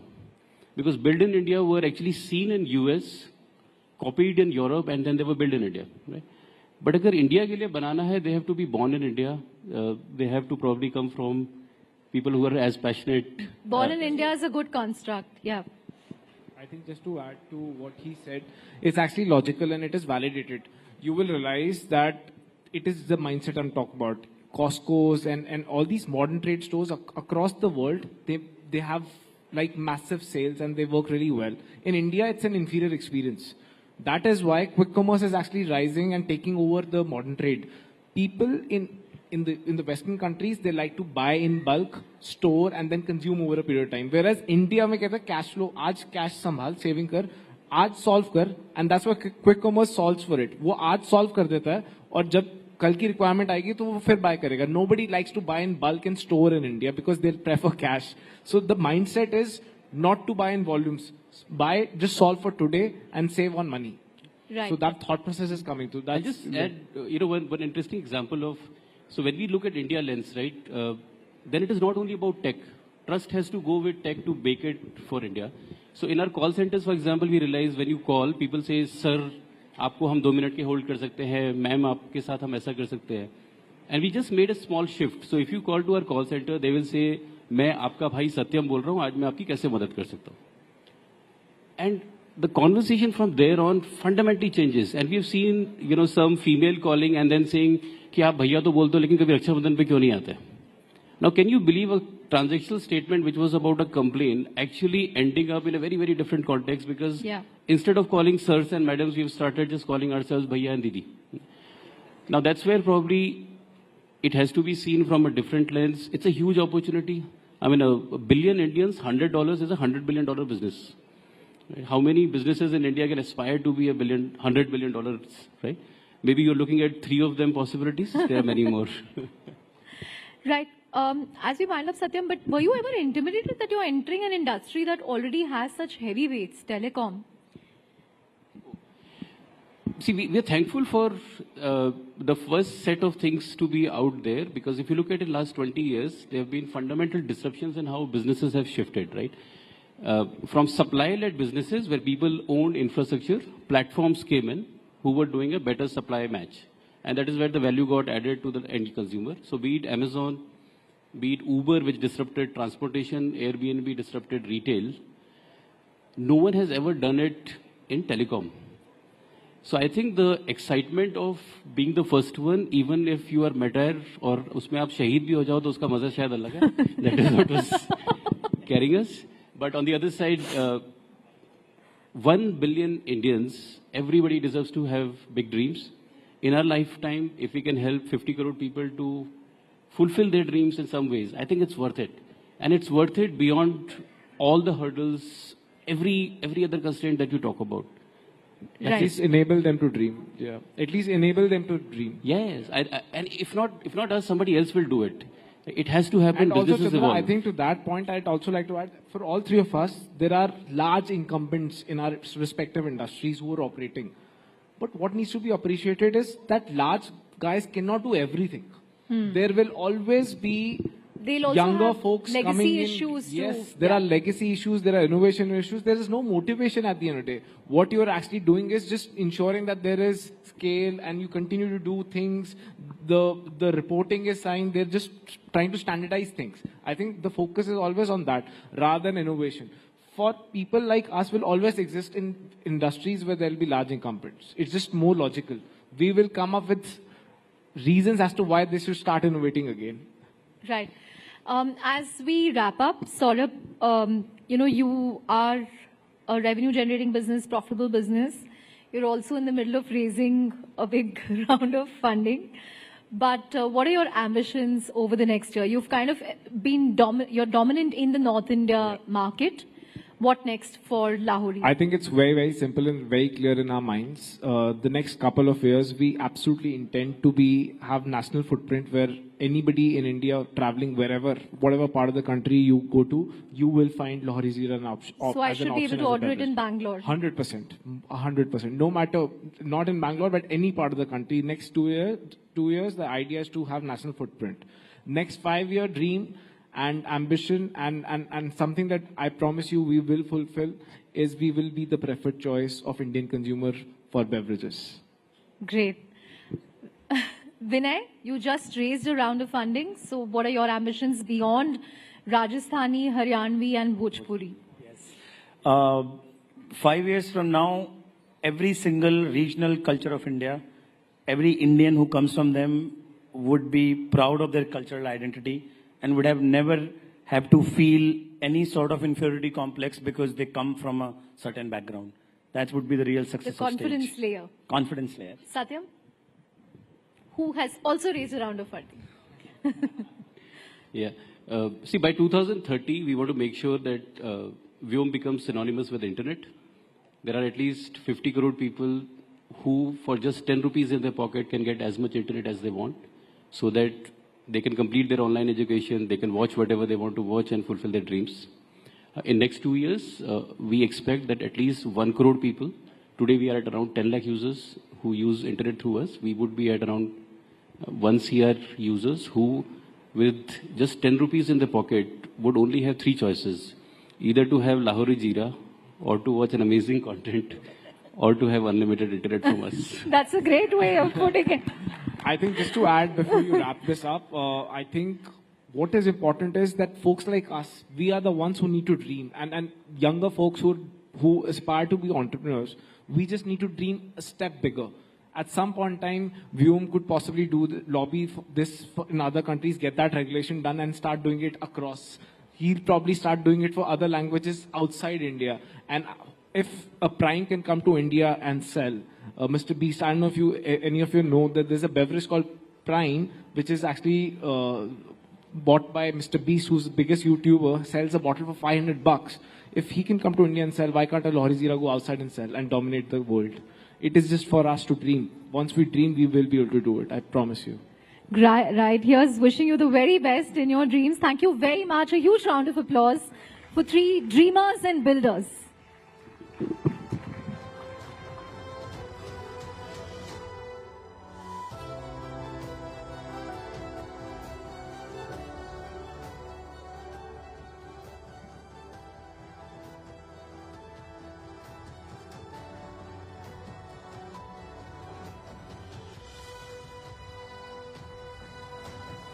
Well, that indeed was like the much needed coffee shot this evening for all of us, or should I say the much needed soda drink. Thank you, gentlemen, for putting out those very interesting ideas for the young entrepreneurs in our country. And now, ladies and gentlemen, it's time to shift our attention to one of the most pressing issues confronting the nation today, which is air pollution in the national capital. As we all know, Delhi's air quality has reached critical levels in recent years, impacting the health, impacting the well-being of millions of its residents. It has become a health crisis that affects not only the physical environment, but also the economic and social fabric of the city. And to take this conversation ahead, I would like to invite a team from IIT Delhi who will present a white paper on the issue, which will outline comprehensive, data-driven solutions to tackle this growing problem. Team IIT Delhi. Can we please have a huge round of applause?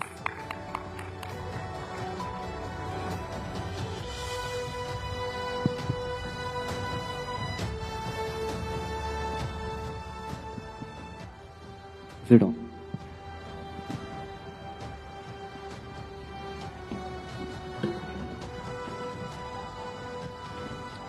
Hello everyone. I'm Sparsh. I'm currently pursuing my BTech in third year in Department of Biotechnology and Biochemical Engineering at IIT Delhi. Hello everyone, I'm Utkarsh Singhwal and I'm currently pursuing Bachelor's of Design from IIT Delhi. Pranam, I am Avni, currently pursuing my Bachelor's of Technology in Biochemical Engineering and Biotechnology at IIT Delhi. So, here we are to discuss the strategies for air pollution mitigation for Delhi. Here we'll be discussing about biopellets, dust mitigation, and urban planning and beyond. So, the crisis of air pollution in Delhi NCR are grave, right? The Delhi pollution crisis has reached to the level that PM 2.5 has been nearly 20 times of the WHO guidelines, right? What are the major contributors in this issue? The major contributors are vehicle emissions, industrial activities, construction dust, and agriculture residues. Solutions already exist. We need to make a systemic change to implement them. One of these solutions is urban ventilation. Urban ventilation with strategic planning and green infrastructure. What is the problem over here? The problem is that Delhi is today currently facing an urban island effect, due to which it is facing an elevation of temperature up to 4 to 5 degrees relative to its rural areas near it. Right? It happens because the construction and all the development projects absorb a lot of heat. Right? The solution of this is urban ventilation.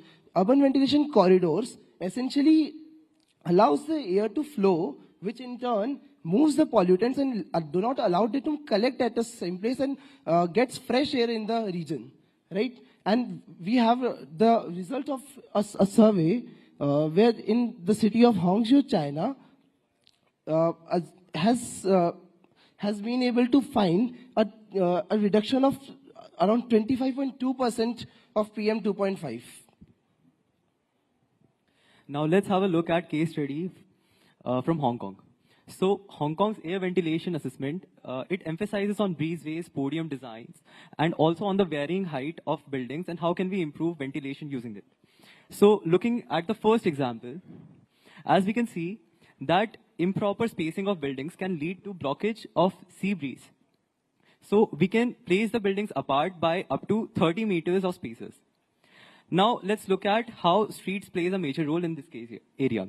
So as we can see in the second example, zones like stagnant zones gets created that has very low AQI because of improper layout of streets in respect to the prevailing wind. So as we can see in the horizontal layout, it has more stagnant zones in comparison to the parallel orientation in respect to the prevailing wind.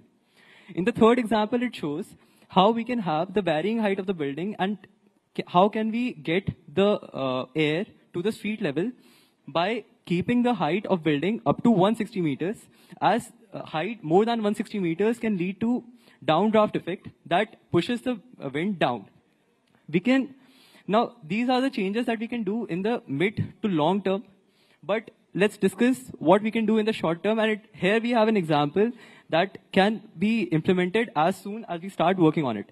So here's an example of signboards where we can see that we can either start with changing the layout of horizontal signboards to vertical signboards, or we can also place the horizontal signboards in parallel to the roads.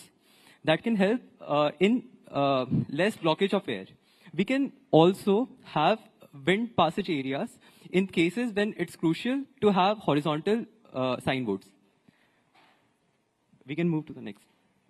So let's discuss about what Singapore has done. So Singapore, along with the Urban Redevelopment Authority, they worked on to align all the major roads parallel to the monsoon winds to create a natural ventilation corridor. They were able to make these changes and bring down the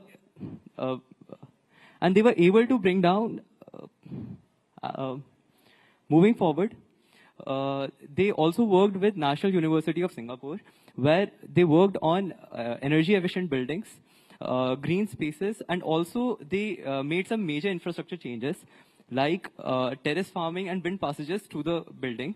And it's fascinating to note that they were able to bring down the urban heat by 1 degree Celsius, and they were also able to cut down the energy needed for cooling by 5%. Now, despite all the complexities of urban areas in Delhi and its high population, we can also work on major roads and create some air corridors, and we can also work on the riverfront of River Yamuna. So I'll be talking about biomass pellet manufacturing and parali. During the month of November, it is always all across the headlines कि पराली की वजह से ये हो रहा है, पराली की वजह से ये हो रहा है. If you talk about, this is the recurring issue which has been in public discourse every time, especially contributing to the winter air pollution in Delhi. Now we'll be talking about what does parali actually does. So 85% of the rice residue is burnt in Punjab, 40% in Haryana, and 29% in Western UP is burnt openly. Farmer faces a compressed sowing season because of the shift in the sowing season between the kharif crops and the rabi crops. So basically farmers के पास कुछ ऐसा वो system नहीं है, क्योंकि उनके पास 15 से 20 दिन होते हैं, उसमें से उनको पूरा का पूरा स्टबल निकालना है. अगर वो नहीं निकाल पाते हैं तो वो पीनलाइज्ड हो जाएंगे. उसके लिए we need to create a sustainable ecosystem जहां पे हम फार्मर्स को इंसेंटिवाइज कर सके. So here comes our solution where we propose to facilitate the farmers with biopellet manufacturing faculties over the most efficient location by optimizing the cost and the supply of biomass wherever we can have. So basically what we are proposing is कि हम farmers से उनकी पूरे के पूरा stubble लेंगे and then we'll convert it into pellet and then we'll supply it to thermal power plants. Now, why will thermal power plants take the parali from us or the biopellet from us? Because government has mandated the use of 5% of biofuel in financial year of 2024 and 2025, and this has increased to 7%. The co-firing of biofuel has increased to 7% in the financial year of 2025 and 2026. So this is the solution we are proposing. Now, talking about the advanced dust separation technologies. So, around 38% of the Delhi air pollution comes from the construction sites, the dust which is there across the roads. So, we propose to use natural polymers like lignosulfate and MgCl2, which acts as dust aggregator and binds the dust. We can use fog cannons, mist cannons, and here we have represented a global example where Australia does all this hydromulching, uses the biodegradable natural polymer, and uses fog cannon to reduce their air pollution and decrease in SPM levels. Now talking about what can we adopt as of now. We can adopt for sustainable future and breathable air in Delhi, we can adopt the Japan's monitoring system. We can use their dual monitoring system of ambient air quality monitoring and the roadside air quality monitoring systems. So we can install at ITOs, at Anand Vihar, where the major air pollution occurs. We can integrate the data in real-time apps so that public advisory comes to the public health and public knows and conduct the informed decisions. We should also make a sustainable and favorable ecosystem for EVs and incentivize this process by subsidizing the usage of EVs, or we can also use we can also develop the framework of recycling of lithium-ion batteries and converting into black mass so that we can recycle these batteries. This is what we have presented. We should not only focus on the challenges we are facing. but also that we all together can create a breathable future. We all can contribute to this cause and make Delhi breathable. This is what we have presented in our white paper. Thank you, everybody. Thank you. Thank you.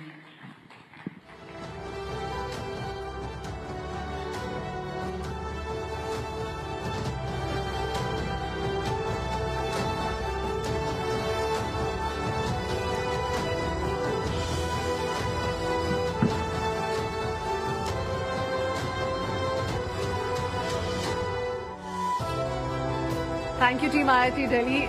Your vision and your work just tells us that our future is in safe hands. Thank you for that detailed presentation.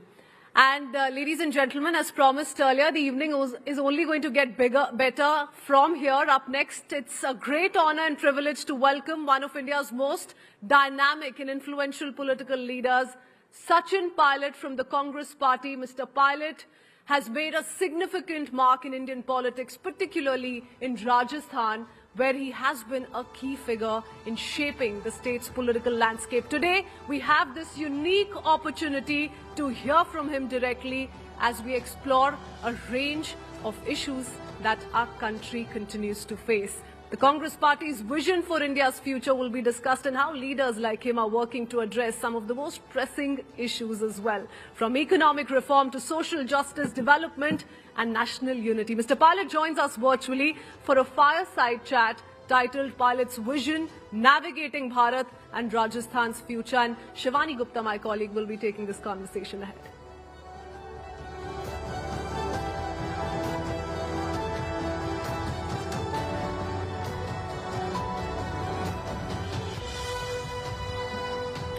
Thank you. Thank you everyone for being with us, and thank you Sachin Pilot for your time. It's a pleasure to have you here on Rising Bharat because our theme is youth. And who better than one of the young faces of the Congress Party, the oldest political party in India, to talk to it about. Let me begin by asking you, Sachin, if you were asked to describe what vision you have as an individual, as a political leader for the youth of the country, how would you describe it?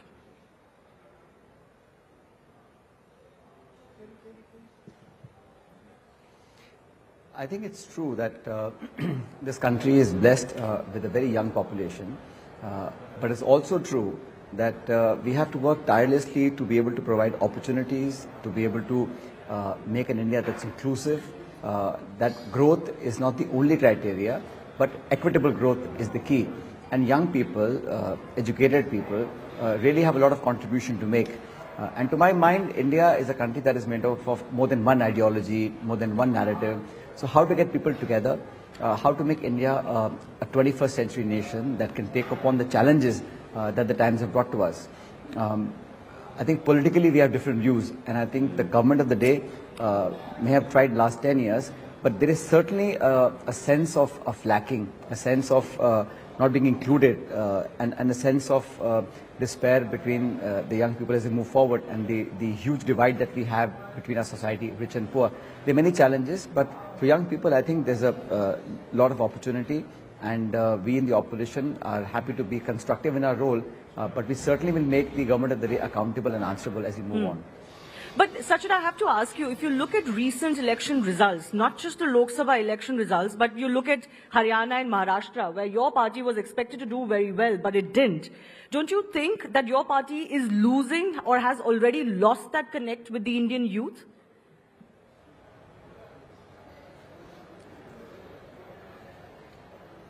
I think that's a very sweeping statement.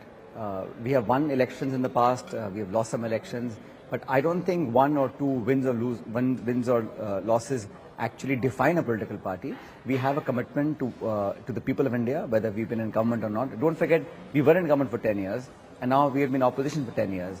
That's part of how Indian politics plays. But we've remained true to what we feel is our commitment. That is that we must, when I was in government with Dr. Manmohan Singh, we used to work aggressively in being able to provide jobs. I think that's something that this government has miserably failed. And I'm not trying to be critical, but the facts speak for themselves. We have the highest recorded unemployment ever. But the narrative, the media, the perception, the communication tries to hide away all those facts. And I'm not being critical for the sake of being critical. But I believe that as we move forward, India is growing. But are we growing to our potential? Are we able to punch above our weight? Are we doing justice to the tens of millions of educated young men and women who are running from corner to corner, can't find a reasonable job? And not just unemployment. I think underemployment is as much of a problem. So, when you say winning and losing elections, we have won a few states, we lost a few states. But I'm sitting here in Ahmedabad today. We have a party convention, and we once again taken upon the challenge to lock horns in the battlefield. We are ready to face any challenge. Our commitment and our resolve to be able to serve the people, to be able to connect with them, and very soon we are launching a mass contact program, a door-to-door program, to make sure that more and more people are able to connect with the ideology. I have to ask you this. You're talking about, that lag or that lack of opportunity for the Indian youth. It may be a trend that wasn't started by your party, but your party, the Congress party, has also co-opted in the freebie culture. The BJP is also guilty of co-opting in the freebie culture. How do we solve the problem of the young today if all we are willing to offer them are freebies? Is your party also not guilty of doing this for the sake of winning elections, and still you're not winning elections? What does that say?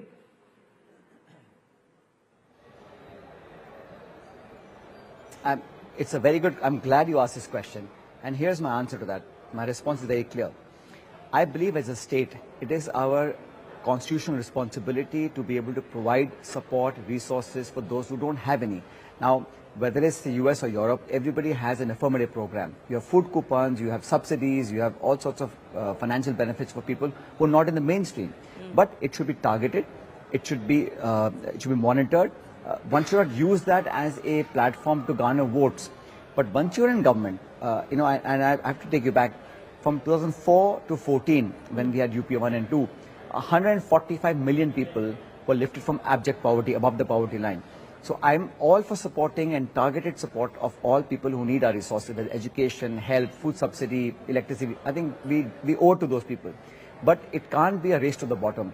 It can't be that I'm giving 200 units and you give 400 units. That's not how it is. And there are many political parties who don't have the governance historical record of delivery. Our party has been in power for a few decades. We've been in opposition. We talk with responsibility. And I can tell you one thing, whatever election promises the Congress party makes, it's done with a thorough due diligence of what the resources are, what we can manage, and what we're able to deliver. There are some people who are getting into this competitive game and are promising things which then becomes problematic post-elections. So I'm against that. But I think people who deserve the support and help of the government should get that support. Okay, then let me ask you, your leader, the leader of the Congress party, or the biggest face of the Congress party today, Rahul Gandhi, he's been talking about caste-based reservations. He wants to expand it beyond the 50% limit legally prescribed today. He talks about jitni abadi utna hak, that it should be on the basis of the proportion that one has in population. And the idea is, of course, that the OBCs and others are much larger in population than 50% of the Indian current population. If we go that route, the direct question that comes to mind is what happens to merit then? Because the young of the country, the youth of the country, if there is one thing they tell politicians again and again, and us when we go to the field, is that they want an India which runs on merit, not on किस परिवार से आते हो, आपके माता पिता कौन है. Dynasty, they don't like reservations as much. They want merit. They want to be standing on their own feet. So then I don't understand, how does your vision of what the youth need go hand in hand with the jitni abadi utna hak, or more reservations than we already have? I think I've understood your question.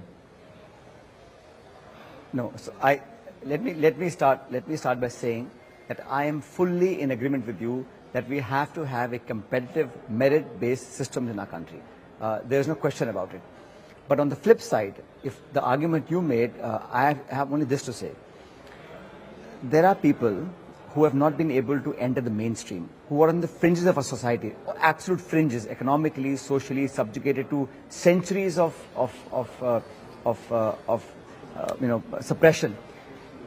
And when I say, and when the Congress party says we must have a head count, it is only to make sure that we have the adequate budgetary allocations to those sections who need it. After the survey is done, maybe we'll find that some people are getting it, but they don't deserve it. Move that. Be scientific. Unless we know the extent of the population or the geographical area which they inhabit, how do I know how much money to give? And incidentally, you said 50%. Who said 50%? Why not 40 or 55? This limit is arbitrary because it is set, some decades ago. India has changed. I think we must have a head count to see the socio-economical background of everybody in this country, and then take a considered view of how much to allocate where. It's very scientific. Now we have technology, we have bank accounts, we have direct benefit transfer, we have, technology at our disposal to figure out which areas, which section, and which part of our society needs such support. Right now it's done ad hoc. It's done, if I run a government, I'll say I support this one, you come to power, you support that one. There is no scientific basis of allocating budgets, money, schemes, programs, and there is no scientific way of monitoring that. All we're saying is, let the truth come out, let us have a full head count, and based on that, post-discussion, do a merit-based system of how do you allocate resources. Right now, resource allocation is done at the whim and fancy of a political party or a government. There is no data to back it. Every time we have gone to court, court always says, please give empirical evidence of why you want to do this scheme or reservation, for example. And I think there's no harm. There are about a dozen states who have already crossed the 50% limit. So 50% limit is something that was, put down by some court decades ago. There is no reason for us not to have a head count and then take a reality check as to how much we need. Perhaps we need less. And if we have to cross a limit in some areas, let's do that. Let's not be bound by history and legacy and not be scientific in our approach. So to your argument that this will kill merit, I don't believe it. I think people who have merit have enough space and they should get space, but those who have been left out in the mainstream for decades and centuries do need a level playing field. No, possibly that 50% mark was set because at least there will be 50% merit-based and 50% reservation-based. Maybe it was more palatable for people to accept that rather than a 70-80% reservation. But I'll ask you very quickly. You're saying caste survey, do it, get the head count and then allocate resources accordingly. That's fine in its own regard. But are you also for increasing reservation limit to 60, 70, 80%?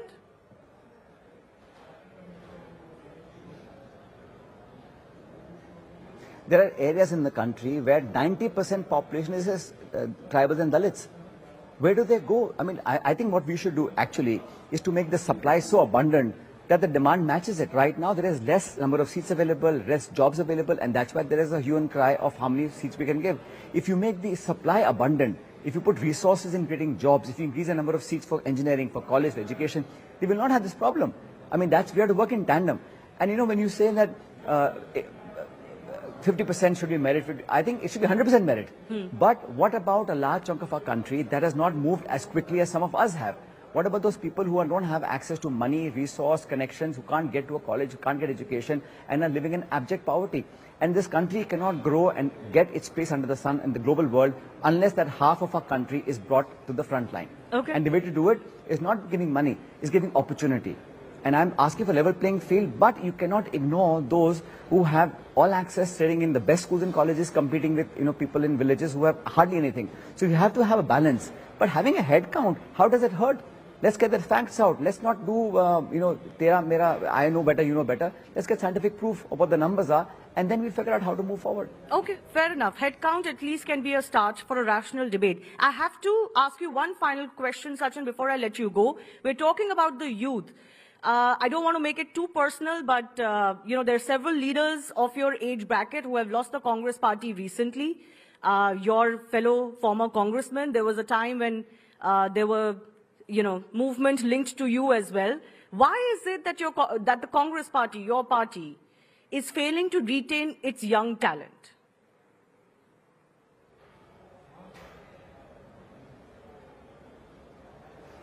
Well, I think just to add to your comment, we have lost some talent who's not very young also.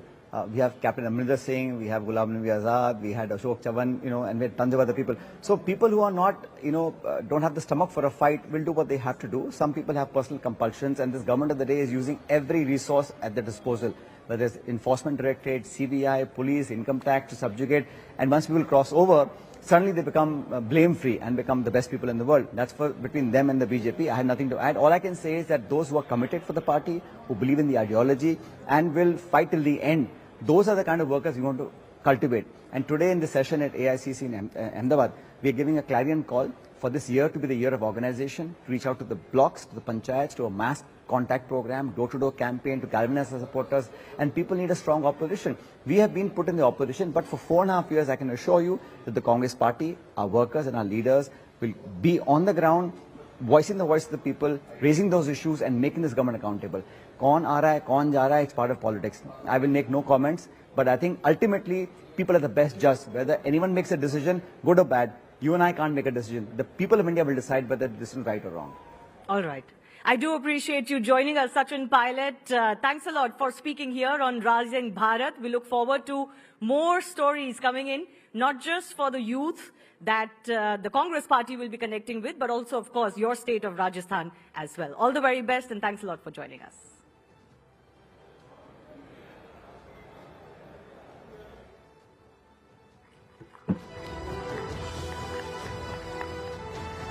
Thank you, everyone, for being such a lovely, patient audience. I will invite my colleague Christine back. Thanks a lot.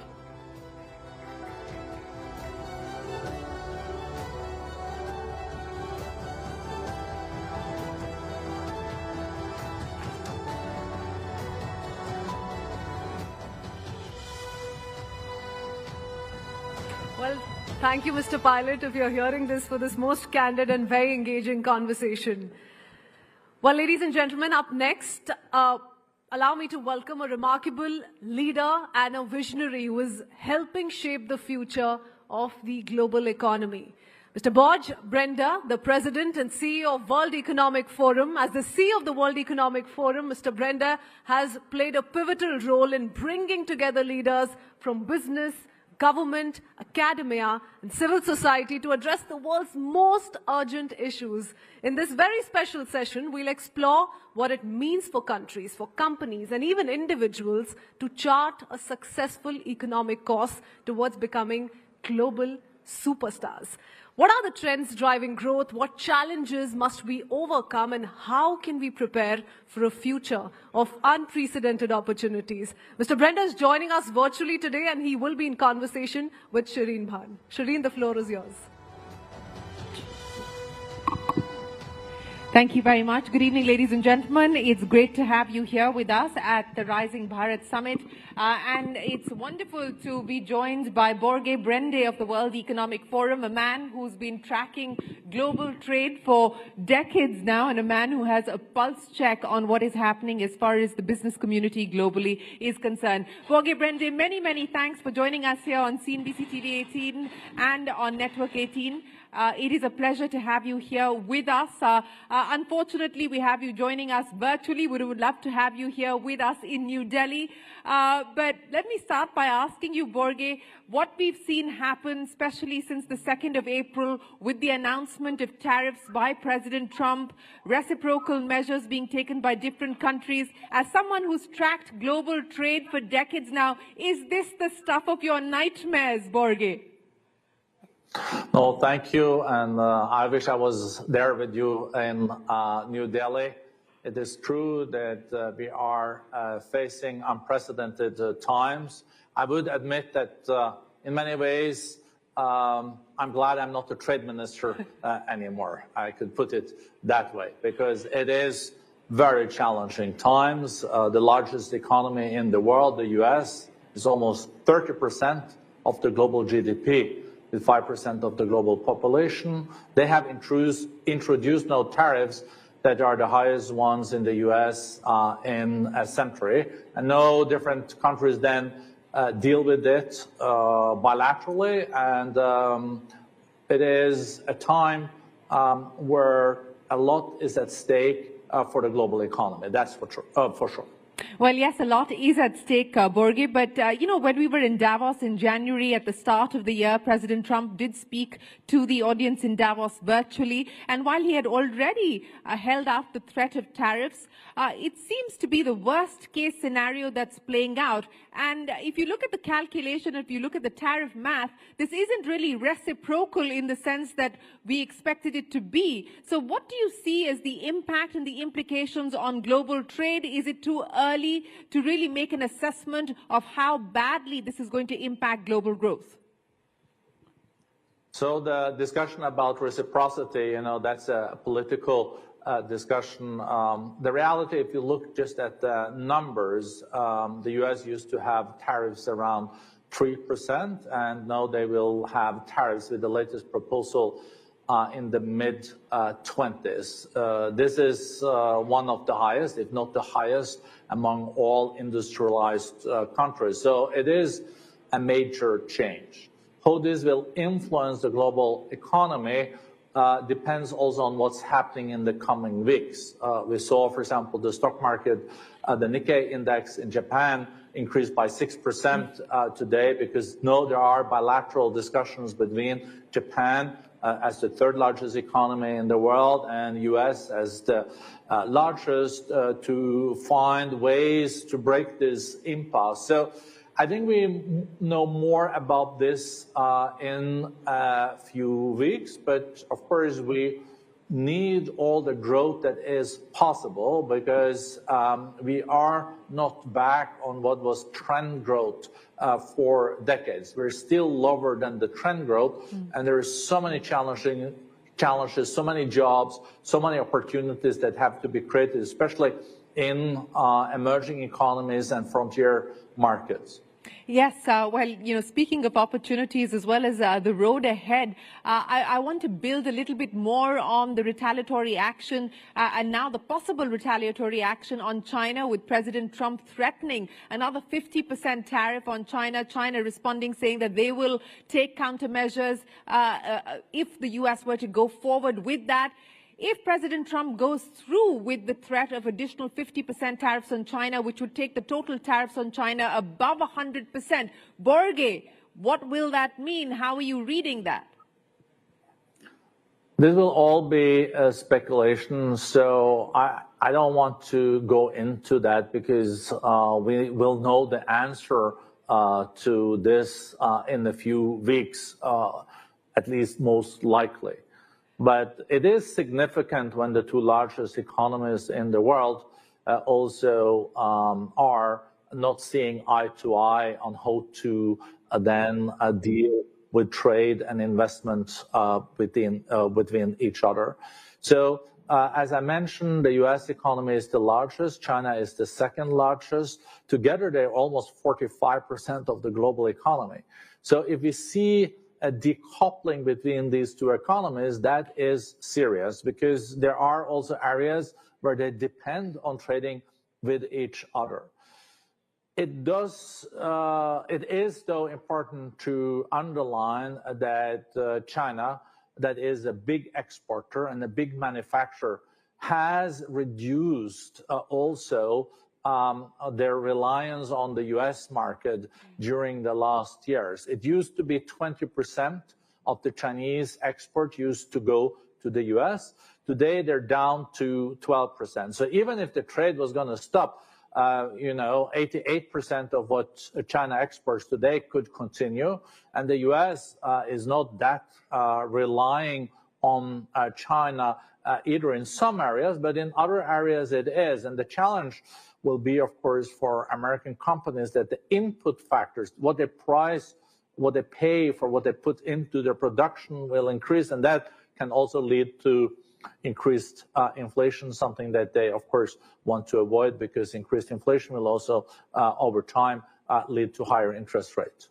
Yes, inflation expected to move higher and interest rates unlikely to be cut anytime soon. That's the expectation at this point in time. But Borge, let's talk about Europe. That's where you are currently. We've already heard from the EU Commissioner, Ursula von der Leyen, saying that the EU is willing to negotiate, sit across the table with President Trump and the US administration, and even look at a possibility of zero tariffs. Now, what do you believe the European response is likely to be? While they have talked about taking countermeasures if the US were not to come to the negotiating table, at this point in time, do you believe the EU is essentially waiting and watching how this plays out domestically for President Trump's administration?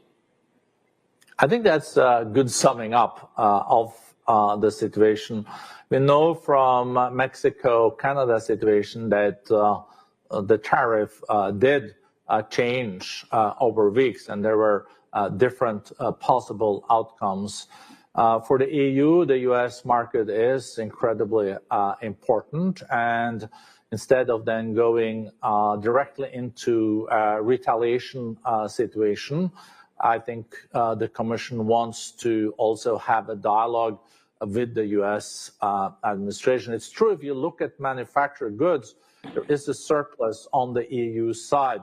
But what the EU also then mentions is they want to bring in services and digital trade in this picture. And then they say it's a more balanced picture. And we also see that there are different signals now in the Trump administration. I saw that Elon Musk, that is still in the White House, he said that why don't we create like a customs union or zero tariffs between the EU and the US, if I interpreted it rightly. So there might be some movements there. Maybe that's also why the market in Europe today also has strengthened a little bit. And we see also that the market in the US before trading is also in green. So I think there is still some hopes that this can lead to some negotiated results that can be in all countries' favor, and also in this respect in EU and the US favor. You talked about the relief that we are seeing across global markets. Yes, after the kind of severe beating they've taken over the last few trading sessions with, trillions of dollars being wiped out in global market cap, there is a little bit of relief on the screen at this point in time.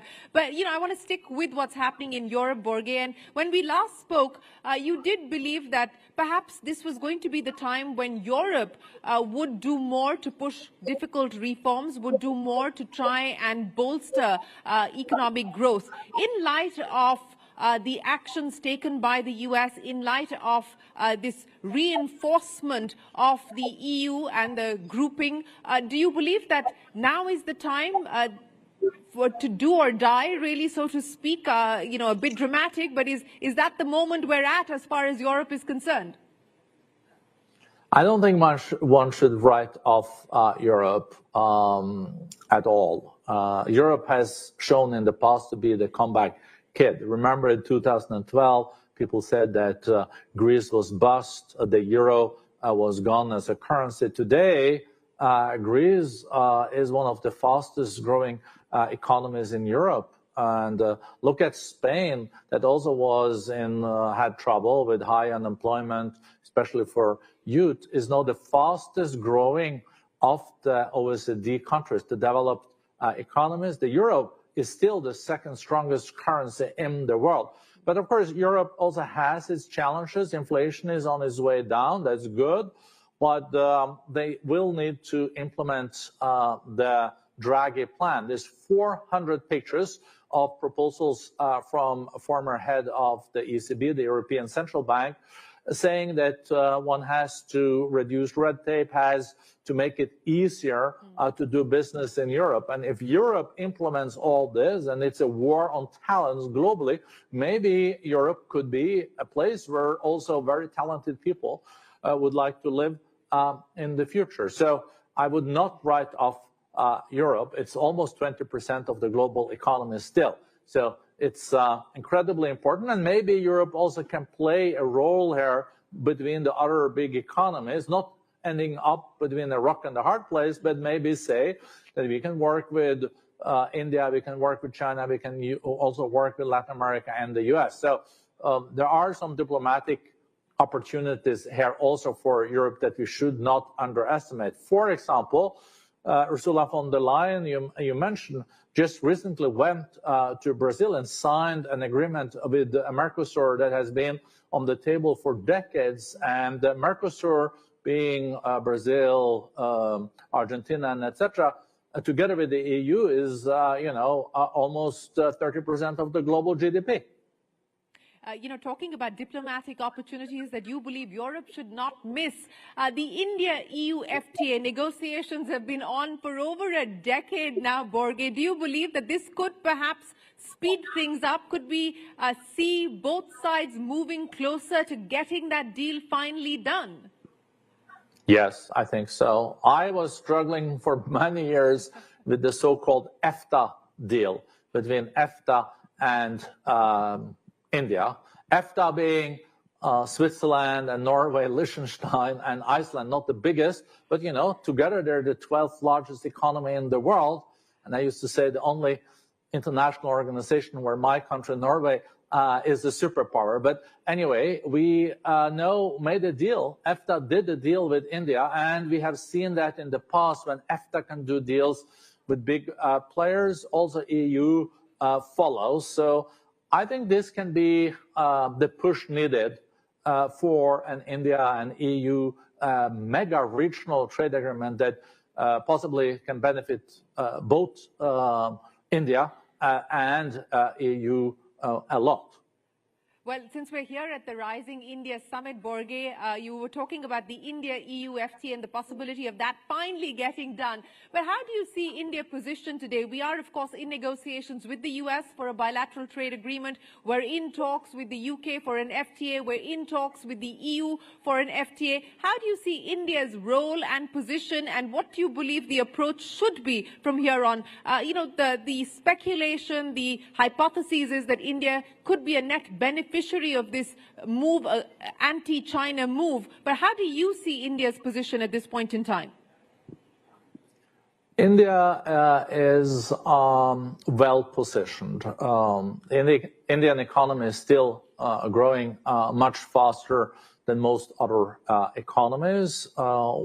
If India continues with reforms, I think easily can get 6% economic growth. If it increases the reforms, it can easily also get back to 8%. India has suddenly also become a manufacturing hub. I just looked up the numbers before this, and I saw that India is the second largest exporters of cell phones in the world. That was not the situation just 5 years ago. India has amazing talent. One of the youngest population in the world. The average age is 28% of the Indian population. More than 60% is in the age of working. A lot of other countries have not those kind of great numbers. And we know that also Prime Minister Modi has a good relationship with President Trump. So let's see if India now is able to work out also an agreement on the trade and investment side that works for India. Traditionally, though, India has been doing deals mainly based on the multilateral agreements through WTO. And for India, that has, I think, been a good starting point. But now the world has changed, and we see more mega-regional deals, so-called plurilateral deals, coalition of willings. And we're seeing that India is also pivoting towards doing more mega-regional deals. Of course, this is up to the Indian leadership to make this kind of assessment. But it's interesting to see that the approach is also changing in New Delhi.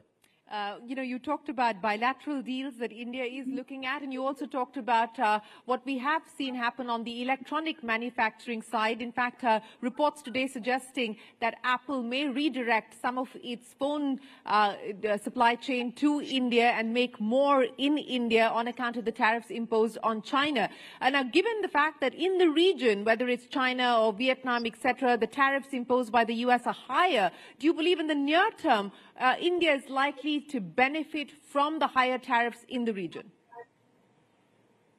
That would only be speculations, but we'll also see how the tariffs develop in the coming weeks. But as I said, I think India has good relations both with the US as the largest economy in the world, and the EU is the largest market in the world, the singular market. And there is also traditionally good relations there. So let's see how India maneuvers this. But there is a lot of things working now for India if the reforms do continue. It's a startup nation too. 160,000 startups, 120 unicorns. So a new unicorn like every 20 days. Of course, India is strong on services, also relatively strong on digital trade. Those two things are growing much faster than manufacturing. But now also India is making huge progress on manufacturing.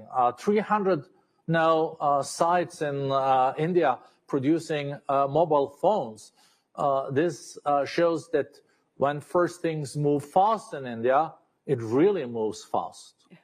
You know, Borge, I think something that has fallen off the headlines for the last few weeks, ever since tariffs took over, is what's happening with Russia and Ukraine. Now, President Trump and President Zelensky and Vladimir Putin have been in discussion. We've seen fireworks in the White House and outside of the White House as well.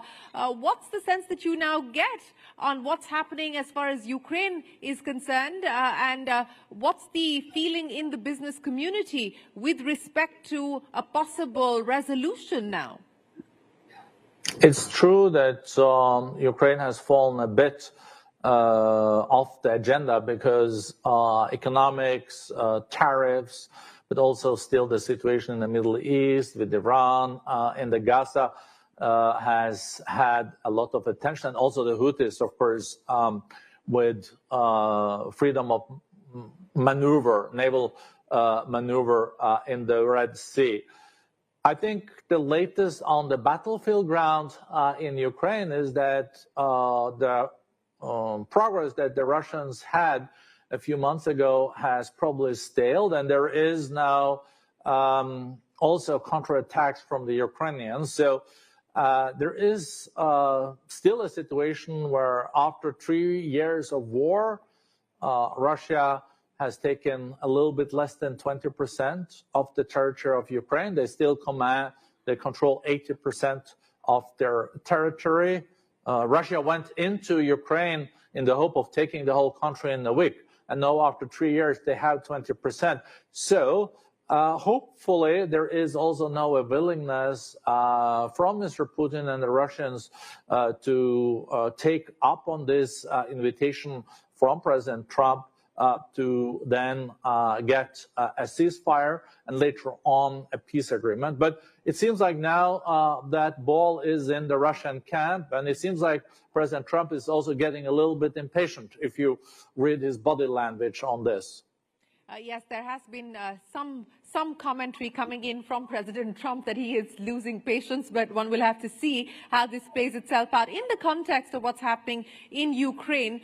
You know, the efforts to remilitarize in Europe, and there is now a lot of talk around what that could potentially mean. We've seen different countries coming out and expressing their aspiration to remilitarize, given the fact that there is now this trust deficit between the EU and the US. What could that mean for Europe, this effort to remilitarize?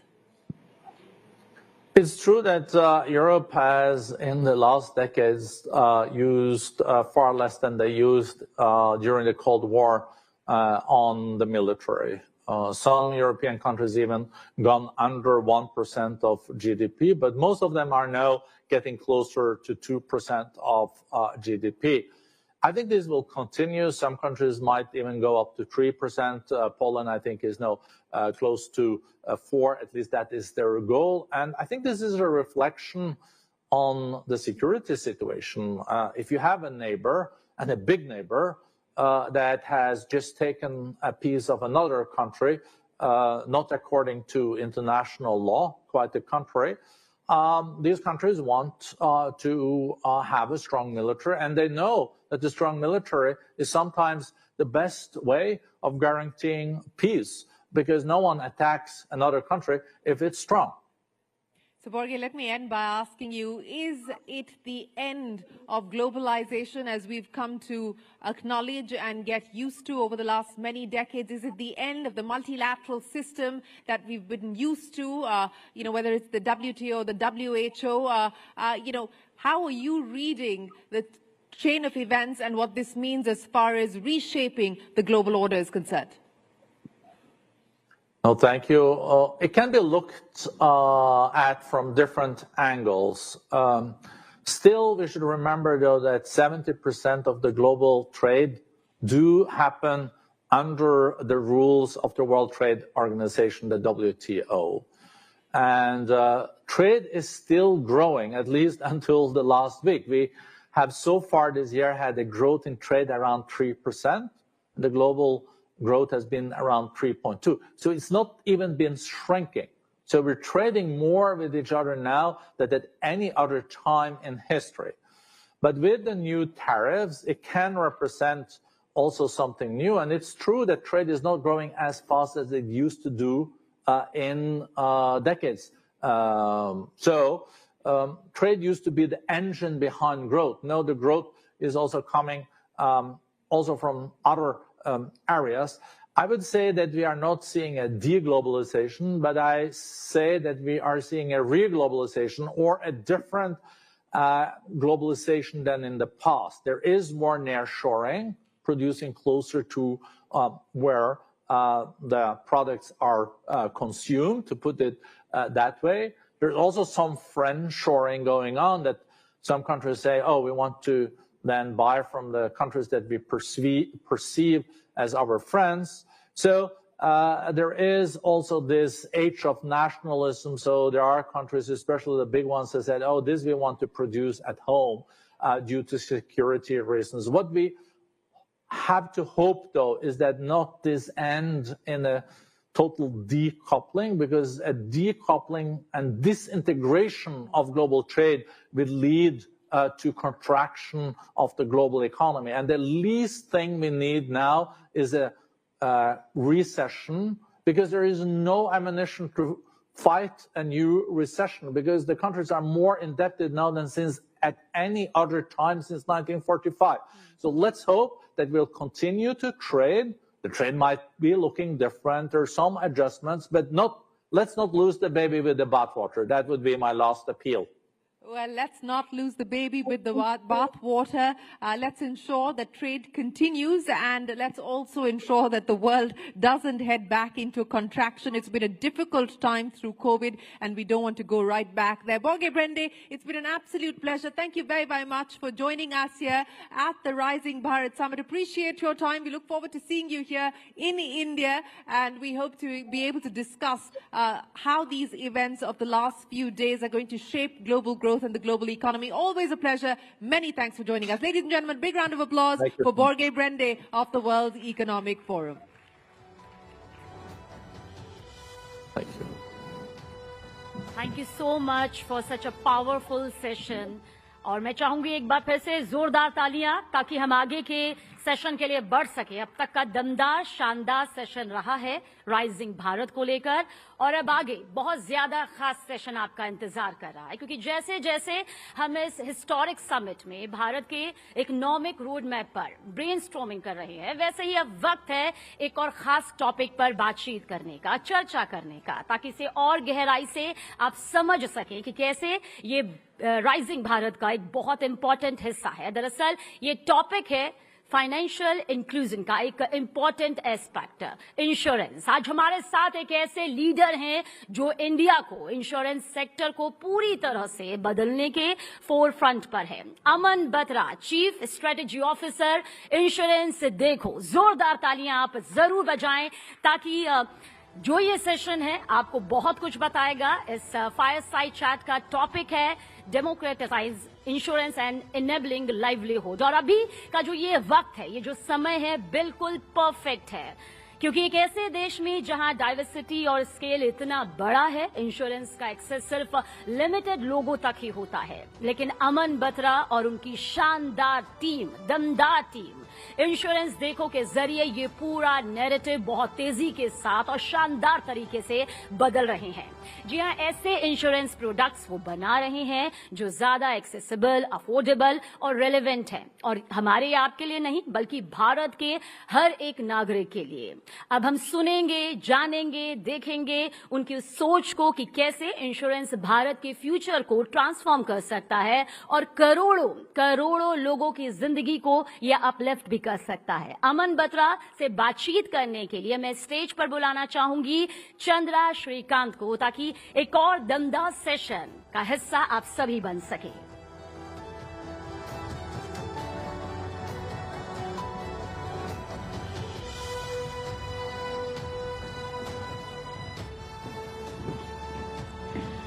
Good evening, everyone. Thank you very much, Aman, for joining us at Rising Bharat. We've had so many sessions in this room around Bharat and its opportunity. In fact, a couple of sessions ago, we had 3 entrepreneurs who are building for Bharat. So it's clearly a big theme. We will delve into that in a while, but just give us some perspective on insurance, the opportunity that you see today, because India's insurance penetration is still just 4.2% of GDP. So, how do you plan to reach the next 500 uninsured citizens? What are the key behavioral, cultural, and infrastructural shifts that are needed for that? So thanks, Chandra. Thanks for having me here. Thank you to you and the News18 team for having me and the Insurance Deco group here. And to the question, I think we see a large opportunity in insurance in India. Insurance as of last year is almost a $132 billion market. And this is not a market size, TAM, SAM, etc. But this is actual cash changing hands and going from a consumer into a manufacturer's pocket, right? And that's the space that we are up for disrupting. And I think if you talk about those 500 million people who are uninsured, which is the missing middle, we see there are 3 things which can help insure this 500 million Indians.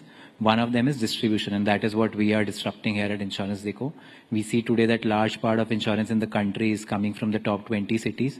We have went down and built a distribution in the tier 2 and tier 3 markets of the country, right? That is how we build distribution, which again leads to more awareness for the product, right? So that's one. Second, I think the biggest cultural shift which needs to happen for insurance to pick up in the country. Today, insurance is look more like a investment product, right? Which is to say, I invest certain money and I might get certain return at a future exigency, right? But can people start thinking of it more as a savings product, which is I'm saving for a rainy day, and tomorrow, if such an event comes in, right, I have to go for an hospitalization. It doesn't deplete into my bank balance, but it is more a pool that I can go into, right? So if that large cultural shift can come in, I think that would be one of the game changers. And we at Insurance Deco have been at the forefront of building that awareness. We have about 2.4 lakh agent partners who work on our platform. And with these 2.4 lakh agent partners, we reached out to over 1 crore Indians over the last 5 years who have insured, right? We insure almost 20 Indians every minute. So that's the scale that we are at, right? So that's 2. Third, I think what also needs to get built in is a lot more innovation and technology at play, right? If you have to reach these 500 million Indians, right, there we have to go out of the archaic processes which are today in insurance, where you don't need to build insurance through forms, etc., but build technology into play. And how can you power that, right? So I think these 3 things, Chandra, are to my mind, which can help and ensure these 500 million missing middle, which does not have insurance today. Right. In a sense, Aman, you're this breakout Insuretech company, because when you started up, there was already, I think, Policy Bazaar. You also had some of the bigger incumbents, the Bajajes, the ICICIs of the world. What do you think gave Insurance Deco that edge? That, you could still come up trumps in a category that had incumbents, it had startups, it had innovators. Correct. Thanks, Chandra. Great question. So I think, yes, you're right. When we started, we were the 6th player in the market, right? Today, we are the first and foremost by size. And I think 3 things which have again come and helped us. One is just our approach on GTM, right? As I was mentioning earlier, we saw that the tier 1 market is saturated, right? There is a lot of distributors, manufacturers which are already there. The penetration in the next phase of growth needs to come from tier 2, tier 3 markets, and these are under-tapped, underserved, right? So that's where we went out of. Today, 90% of our agent partners, almost a similar amount of our top line, comes from the tier 2, tier 3 markets. A good 50% comes from tier 3 and beyond, right? So this was a greenfield area, right? We could go in there and build a distribution. The second key thing that we did was, when we were entering into these markets, what we understood was that there was no steady set of insurance agents who existed, right? They were also there in the tier 1 markets. And on that, we have done a good bit of innovation to go out and have students, housewives, kirana shops, pollution check centers as the insurance agents who work with Insurance Deco on the platform, right? And with these specific personas of insurance agents, there is an imminent interest with the trust with the end customer, right? Customers, they go to the same kirana shop, the same pollution check center, petrol pump every month, every week at a regular frequency, and there's already an imminent trust, right? And insurance, the biggest thing in insurance is trust, right? So we could piggyback on that insurance to go and distribute a product like insurance. Third has been disrupting different parts of the insurance value chain through technology. Right? And say when we were entering into the market, I joined the organization 5 years back. At that point of time, just to onboard an insurance agent would take us 5 days, multiple emails, etc. But the tech product team could bring in digitization thanks to the government and different bodies for bringing in India's tag, where onboarding has become much more easier. Today, if insurance agents has to get onboarded, they can get onboarded in 60 seconds flat. Second, what we also saw was that, say, a large amount of trust that we build with insurance agents who are the micro-influencers to get customers on the platform, right? That is our ability to pay them their commission on time and accurately, right? Earlier, these used to be done over Excel, but now today what we can do is we have something called anytime commission. Any of our insurance agents who source insurance policy to the platform can come in and withdraw their commission in real time. So it's almost an ATM equivalent. So technology coming at play and bringing that trust, right? But a large part of the disruption has also happened around claims and servicing, right? That is also how trust gets built for the existing customer. They come back to renew the policy. They also go in their friends and family circle and give us a lot of referral, right? So those are some of the plays, Chandra, that we have done on this focus. Right. Aman, you know, in the previous session, we had entrepreneurs who I said were building for Bharat. They are getting those users to pay for their services. How did you go about doing that? Because you said that, you know, we decided that tier 1 was saturated, so we went after tier 2, and now we are going after tier 3. But insurance at some level is still an expense. I mean, one can argue that, okay, it's an investment, but, you know, you don't see the tangible benefits immediately. So, I mean, mentally, it's still an expense that you have to do every year.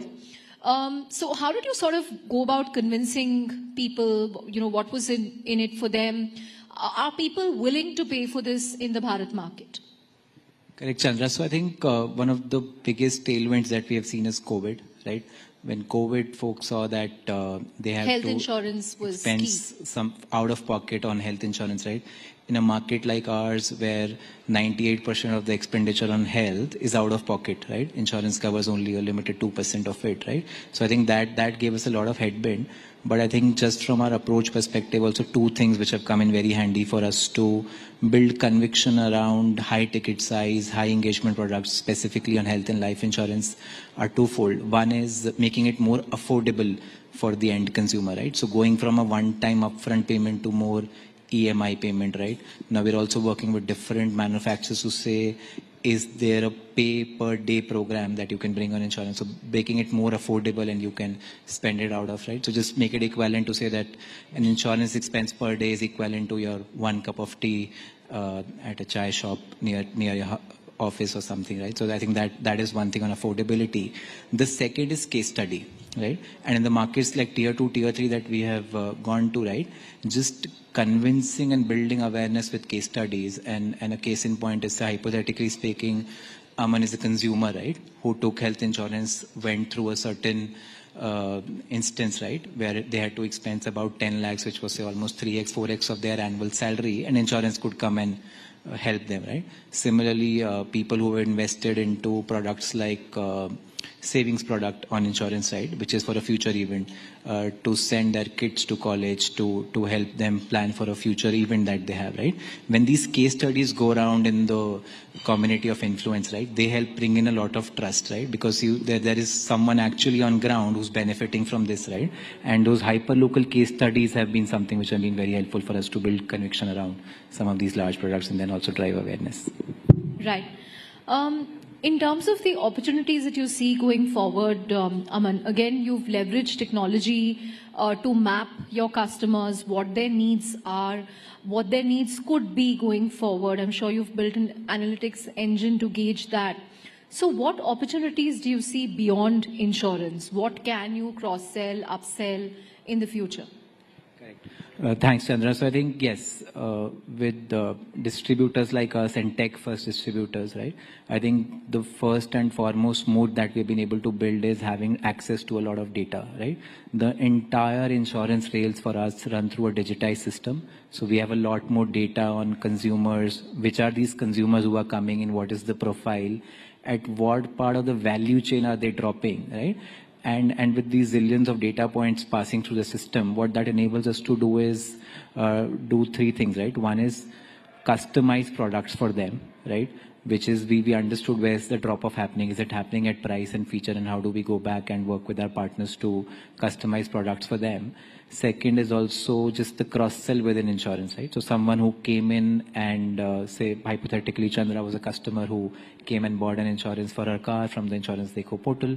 And now we understand Chandra as a consumer. We also understand maybe health insurance or term insurance is something, the next product that we can sell to Chandra. The third, which we are also now doing small pilots around, and we'll see whatever is regulatory possible also in a space like ours, which is to say, again, with these end consumers, are there also scope for getting and expanding into other financial products, right? But there is a lot of richness of data, which enables us to do all of this. Right. Like any fintech, one of your most important stakeholders is the regulator. And the IRDAI has been very busy in the last 3 years. What does this mean for Insurance Dekho? Did it perhaps, slow down the growth that you would have otherwise seen because you had to comply to many of these new regulations and rules? Chandra, I think the regulator, and I think in the last 3 years, number of regulations which have come in, and all of them have been very helpful. One, to build more trust amongst the consumers, right? Second is also to enable and democratize a lot of distributors like us. And some of them, case in point, are just like around expense of management, which allows accounting to be done in a more transparent manner, but then also just other things around simplifying claims, making manufacturers and distributors more accountable to paying out claims in real time, right? So in all of that, there have been a good slew of changes. We have seen the industry taking some time to adjust to these changes, right? So these we see just as maybe near-term hiccups, right? But all these regulations, if you just look from a mid to long term, are much more beneficial, right? These have been game changers, net, if I have to say so. Right. Give us a sense of the competitive landscape. I mean, you have Insurance Dekho, you have listed players like PB Fintech, then you have the likes of Acco, Turtlemint, etc. Now there are reports about you and the Renew deal, which will value the combined entity at $1 billion. Again, what will this merger or what will this acquisition mean for Insurance Dekho to assert its dominance in this space? So Chandra, not at liberty to share anything which is still not in the public domain and not authorized to comment on this. But I think net, we see the space is ripe for disruption, right? I think there are a number of tech-first players which are out there in the market. Consolidation, if and when that happens amongst any players, gives benefit of scale, right? And thus going more deeper into the market, right? I think the next phase of growth only has to come from tier 2, tier 3, right? So any of the players joining hands just to build disruption in that market and build that distribution will always be a net positive for the industry as such. So when can we expect the official announcement on this deal? Chandra, my apologies, Chandra. not at the liberty to comment on that. Right. In a recent interview with Money Control, you mentioned that, your IPO is at least 18 months away. So given that IPO timeline stretching into early FY27, does this reflect caution around market readiness or a need to build more scale before facing public shareholders? Correct, Chandra. So I think that's the public position, right? I think IPO is at least 18 months away for us. There is already a large amount of scale that we have built, right? The company is already at north of 4,000 crores of premium that we did in FY25. At that scale and size, though we're a distributor, but if you just track against the general insurers, right? And the PSUs aside, on the private side, we'll be the 11th or the 12th largest player. At that scale and size, now there is much more that we need to do for our partners, for our end customers. and also solve for a lot of internal things, right? Just build the right committees, right teams, right processes in place, right? Which can hold a study after a public market, right? So those are the things which the team is committed to building over the next 12 months and doing a IPO listing post that. Right. We're also seeing an interesting play in insurance, healthcare. Narayana, for instance, which runs a network of hospitals, got into insurance, and then we have PB Fintech, an insurance player, getting into healthcare or chalking out plans for that. How do you see this play? How will Insurance Dekho look at it? Correct, Chandra. So I think that again a step in the positive direction, right? I'll just share a case in point for us. We had started with auto insurance as the first product at Insurance Dekho. We understood that, say, these 20 Indians that we insure every minute, they also need a lot of support and hand-holding through the claims process, right? So we went out and partnered with the preferred network garages, right? So which is a consumer, if they bought a policy through the Insurance Dekho portal, right? We provide them a superior experience through the garages that we have partnered with, right? Where they're able to jump the queue, get priority on service, get a number of add-on benefits, warranties, guarantees around the service that has been provided to them. And that, I think, has helped us, one, renew a lot of these customers. But then again, these customers have gone out, they built a very positive word of mouth in their network of influence, which has brought in a lot more consumers to us, right? So anything like this, where distributors like us are also getting into pseudo-fulfillment of sorts, right, always helps build customer trust, right, and thus just increasing the entire penetration in the industry as such. Right. So what are your moonshots over the next 18 months apart from an IPO? So Chandra, I think one thing which I and the entire team internally is focused is with the advent of Gen AI, right? The entire landscape that we service today, right? It's just ripe for disruption, right? We as a team have made a lot of progress. We have bought in AI in different parts of the value chain. I'll just share an example. So see, these 2.4 lakh agent partners who work with us, they would go out in the market and pitch products to consumers. Yeah. And if it's a more complex product like health or life, there are hundreds of options that an end consumer can have. It is not possible for our agent partners to remember the intricacies of each of these products, right? And each of these products differ from one another. But our tech product team got together to build a chat GPT enabled chatbot for our agent partners. And say when they're going and meeting customers, they're able to put all these queries into the bot and get a response in real time. While they might have to call someone at the corporate office, look into the application, do other steps to find that answer. And now with that, what is also happening is there is a lot more data that is coming back into the system, which is enabling us to nudge these partners on how to pitch the products to end customers, right? So one, it is leading to a very transparent process from a sales perspective, but then also helping drive conversion for our agent partners, right? So while our agent partners would go and meet 10 customers and convert 3 of them, now that conversions or numbers are jumping almost by 20-25% as we have started bringing AI-enabled chatbots into the system, and that's just this beginning, right? There are other parts around renewal nudges, etc., where another AI has been able to help us build voice bots around this and put smart nudges, right? Which is again a benefit, right? Both in providing a superior experience to end customers, but then also driving scale for players like us. Right. So just a follow up to that, do you see the need to kind of resize your engineering team because of AI? Because there's this whole trend around vibe coding and, you know, a lot of code writing is getting automated. So are you seeing engineering teams getting restructured because of that? So Chandra, not about... You mentioned the customer support angle, the sales angle, you know, the chatbot, but how is this impacting your engineering teams? Correct, Chandra. So just on the tech teams, I think, and we closely work with them, which is to say that just with the different tools which are now available with the advent of ChatGPT, it has made all our tech developers more productive, right? So if we were able to churn out hypothetically 100 things in a month, it has led us to achieving about 150, 180, right? So just making more productive and thus again helping us provide a superior experience to end partners, customers that way, right? So it's just coming in and helping us deliver on that vision of insurance for all by 2047. Right.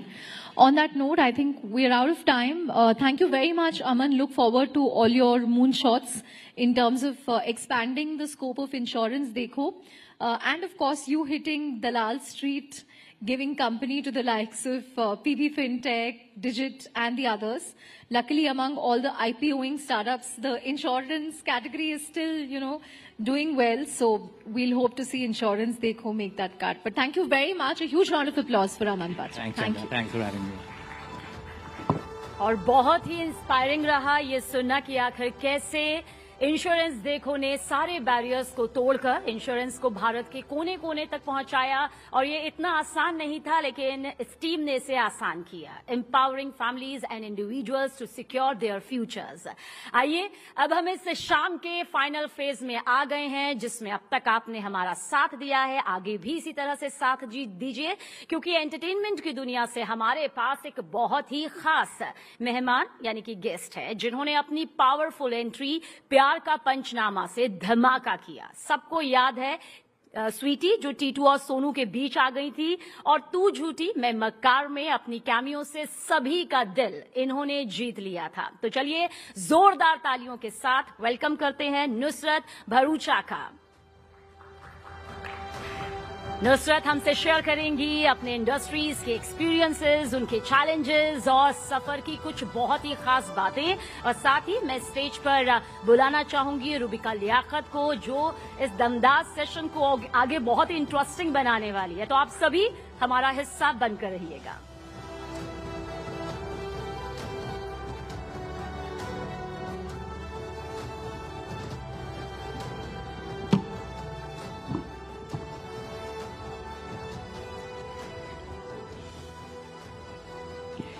आप सबको प्यार भरा नमस्कार।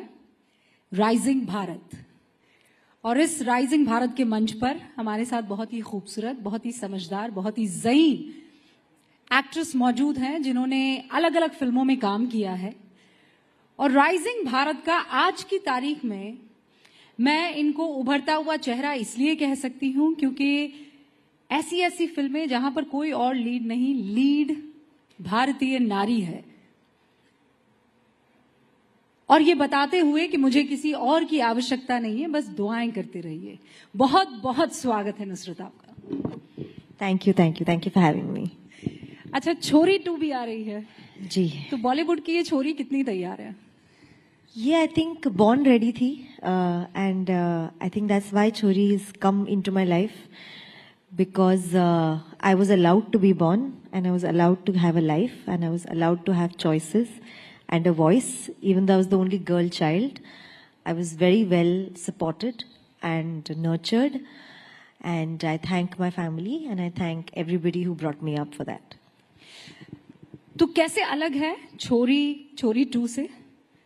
ये और ताकतवर है, she's more powerful. मुद्दा अलग है। छोरी 1 में हमने फीमेल फीटिसाइड भ्रूण हत्या पे फिल्म बनाई थी और छोरी 2 में अब क्योंकि मैं माँ थी, मैं 8 मंथ्स प्रेग्नेंट थी, मैंने अपनी बच्ची को मरने नहीं दिया, सैक्रिफाइस होने नहीं दिया, उसे बचाया। तो पार्ट 2 में मैं उसे जन्म देती हूँ। But just like in a girl's life the atrocities, the evil practices don't end just there. और ये बड़ा एक इंटरेस्टिंग थॉट हाल ही आया in all the interviews that I have done कि पहले तो उसे पैदा करने के लिए फाइट है, फिर वो पैदा हो जाए तो जब वो कुछ साल की हो जाती है तो बाल विवाह हो जाता है। हमारी छोरी 2 उस मुद्दे पे है, चाइल्ड मैरिज पर है and the numbers are very scary. It's almost 3 children are forced to get married every minute in India. So it's a very stark number. Even though we have a legalized age of marriage, ये illegal है but ये फिर भी हो रहा है end of course numbers कम होते जाते हैं but it's not completely gone. तो छोरी 2 में हमने बाल विवाह को एक मुद्दा बना के उसके अराउंड फिल्म बनाई है कि कैसे मैं वो अब अपनी बच्ची को उस चीज से बचाती हूँ। मैं जब आप ये बातें कह रही थी तब मैं ऑडियंस के बारे में सोच रही थी जी। जब इस तरीके के सोशल इश्यूज आप रखते हैं तो ऑडियंस एक समस्या होती है या हिंदुस्तान की ऑडियंस बहुत जागरूक है, समझदार है और वो खिंची चली आती है? नहीं, इनफैक्ट मुझे जो मेरा एक्सपीरियंस रहा है छोरी 1 और अब छोरी 2 के ट्रेलर के इस पे कि बहुत ही ज़्यादा जागरूक है. मतलब they are talking more to me about the मुद्दा and what the film is saying then the horror about it. मतलब वो मुझसे नहीं कह रहे कि भूत कौन है और डरा कितना रहे हो. वो मुझसे पूछ रहे हैं कि इस बार आपने कौन सा मुद्दा छेड़ा है और इस बार आप बच्ची के साथ क्या नहीं हो वो आप प्रोटेक्ट करने वाले हो, कैसे बचाने वाले हो. तो वो बड़े ही ओपन माइंडेड तरीके से इस फिल्म को एक्सेप्ट किया उन्होंने. छोरी 1 पे हमें कोई बैकलैश नहीं मिला. बाय दैट आई मीन किसी ने नहीं बोला कि ये तो होता ही नहीं है. अब people like to live in ignorance, but I think when you say Jagrit, I genuinely mean our audiences are woke because they are accepting of the fact कि ये evil practices अभी भी exist करती है. Absolutely. And acceptance is the first step. कि पहले आप accept तो करो कि चलो यहाँ नहीं वहाँ तो हो रहा है ना. Atleast वहाँ देख लो, उसे सवाल पूछ लो, उसे रोकने की कोशिश कर लो. That's what's happened with us in Chori 1. And trailer के response से तो Chori 2 में मुझे लग रहा है उतना ही होगा. अब क्योंकि मुद्दा थोड़ा और बड़ा है and most of the girls who get married at that age they are playing with dolls. उनकी शादी कर दी जाती है. उनको आइडिया भी नहीं उनकी लाइफ आगे क्या होने वाली है. It's very scary the things that can go wrong in a child marriage. It's a power game. I mean, they could be abused sexually. They could be put under human trafficking. There could be underage pregnancy, which could be a very great risk to their health. कैसे बचाओगे उसे इन सब चीजों से? आप ऐसे किसी victim से मिले जब आप रिसर्च कर रही थी? नहीं, but during the course of this film promotion and release that is my agenda. That is what I want to do. I think one of the reasons why मैं इस फिल्म से जुड़ी हूँ बिकॉज मैं इन मुद्दों को जाके पर्सनली देखना चाहती हूँ. तो अगर आप देखोगे तो we don't have too many other promotion events. I am actually travelling on my own with my team to go and find people and talk to them. We've reached out to some NGOs across the states and see who's willing to at least just have a dialogue with me. मैं बस जानना चाहती हूँ कि होता क्या है और हुआ क्या. Just for myself. उससे ज़्यादा मुझे उससे कुछ लेना देना नहीं है. But I just feel कि अगर मैं किसी चीज़ को आवाज़ दे रही हूँ तो उसके पीछे के चेहरों को थोड़ा तो मुझे भी सुनना चाहिए. तो आपको नहीं लगा कि ये पहले होमवर्क होना चाहिए था ताकि आप उनके दर्द को समझ सके? नहीं एक्चुअली, क्योंकि हम ये फिल्म हॉरर के थ्रू कह रहे हैं. अब हॉरर में मैं आपको एक्सप्लेन करती हूँ. थोड़ा सा ट्रिक है of film making. It's a little bit different audience here but I will still give it. अच्छा. When you are making a film which is on human horror, देखिए भूत होता है तो भूत होता है, उसको आप भूत ही है वो.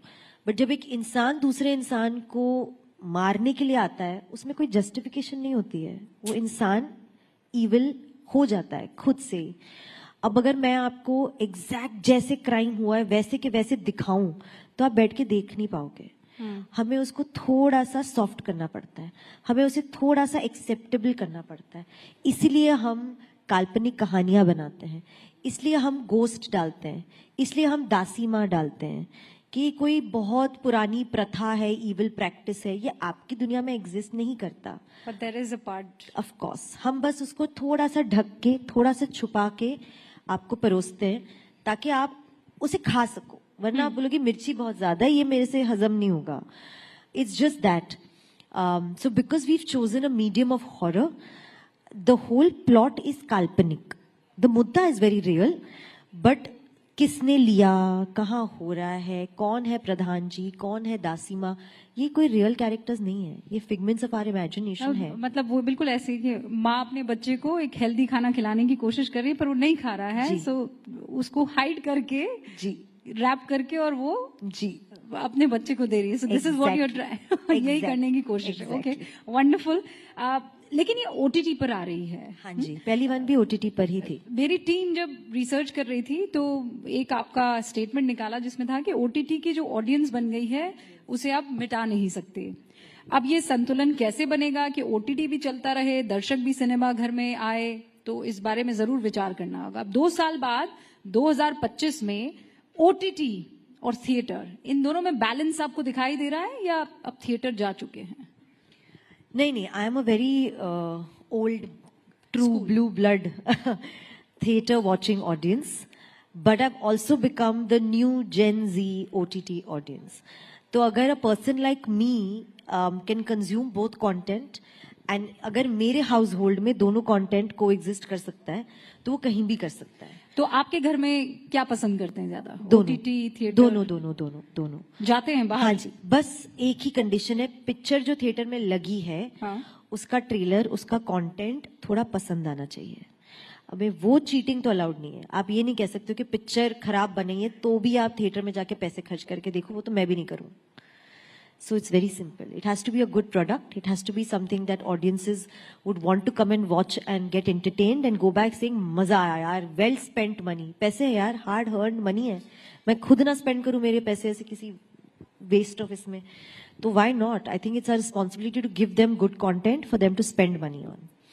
जहाँ तक OTT की बात है, मैंने 2018 में कहा था जब सोनू की टीटी की स्वीटी रिलीज हुई थी और हमें फर्स्ट OTT प्लेटफॉर्म पे द बेस्ट बज क्रिएटर अवार्ड मिला था IWM पे. मैंने तब स्टेज पे कहा था that this is going to be the future. All actors, writers, directors are waiting for, because फिल्मों में फिर भी कुछ चीजें आप नहीं कर सकते थे, थिएटर में कुछ चीजें आप नहीं कर सकते थे, क्योंकि आप एक फिल्म देखने फिल्म ऑडियंस के साथ आते थे and you had to be slightly more responsible on what you are putting out there. But in OTT, you have an option of switching that off or turning it off or having settings where your kids are not watching it. It's pretty challenging, huh? It is challenging, but now मेहनत तो करनी पड़ेगी ना. मतलब if you want to shield your kids from certain things, you got to put those settings on, ना. Can't just say चलो कुछ नहीं होता, ऐसे नहीं होता. अच्छा, ये जो मेहनत वाली आप बात कर रही हैं, इससे मुझे एक बहुत ही फेवरेट है बॉलीवुड की. जब भी चर्चा होती है तो मीडिया में इसका जिक्र होता ही है, नेपोटिज्म का, है ना. तो उसे आप कैसे देखती हैं? नेपो किड्स जो हैं उनको मेहनत नहीं करनी पड़ती, बड़े आराम से उनको सब कुछ थाली में मिल जाता है. और नुसरत भरूचा वो हैं जिनको अचानक नहीं ले आया गया है. शी इज वर्कड हार्ड और उसने अपनी जगह बनाई है, अपना मुकाम हासिल किया है अलग अलग तरीके से. तो आपको क्या लगता है कि ये इम्बैलेंस है? देखिए, मेरा ना इस पे थॉट आप शायद विश्वास नहीं करोगे, बट इस पे मेरा बड़ा बैलेंस्ड और बड़ा रियलिस्टिक थॉट है. अब तक सब पे बैलेंस्ड ही रहा है? नहीं, इस पे एक्चुअली बिगनिंग से रहा. आप इस पे भी मेरे इंटरव्यूज पिकअप करके कोट्स ढूंढ सकते हैं अपनी टीम से चेक करके. I am very sure of it. But I will tell you, I know that there is this whole term of nepo kids going on, but ऐसा नहीं है कि उन पे रिस्पॉन्सिबिलिटीज नहीं है, ऐसा नहीं है कि उन पे प्रेशर्स नहीं है. अगर मेरे पापा या मेरी मम्मी का बड़ा नाम होता तो मैं बहुत स्ट्रेस्ड होती. मैं आधा नहीं, पूरा काम जो मैं कर रही हूँ, जैसे आपने कहा कि मैंने वो रोल्स किए जो पहले किसी ने किए नहीं है, क्योंकि मुझे डर नहीं है. मुझे किसी चीज का खोने का, किसी धब्बे का लगने का या अपने लेगेसी के नाम को फॉरवर्ड ले जाने का डर नहीं है, बैगेज नहीं है. So I feel like they have their own pressures, they have their own expectations and two shoes to fill. But the imbalance is, and I will be honest and tell you even that, of course they have more opportunities than I do, and that's, let's be realistic about that, that's there. But why not? आज एक doctor के बेटे को ज्यादा doctor की ही field में opportunities मिलेगी ना. एक बिजनेसमैन के बेटे को उसी के बाप के बिजनेस में अपॉर्चुनिटीज मिलेगी ना. मतलब वो तो नहीं कहेगा बेटा चलो मैं आपको बेदखल करता हूँ, जाओ ठोकरे खाओ और फिर डॉक्टर में तो उससे MBBS पढ़ाई करके आगे बढ़ना पड़ेगा. अभी वो तो अब has to be a conscious choice. अब आप टैलेंट पे आ गए. मैं अपॉर्चुनिटीज की बात कर रही हूँ. पर यहाँ पर तो ये है कि डॉक्टर के लिए आपको पढ़ाई करनी पड़ेगी, MBBS का एग्जाम पास करना होगा, उसके बाद जाकर उसको मौका मिलेगा. करेक्ट. पर जब मैं नेपो किड की बात करती हूँ, वो आप भी समझती है, उसमें भाई साहब डॉक्टर बना दिया है, अब जा तू इलाज कर. Correct. But the failure is still the same darling. उसने एक्टिंग क्लास कर ली, उसने डांसिंग क्लास कर ली, बट अगर आके वो परफॉर्म नहीं कर पाया तो as an audience we should reject it. हम उसे क्यों मौका दें? और ऐसा हो रहा है क्या? ऑडियंस रिजेक्ट कर रही है? ऑफ कोर्स कर रही है. जो उनको पसंद नहीं आ रहा है वो नहीं है. But at the same time आपके पास एक आलिया भट्ट है, आपके पास एक रणबीर कपूर है. You can't deny it.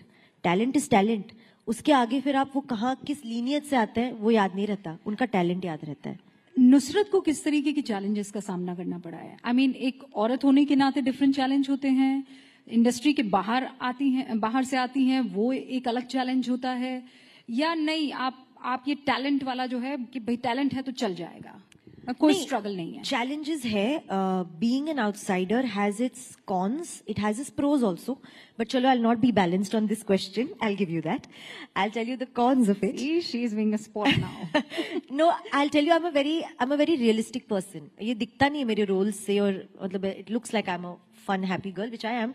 But my thoughts are very rounded. They're very wholesome. I don't live in any delusion. I don't live in resentment. I don't live in bitterment.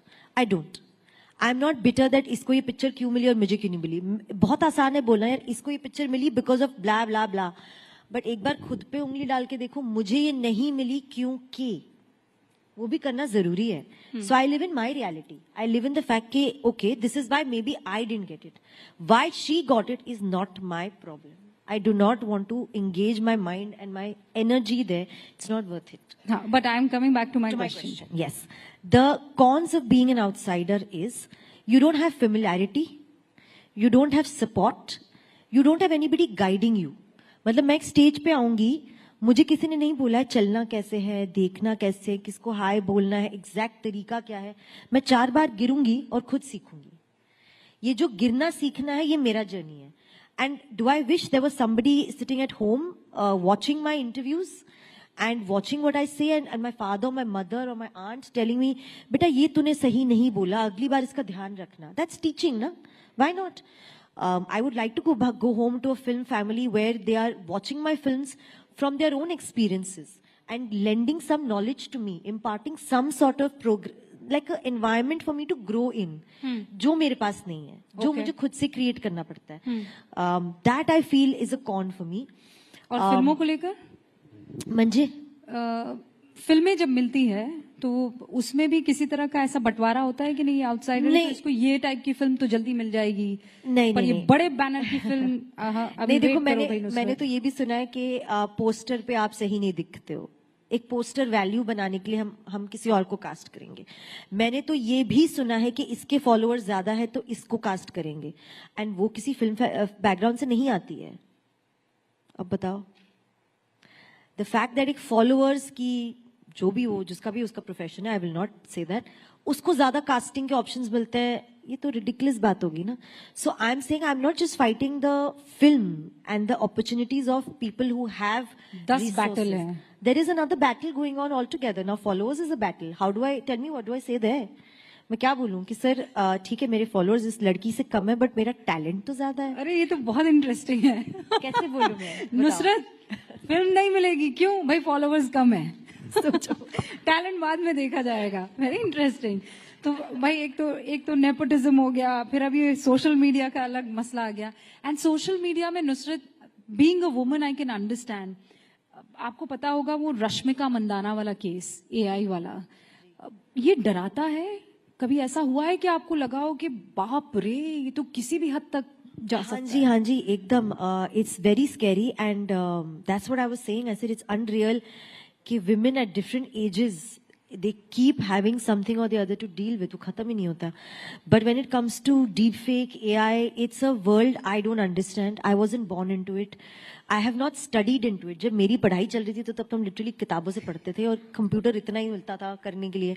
इनकी त्वचा से इनकी उम्र का पता ही नहीं चल रहा है. Actually better है. Let's not go there guys. ऐसे थोड़ी हो. जब मैं पढ़ती थी तब किताबें थी, मत कहिए ऐसा भाई. अच्छा फिर भी मान लिया. Okay. No, it's very scary. And if you ask me कि मुझे क्या लगता है, I have no idea. अगर मेरे साथ ऐसा कुछ हुआ तो I have no set course of steps or action to take to be able to deal with it. I think we are in a time and space where internet has boomed so much, these technologies have boomed so much, and हमें तो सिर पैर भी नहीं पता है कि किस हद तक ये जा सकता है. In a situation like this, I feel, if you personally ask me, I would want to rely on cybercrime, on people to help me to understand it, to stop it, to find the culprit. मतलब I need that support, and I hope that we are going to have that in large numbers. इसकी literacy, इसके बारे में information बहुत जरूरी है. मतलब हमें लगता है जो भी व्हाट्सएप पर आ रहा है वो सही है. नहीं, बिल्कुल भी नहीं. बिल्कुल. और सोशल मीडिया के किसी भी प्लेटफॉर्म पर. अब मुझे कहा जा रहा है कि वक्त की कमी, और मेरे पास इतने क्वेश्चंस हैं नुसरत. तो कहा गया बहुत वक्त है, क्या हो गया? हो सकता है टाइम यार. लेकिन इसीलिए मैं I would want to fire एक के बाद एक सवाल. पॉलिटिक्स में आपका इंटरेस्ट है कि आप कहती है this is not my cup of T? I don't think it'll be right for me to say that. So I'll be politically correct. And of course है. अच्छा, जब इस वक्त आप राइजिंग भारत के मंच पर है, और अगर मैं इससे जुड़ा आपसे सवाल ना पूछूं तो मजा नहीं आएगा. भारत को इस वक्त आप कहाँ खड़ा देख रही है? नुसरत अपने चश्मे से, अपने जहन से, अपने दिमाग से कहाँ भारत को पाती है? I think it's fast forwarded and progressed to a place where I am so glad that I am part of an India today. Where we have such a global reach and presence. मतलब आप travel करके देख लो, आपको और countries में क्या respect मिलती है क्योंकि आप इंडियन हो, और ये पहले नहीं था. I just feel being an Indian is so respected now. What we do, where we come from, our culture, our businesses, our ideas, our inventions, that whole idea of being Atmanirbhar is something I personally resonate with so much. कि नहीं चाहिए आपका, हम अपने घर में बनाएंगे और अपने घर का खरीदेंगे और अपने घर से बेचेंगे. I love that idea. It is so enterprising. It's not funny. It's of course done under Modi ji's leadership. So I'm again lending that and saying that I'm part of a very progressive, proud India. अभी आप जब Israel में shoot कर रही थी, film promote कर रही थी, हाँ, फिल्म प्रमोशन के लिए आप गई हुई थी. वो वाकया अगर आप समझाना चाहे, बताना चाहे, क्या हुआ था? और हालांकि आपने इसके बारे में बहुत बातें की हैं, पर चूंकि इस मंच पर है, मैं चाहती हूँ छोटा सा ही सही, लेकिन उस वक्त सच में आपको लगा था कि किसी तरह की कोई मदद आ जाएगी? क्योंकि पूरी दुनिया में उस वक्त यही सब चल रहा था कि कौन आएगा, कहाँ से आएगा, कैसे आएगा.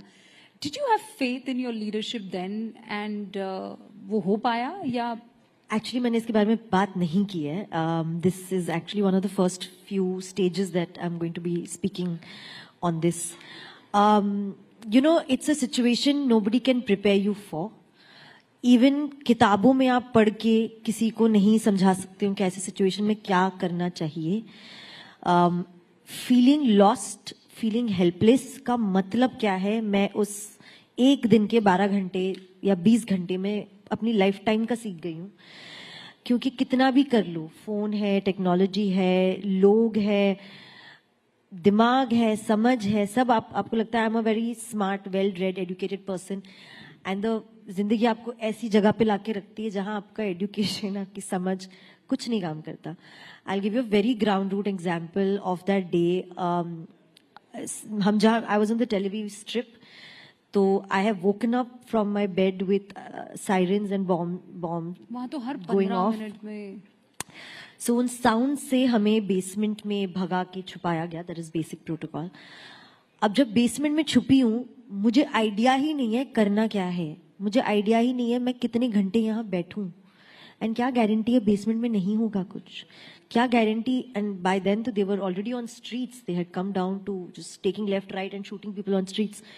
मैं उस बेसमेंट की छोटी सी विंडो या डोर से अपना सिर ऊपर डाल के भी देखने की भी हिम्मत नहीं थी कि यहाँ कोई है या नहीं है. सो it was the most unreal situation of my life. I was sitting there and I didn't know how many hours I had to sit here. I didn't know whether I should go left or right. I didn't know anything. It seemed like even if you made a sound, आपने गलत कर दिया और आपको गोली लग जाएगी. So there was pin drop silence in that whole basement. And there were people from different nationalities also over there, जो tourists थे. किसी को कुछ नहीं समझ आ रहा था. Like age no bar, country no bar, culture no bar. जब वो डर रियल होता है ना, तो एक ही लैंग्वेज है वहाँ, साइलेंस. किसी को नहीं पता कहाँ देखे और क्या करे. But having said that, those were the toughest few hours of my life. I really didn't think I would see my family or friends again. I was really going through those flashes कि this is it, ये हो गया, अब यहाँ से निकलना तो कैसे होगा. But anyway, coming to how I came and how we kind of got out of there is a very long story. Cutting it short, at a moment like that, even though people are miles away from you, but when you have a leadership and you have an Indian embassy who says, don't worry, we'll get you home. Don't worry, nothing will happen to you. Don't worry, we are right there, is enough. I can't tell you the sigh of relief I have breather in that moment there in that basement where I'm like, okay guys, kuch nahi hone wala. I don't know what that faith is. I don't know what that oneness is. But I guess that's what it is when you say India is my home or my home is my home, is when in a country so far away, in a war conflicted place under attack, you're feeling like you are going to be fine because they have told you you're going to be fine. It's a belief and faith that I didn't think in my lifetime I would be able to experience, but I have. No, it's almost like ये तुम जानते नहीं हो मेरा बाप कौन है. हाँ जी जब तक नहीं होता तब तक नहीं जागता. Okay, moving forward, एक बहुत ही महत्वपूर्ण सवाल इसलिए भी क्योंकि आप कह रही हैं कि हिंदुस्तान में जब आप रहते हैं तो वो एक फख्र की बात अलग होती है, लेकिन there are many politicians. आप practicing Muslim हैं जी. आपने गणपति पूजा की थी, आप बहुत बैकलैश झेलना पड़ गया था जी, है ना. कई बार ये कहते हैं, मैं चाहती थी कि इन दोनों सवालों को अलग अलग पूछूं पर मैं इसे क्लब कर रही हूं कि मुसलमानों के लिए हिंदुस्तान अभी मुफीद नहीं है. करंट गवर्नमेंट मुसलमानों के लिए इस तरीके का माहौल क्रिएट कर रही है, चाहे वो सीए हो, 370 हो, चाहे वो अब वक्फ में जो चेंजेस लाए हो. Nusrat as a Muslim, practicing Muslim, क्या फील करती है? यार, you know, for me, I'm again whole enough, grounded enough, intelligent enough to keep one out of the other. My faith in my belief in my God is mine. And my understanding of how a country is run and how people are being governed is completely different. मैं उन दोनों को नहीं mix कर सकती. Personally नहीं कर सकती. Which is why I am a devout practicing Muslim also, and I am equally going to wherever I get called दिल से to my mandirs and I do my pujas. आज Tuesday है guys, मैंने already बाहर बोल रखा है, हनुमान जी के मंदिर जाके ही घर जाना है. क्योंकि religion मेरा faith है. जो मेरा faith एक almighty पे, एक force of nature पे है ऊपर, और people who run the government and people who run positions of power are managing a lot of other people and are dealing with a lot of practical issues for which I have only elected them and trusted them and voted for them. For me, those are two separate things. Separate है. Practice them separately. लेकिन because you're very daring, तो मैं ये सवाल आपसे कर सकती हूँ. आपको लगता है कि ये like I said, I'm very wholesome, not daring, guys. आपको ये लगता है कि ये गवर्नमेंट जो है वो biased है towards any religion, और जैसा बार बार आरोप लगाया जाता है. देखिए, मैं समझ गई हूँ कि पक्ष और विपक्ष ये लड़ाइयाँ चलती रहती है. जैसे मैंने कहा, I am not in the government. I am not the पक्ष एंड विपक्ष. तो उनके जो रीजंस है और उनके जो आरोप है वो बेटर जाने. मुझे अपनी जिंदगी बतानी है, मुझे अपनी जिंदगी जीनी है. And I live with clarity. I live with clarity. This is mine and this is not mine. That is where it ends. अपने को उस गली में जाना ही नहीं. गली हमारी है ही नहीं ना. ओके, गली को पार करते हुए घर है, वहां पहुंच गई हूँ, बस है. और अभी तो बहुत आगे आपको जाना है. अब मैं दोबारा आपको जो है कुछ ट्रिकी सवाल पूछने वाली हूँ, and this is going to be rapid fire. ठीक है? God, I always fail in this, guys. ये गलत बात है. So let's start. ठीक है, एक जोरदार ताली बजा दीजिए ताकि जल्दी से हमें रैपिड फायर की शक्ति मिले. ऑलराइट, नुसरत की फेवरेट एक्ट्रेस कौन है? दीपिका पादुकोण या कंगना? ऑप्शन 2 ये चूज करना है. बट एक सेकेंड, ऑप्शन क्यों है? ये क्या बात हुई? अरे, do you know how many actresses there are? And over how many years? It's not fair to give me a choice between two. आधा पॉइंट किसी को ज्यादा मिल जाता है, आधा कम मिल जाता है, ऐसे ही होता है ना.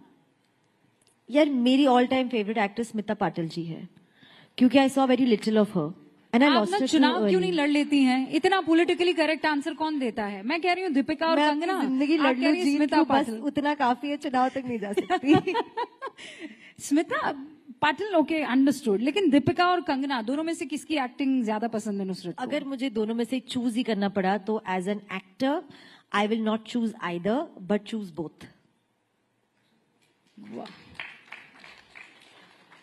बहु बदमाश थी. हाँ, चोरी. Favourite politician? नरेंद्र मोदी, राहुल गांधी? ये कैसा सवाल हो गया है आपका? बट चलिए, वो मेरा कल्चर और मतलब मेरा पैशन और एथिक्स था. यहाँ एक्चुअली मेरी चॉइस है. I would definitely want to say our honourable prime minister Narendra Modi ji. Okay, favourite actor Shahrukh Khan, Akshay Kumar. Again, as an actor, I'm not going to pick between the two. It's not fair. दोनों. But ठीक है, चलो दे देते हैं आपको. मैंने अक्षय सर के साथ काम किया है. I love him for his comedy and the person he is. So for that, Akshay sir. But I have idolized and looked up to Shahrukh sir, and I want to be his heroine now and every day. So for his romance, Shahrukh Khan. Wow. Okay, favorite tourist destination? Maldives, Dubai. Australia. क्योंकि मेरा भाई रहता है वहाँ, and I would rather go to a country where I have family and enjoy with them. ये क्या दो destination? यहाँ तो ऐसे ही हम काम के लिए चलते रहते हैं. अच्छा ठीक है ठीक है. It's not even interesting destination. Australia, Lakshadweep. ये गलत ऑप्शन थे भाई. With my brother from Australia to Lakshadweep. Very interesting. ले लो ना आज अवार्ड अगर कोई इधर पड़ा है तो. Thanks. On this note, जोरदार तालियां नुसरत भरूचा के लिए. बहुत मजा आया आपके साथ. Thank you so much. All the best छोरी 2 के लिए.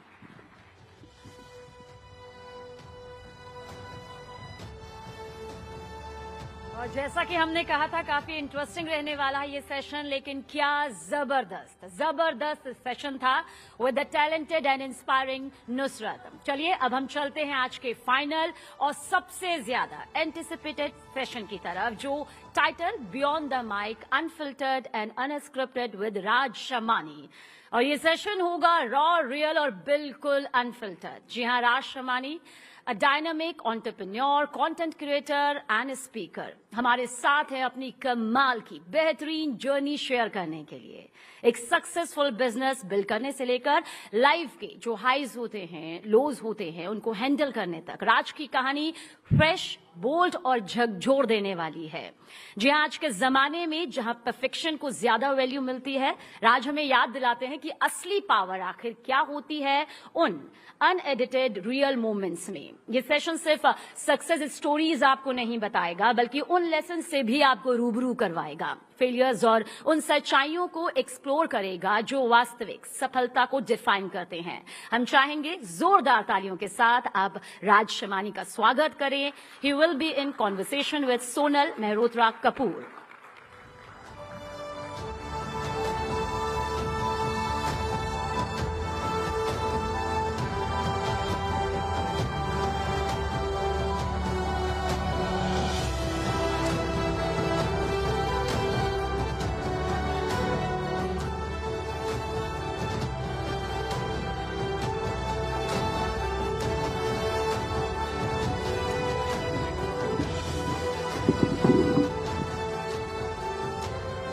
Hello, hello. All right, we've come to the last session of the day on day 1 of Rising Bharat. I know everybody is saying, finally, but I can say we've saved the best for the last. For those of you who don't know Raj, ये वो है जिनकी वजह से हम journalist का TV अब कोई नहीं देखता. ये वो है जिनकी वजह से YouTube लोग ज़्यादा देखते हैं, टीवी कम. ये वो है जिनकी रील्स आप रात भर देखते हैं और आपको फिर नींद नहीं आती है. और ये वो है जो हम journalist, and I think I speak that for the fraternity over here आज, जो चप्पलें घिस घिस कर गए, इलेक्शंस कवर करे, फाइनली एडिटर बने और एक बड़े किसी पॉलिटिशियन का या किसी सेलिब्रिटी का इंटरव्यू लिया. और इनको देखिए, अपनी उम्र बताइए पहले राजा. 28. I just at 28. No, but I'm just kidding. This is just to sort of give you a glimpse of the audacity that Gen Z today has. So huge round of applause, please. Thank you. Actually, 2 corrections करने हैं मुझे इसमें. First is we have not saved best for the last. I think after that nobody can beat that. I loved it. And second is journalist का काम हम लोग देखते हैं और हम वही social media पे बताते हैं. So I don't think journalists are like वो हट रहे हैं.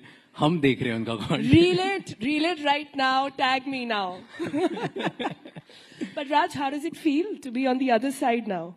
I love it. I was waiting for it. I worked because I could be interviewed by you one day. Okay. So we have lots of interesting bits to talk about, very little time, but let me start by this. You have built a very massive digital presence. You have captured the minds of young India. If today, looking back at Gen Z across different spectrum of India, not just the ones who stay in metros like ours, if there is one quality that you want to talk about today, what would that be? So first is, I don't talk to people who are in metro. I talk to people who come from cities like mine. I come from Indore, and मेरे जो चप्पल घिसे थे वो इंदौर के आसपास के गांव में घिसी थी. तो मैं वहाँ पे जाके माल बेचता था, डिटर्जेंट बेचता था 10,000 रुपए के लिए, 15,000 रुपए के लिए. So I know that India. For 8-10 years I've done that. From there to now today in Delhi, Bombay, Bangalore, whatever you want to say, I think one quality in Gen Z is stagnant is people think that we are lazy, but I think we are way more, like, we work way harder than anyone else. It's just we only work for people we believe in. We don't work for everybody. Is that what Gen Z thinks, or is that the truth? I think that's the truth. You talk to all the Gen Zs, you talk to young people, they are way more ambitious. Their ambition starts when I was talking to my elders. Like वो तो शायद अभी भी वैसा dream नहीं करते हैं. And like a 12-year-old I talk to, Alpha if I talk to, they talk about that ambition. So I think everybody is ambitious, but they only want to work for things and people they believe in. That's a very key point. Yeah, but Gen Z also, because you've talked about something positive, let me sort of get in a balancing voice here, taking inspiration from Nusrat. It's been all about balancing it out, right, guys? So the downside then is what is often talked about Gen Z is that they want things instant. Yeah. They want things now. They are impatient. And that they will not remain consistent to see something true. I have a mixed feeling of this. I've met people who want everything very fast, and I think that's a very good thing. I mean, come on. We are living in a world which changes every 4 years. अगर अभी हम लोग speed नहीं पकड़ेंगे तो कब पकड़ेंगे? I don't want to sit through and be like, what will happen 50 years from now? Or 20-year vision or 30-year vision. The way AI and technology is coming, 2 साल में तो जो हम पढ़ते हैं वही खत्म हो जाता है. So I think it's time to speed up. In fact, I would rather go on and say that people are not fast enough. People need to be faster. Like that's what I believe in. But on the second point, just because speed is celebrated and incentivized a lot of people are not able to stick through even one thing. Because they feel कि सब change हो जाएगा, and they have this skill paranoia or like a career paranoia, and they change like 1 month after. तो वो change नहीं करेंगे तो speed is good. Like speed in one direction is good, not in multiple directions. I get that. You know, every generation has this feeling that हमारे ज़माने में तो, you know, every generation had that feeling. But what is it about Gen Z that there is so much of spotlight on them? I don't think millennials were put under the spotlight the way they are. I don't think boomers were put under the spotlight the way Gen Z is. What's got them almost everybody a mic in their hand now? आप बताओ, आप ही पूछते हो हम लोगों से. पूछ ही रही हो मैं. But I'll tell you, because we love spotlight. We are the people, we are not afraid to talk about things. We are the people, we are not afraid of being candid. There's always foot in our mouth. We are not afraid about it. So I think because everything that we think and do is social and out there for public, not just limited to one mohalla. That's why there's so much spotlight. It's just a generation. If it's not Gen Z, कोई भी और होती और उनको ये सब internet exposure मिलता, they would have had the same thing. Because we are so much in spotlight, people ask us so many more questions. I believe it's not generation, it's about time and technology. So that's what I think. And apart from that, look at 2-3 barriers which we have broken. Gen Zs don't care about hierarchy. They don't care about titles. They don't care about anything. So they just want to do it. कुछ भी किसी भी title पे they are credible enough, influential enough कि वो सब पे बात करते हैं. Doesn't matter 13-year-old can talk about the senior most head of state or no, but they still want to do it because hierarchy उनके लिए कोई exist ही नहीं करती. Earlier hierarchy was existed. So are you saying that in today's world, experience is overrated? I wouldn't comment on that, but I think experience is not the only way to win. There are other ways to win as well, and that's what our generation have understood. So there are so many things that we love about Gen Z. I'm millennial, so I'm just sort of, gazing into that and saying, these bits we could have lived with. The audacity with which they ask for things. And also, the audacity with which they go out and express themselves. Mental health has been such a central focus of that. Today, when constantly people are talking about why is Gen Z so depressed then, do you have an answer? Do you have a solution? I don't know that yet, but I'll tell you based on my anecdotes and the situations I've gone through and the people who I lead in my organization, I've seen them going through ups and downs. I think because there are two reasons why a lot of people are feeling like certainly low in their lives. First is there's so much exposure of the world. You see somebody doing way better than you, even who's younger than you. And then you hear your parents comparing you with that person. So you start feeling, what am I doing? Like, am I even doing good or bad or not? Like, what am I doing? But ये शर्मा जी का बेटा syndrome तो पहले भी था ना. पर अब खुद देख रहा हूँ ना, पहले तो मम्मी पापा देखते थे शर्मा जी को बेटे को. अब तो मैं देख रहा हूँ शर्मा जी का बेटा फोड़ रहा है यार. पहले नहीं दिखता था. So now everybody, like we hear 19-year-old boys building billion-dollar companies. We hear 24-year-old kids building, again, billion-dollar things. We hear kids becoming stars. We hear random things. So now there's so much exposure of so many people around you. You keep constantly comparing yourself with that. So that is one. And the other, which I feel is a lot of Gen Z, because thanks to all of us, we have spoken about purpose so many times that a lot of Gen Z are feeling like कि अगर purpose नहीं है life में तो हम depressed ही रह जाएंगे. Or we all collectively can talk about whoever has done anything in their lives. Purpose day one पे आता ही नहीं है. पता ही नहीं हमें purpose क्या होता है. You start working and you build through it, and once you build, then you start finding, oh, I wanted to do this.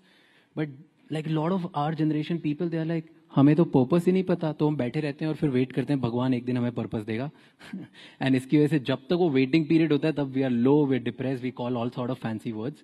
And because the literature also gone up, 50 word जो नहीं feel कर रहे हैं वो भी बात करते हैं. You know, the beauty of my job and the beauty of this Rising Bharat Summit has been that in the morning I conducted a session which was about JOMO, the joy of missing out. This was about people who were leaving the city life to go back and stay in places which were slow-paced, where there was no internet connection, where they could grow their own food. And then I meet him. So that's the beauty, that's the spectrum of the world we live in today, which is truly, truly fascinating. But let's do some crystal ball gazing, okay? Sorry, my voice is just gone. 3 product categories that, according to you, will cease to exist in the next 5 years, not even 10. They won't exist. That won't exist in the next 5 years, according to you, keeping your Gen Z lens on. Wow. I've never thought about it. I think the first thing is these batches, these iCards. ये चले जाएंगे 5 साल में. Because you will rather walk in with probably some biometric or facial recognition, so that will go. That's what I believe in. Second is,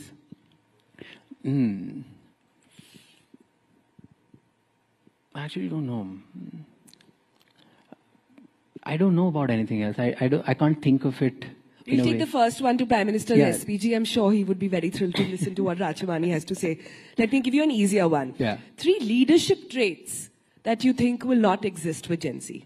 3 leadership traits that will not exist. Titles, they won't exist in few years. No title at all. No titles at all. In my company, right, there are a bunch of people.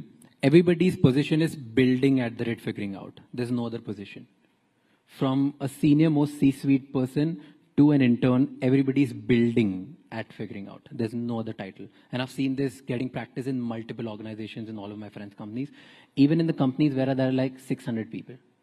So titles won't exist. That is what I believe in. Second, I also believe in people with Gen Z. They'll start saying sorry and apologizing and just being accountable for their actions way more than previous generation. because we reward authenticity way more than anything else. Perfected craft itna nahi chalta jitni zyada authenticity chalti hai. That's the second. And third, I believe the most important thing which Gen Z will bring is building an influence on an individual level. We won't be waiting for someone else or a community leader to go out and speak for us. Everybody will be speaking for themselves. So that is a trend which I see. And this is what Gen Z leadership is all about. Interesting. No titles. Very fascinating world. Very fascinating. I'm thinking newsroom that would be. But let's move on now and get some quick answers out of him. What's the one Gen Z trait you've personally had to unlearn? This, everything I want today. And now you do what instead? I want everything today, but I want the same thing which I probably will be able to achieve in 10 years. And now I'm like cognizant of the fact that the thing that I want in 10 years, I'll be able to get it even if I work every day with the same work ethic. Not bad, not bad. Okay, one thing that Raj Shamani does to stay relevant in this fast-paced, algo-changing everyday world. I have never focused on trends or views ever in my life. So I've stayed focused on one thing, that's value. I genuinely want to learn from people who come on my podcast or wherever I meet them. That's it. I think that's the only thing I'll focus on, and that's what keeps you real and relevant forever. You're learning and you're teaching people. I don't think that's going out of fashion ever. Okay, let's get a little personal and understand you. What is something about Raj that's not Gen Z at all? Wow. I think I'm too Gen Z, but I think I don't take breaks. That's like in my organization, when I talk to other people, everyone, they all have this, they want to take breaks, they want to take naps, they want to like break out in the middle of the work, they have their own timings. I'm like a proper army kind of lifestyle. I get up, I read, work, meetings, and I sleep. And I've been doing this since for years. क्या खाते हो? जो सब खाते हैं. Huh? क्या खा रहे हो? What diet are you on? Ambition. The diet is called ambition. Whoa. Okay, do you think, true or false, that the creator economy is overhyped, or is it just getting started? It's just getting started. It's All right. just getting started. Talking about that, do you think creators today have to be more careful about what they say or about what they don't say? No. I don't think anything has changed at all. And I've been saying this again and again. Look at anyone influential over generations. Every time they say something which people don't like, they get bashed down. Earlier, they used to get bashed by newspapers. Then they started getting bashed by TV anchors.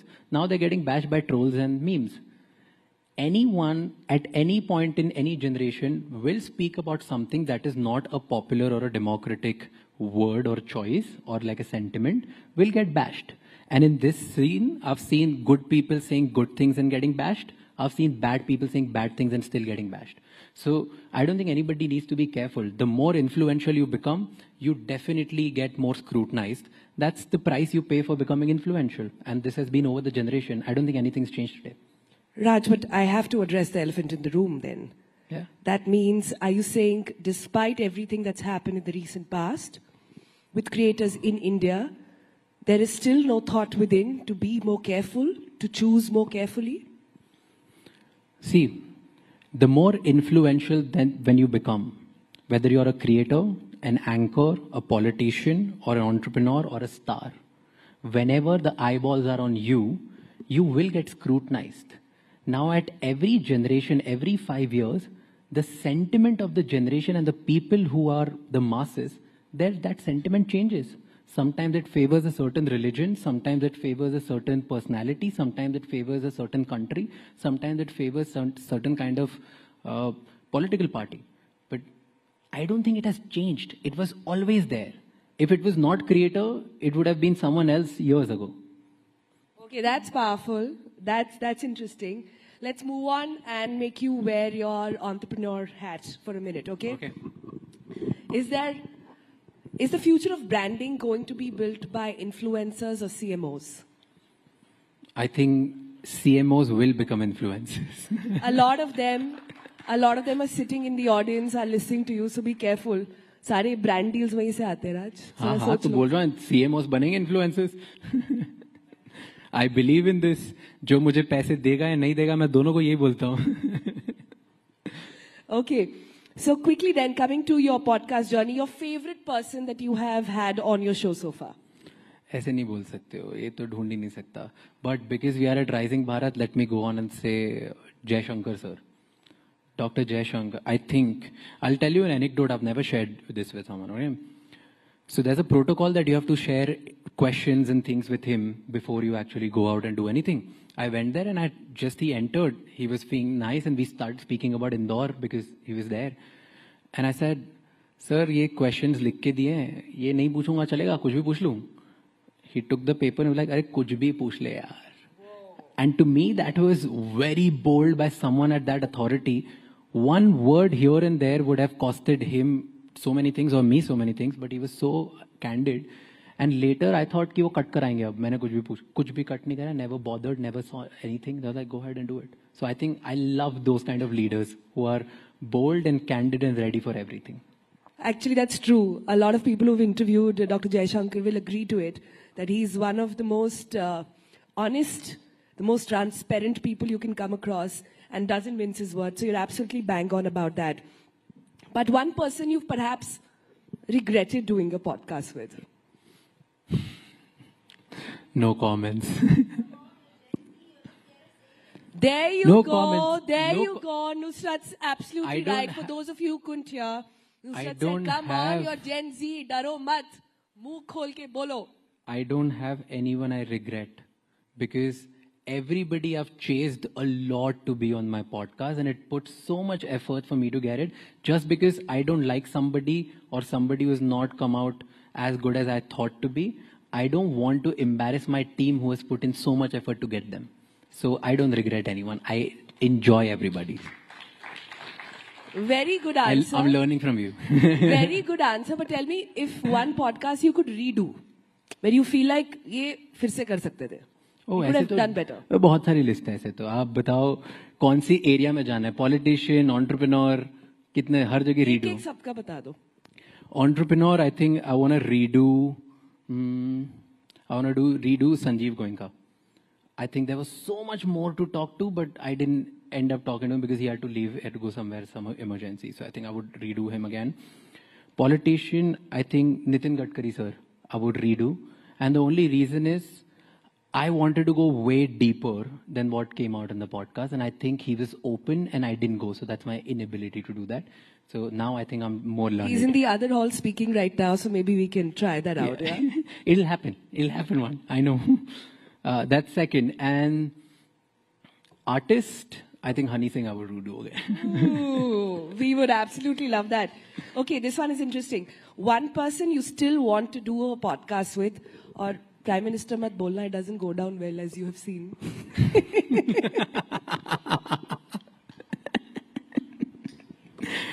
Okay. I'll tell you top three people. One politician, one... So, politician, of course, Prime Minister, because you just said Gen Zs aren't afraid to go out and take a shot. So yes, I would do that. Business owner, I would love to do MDA, Mukesh Ambani. I would really want to go inside his head and talk about what he's planning with his kids now. And number three, with celebrities, Shah Rukh Khan. Like, he's on my list. I study him like a subject. And I've studied more books on him than I've studied on any other person. So probably I'll do him. You know what's striking me right now in all your answers? You've not mentioned Sanjeev Goenka's son, who's now very active. You've not mentioned a lot of politicians or even actors' kids. So you're somewhere still aspiring. So I'm taking one for the team and saying that the whole generation still got it, guys. I'll tell you a better answer for this. All of these young people, most of them, they're friends and they're going to come on my podcast anyway. So I don't have an avenue to it. Okay. I know Shaswat here, he's a good friend. So I'll get him whenever he's ready and I'm ready, we'll do it. Okay, talking about business then, what's the wildest business idea that you perhaps had but could not pursue?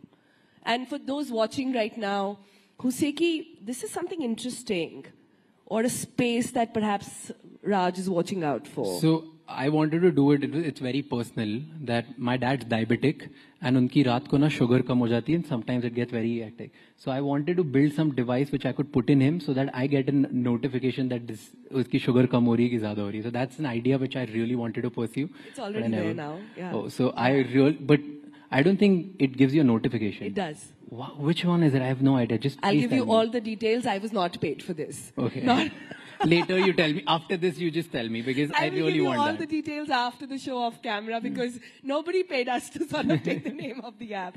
Okay, coming towards the end. When Raj Shamani gets down and out, has had a rough day, not feeling up to it, what do you do to I pump work yourself harder. up? I work harder. What do you tell yourself? What does your vision board say? What's your mantra to pick yourself up? I just work. I'll tell you one thing about me and my team can vouch for it. When I've had a great day, something that I've been aspiring for years and I've achieved that, maybe it's money, maybe it's guest, maybe it's status, whatever I've gotten something, I go back home and I work.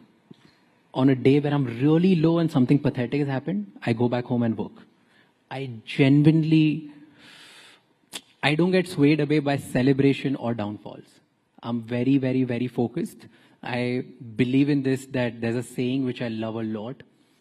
Ambition is so high that I've forgotten that I'm living the dream life. Ooh, on that note, Raj Shamani, for everybody over here, thank you so much for ensuring people don't watch TV. Thank you so much for also entertaining us along the way. And thank you so much for making conversation so fascinating. Yeah? Thank you so much for having me. Thank you. और राज शमानी ने अपने सारे राज जो है rising Bharat के मंच पर खोल दिए हैं। एक बार जोरदार तालियां इस जबरदस्त और पावरफुल सेशन के लिए।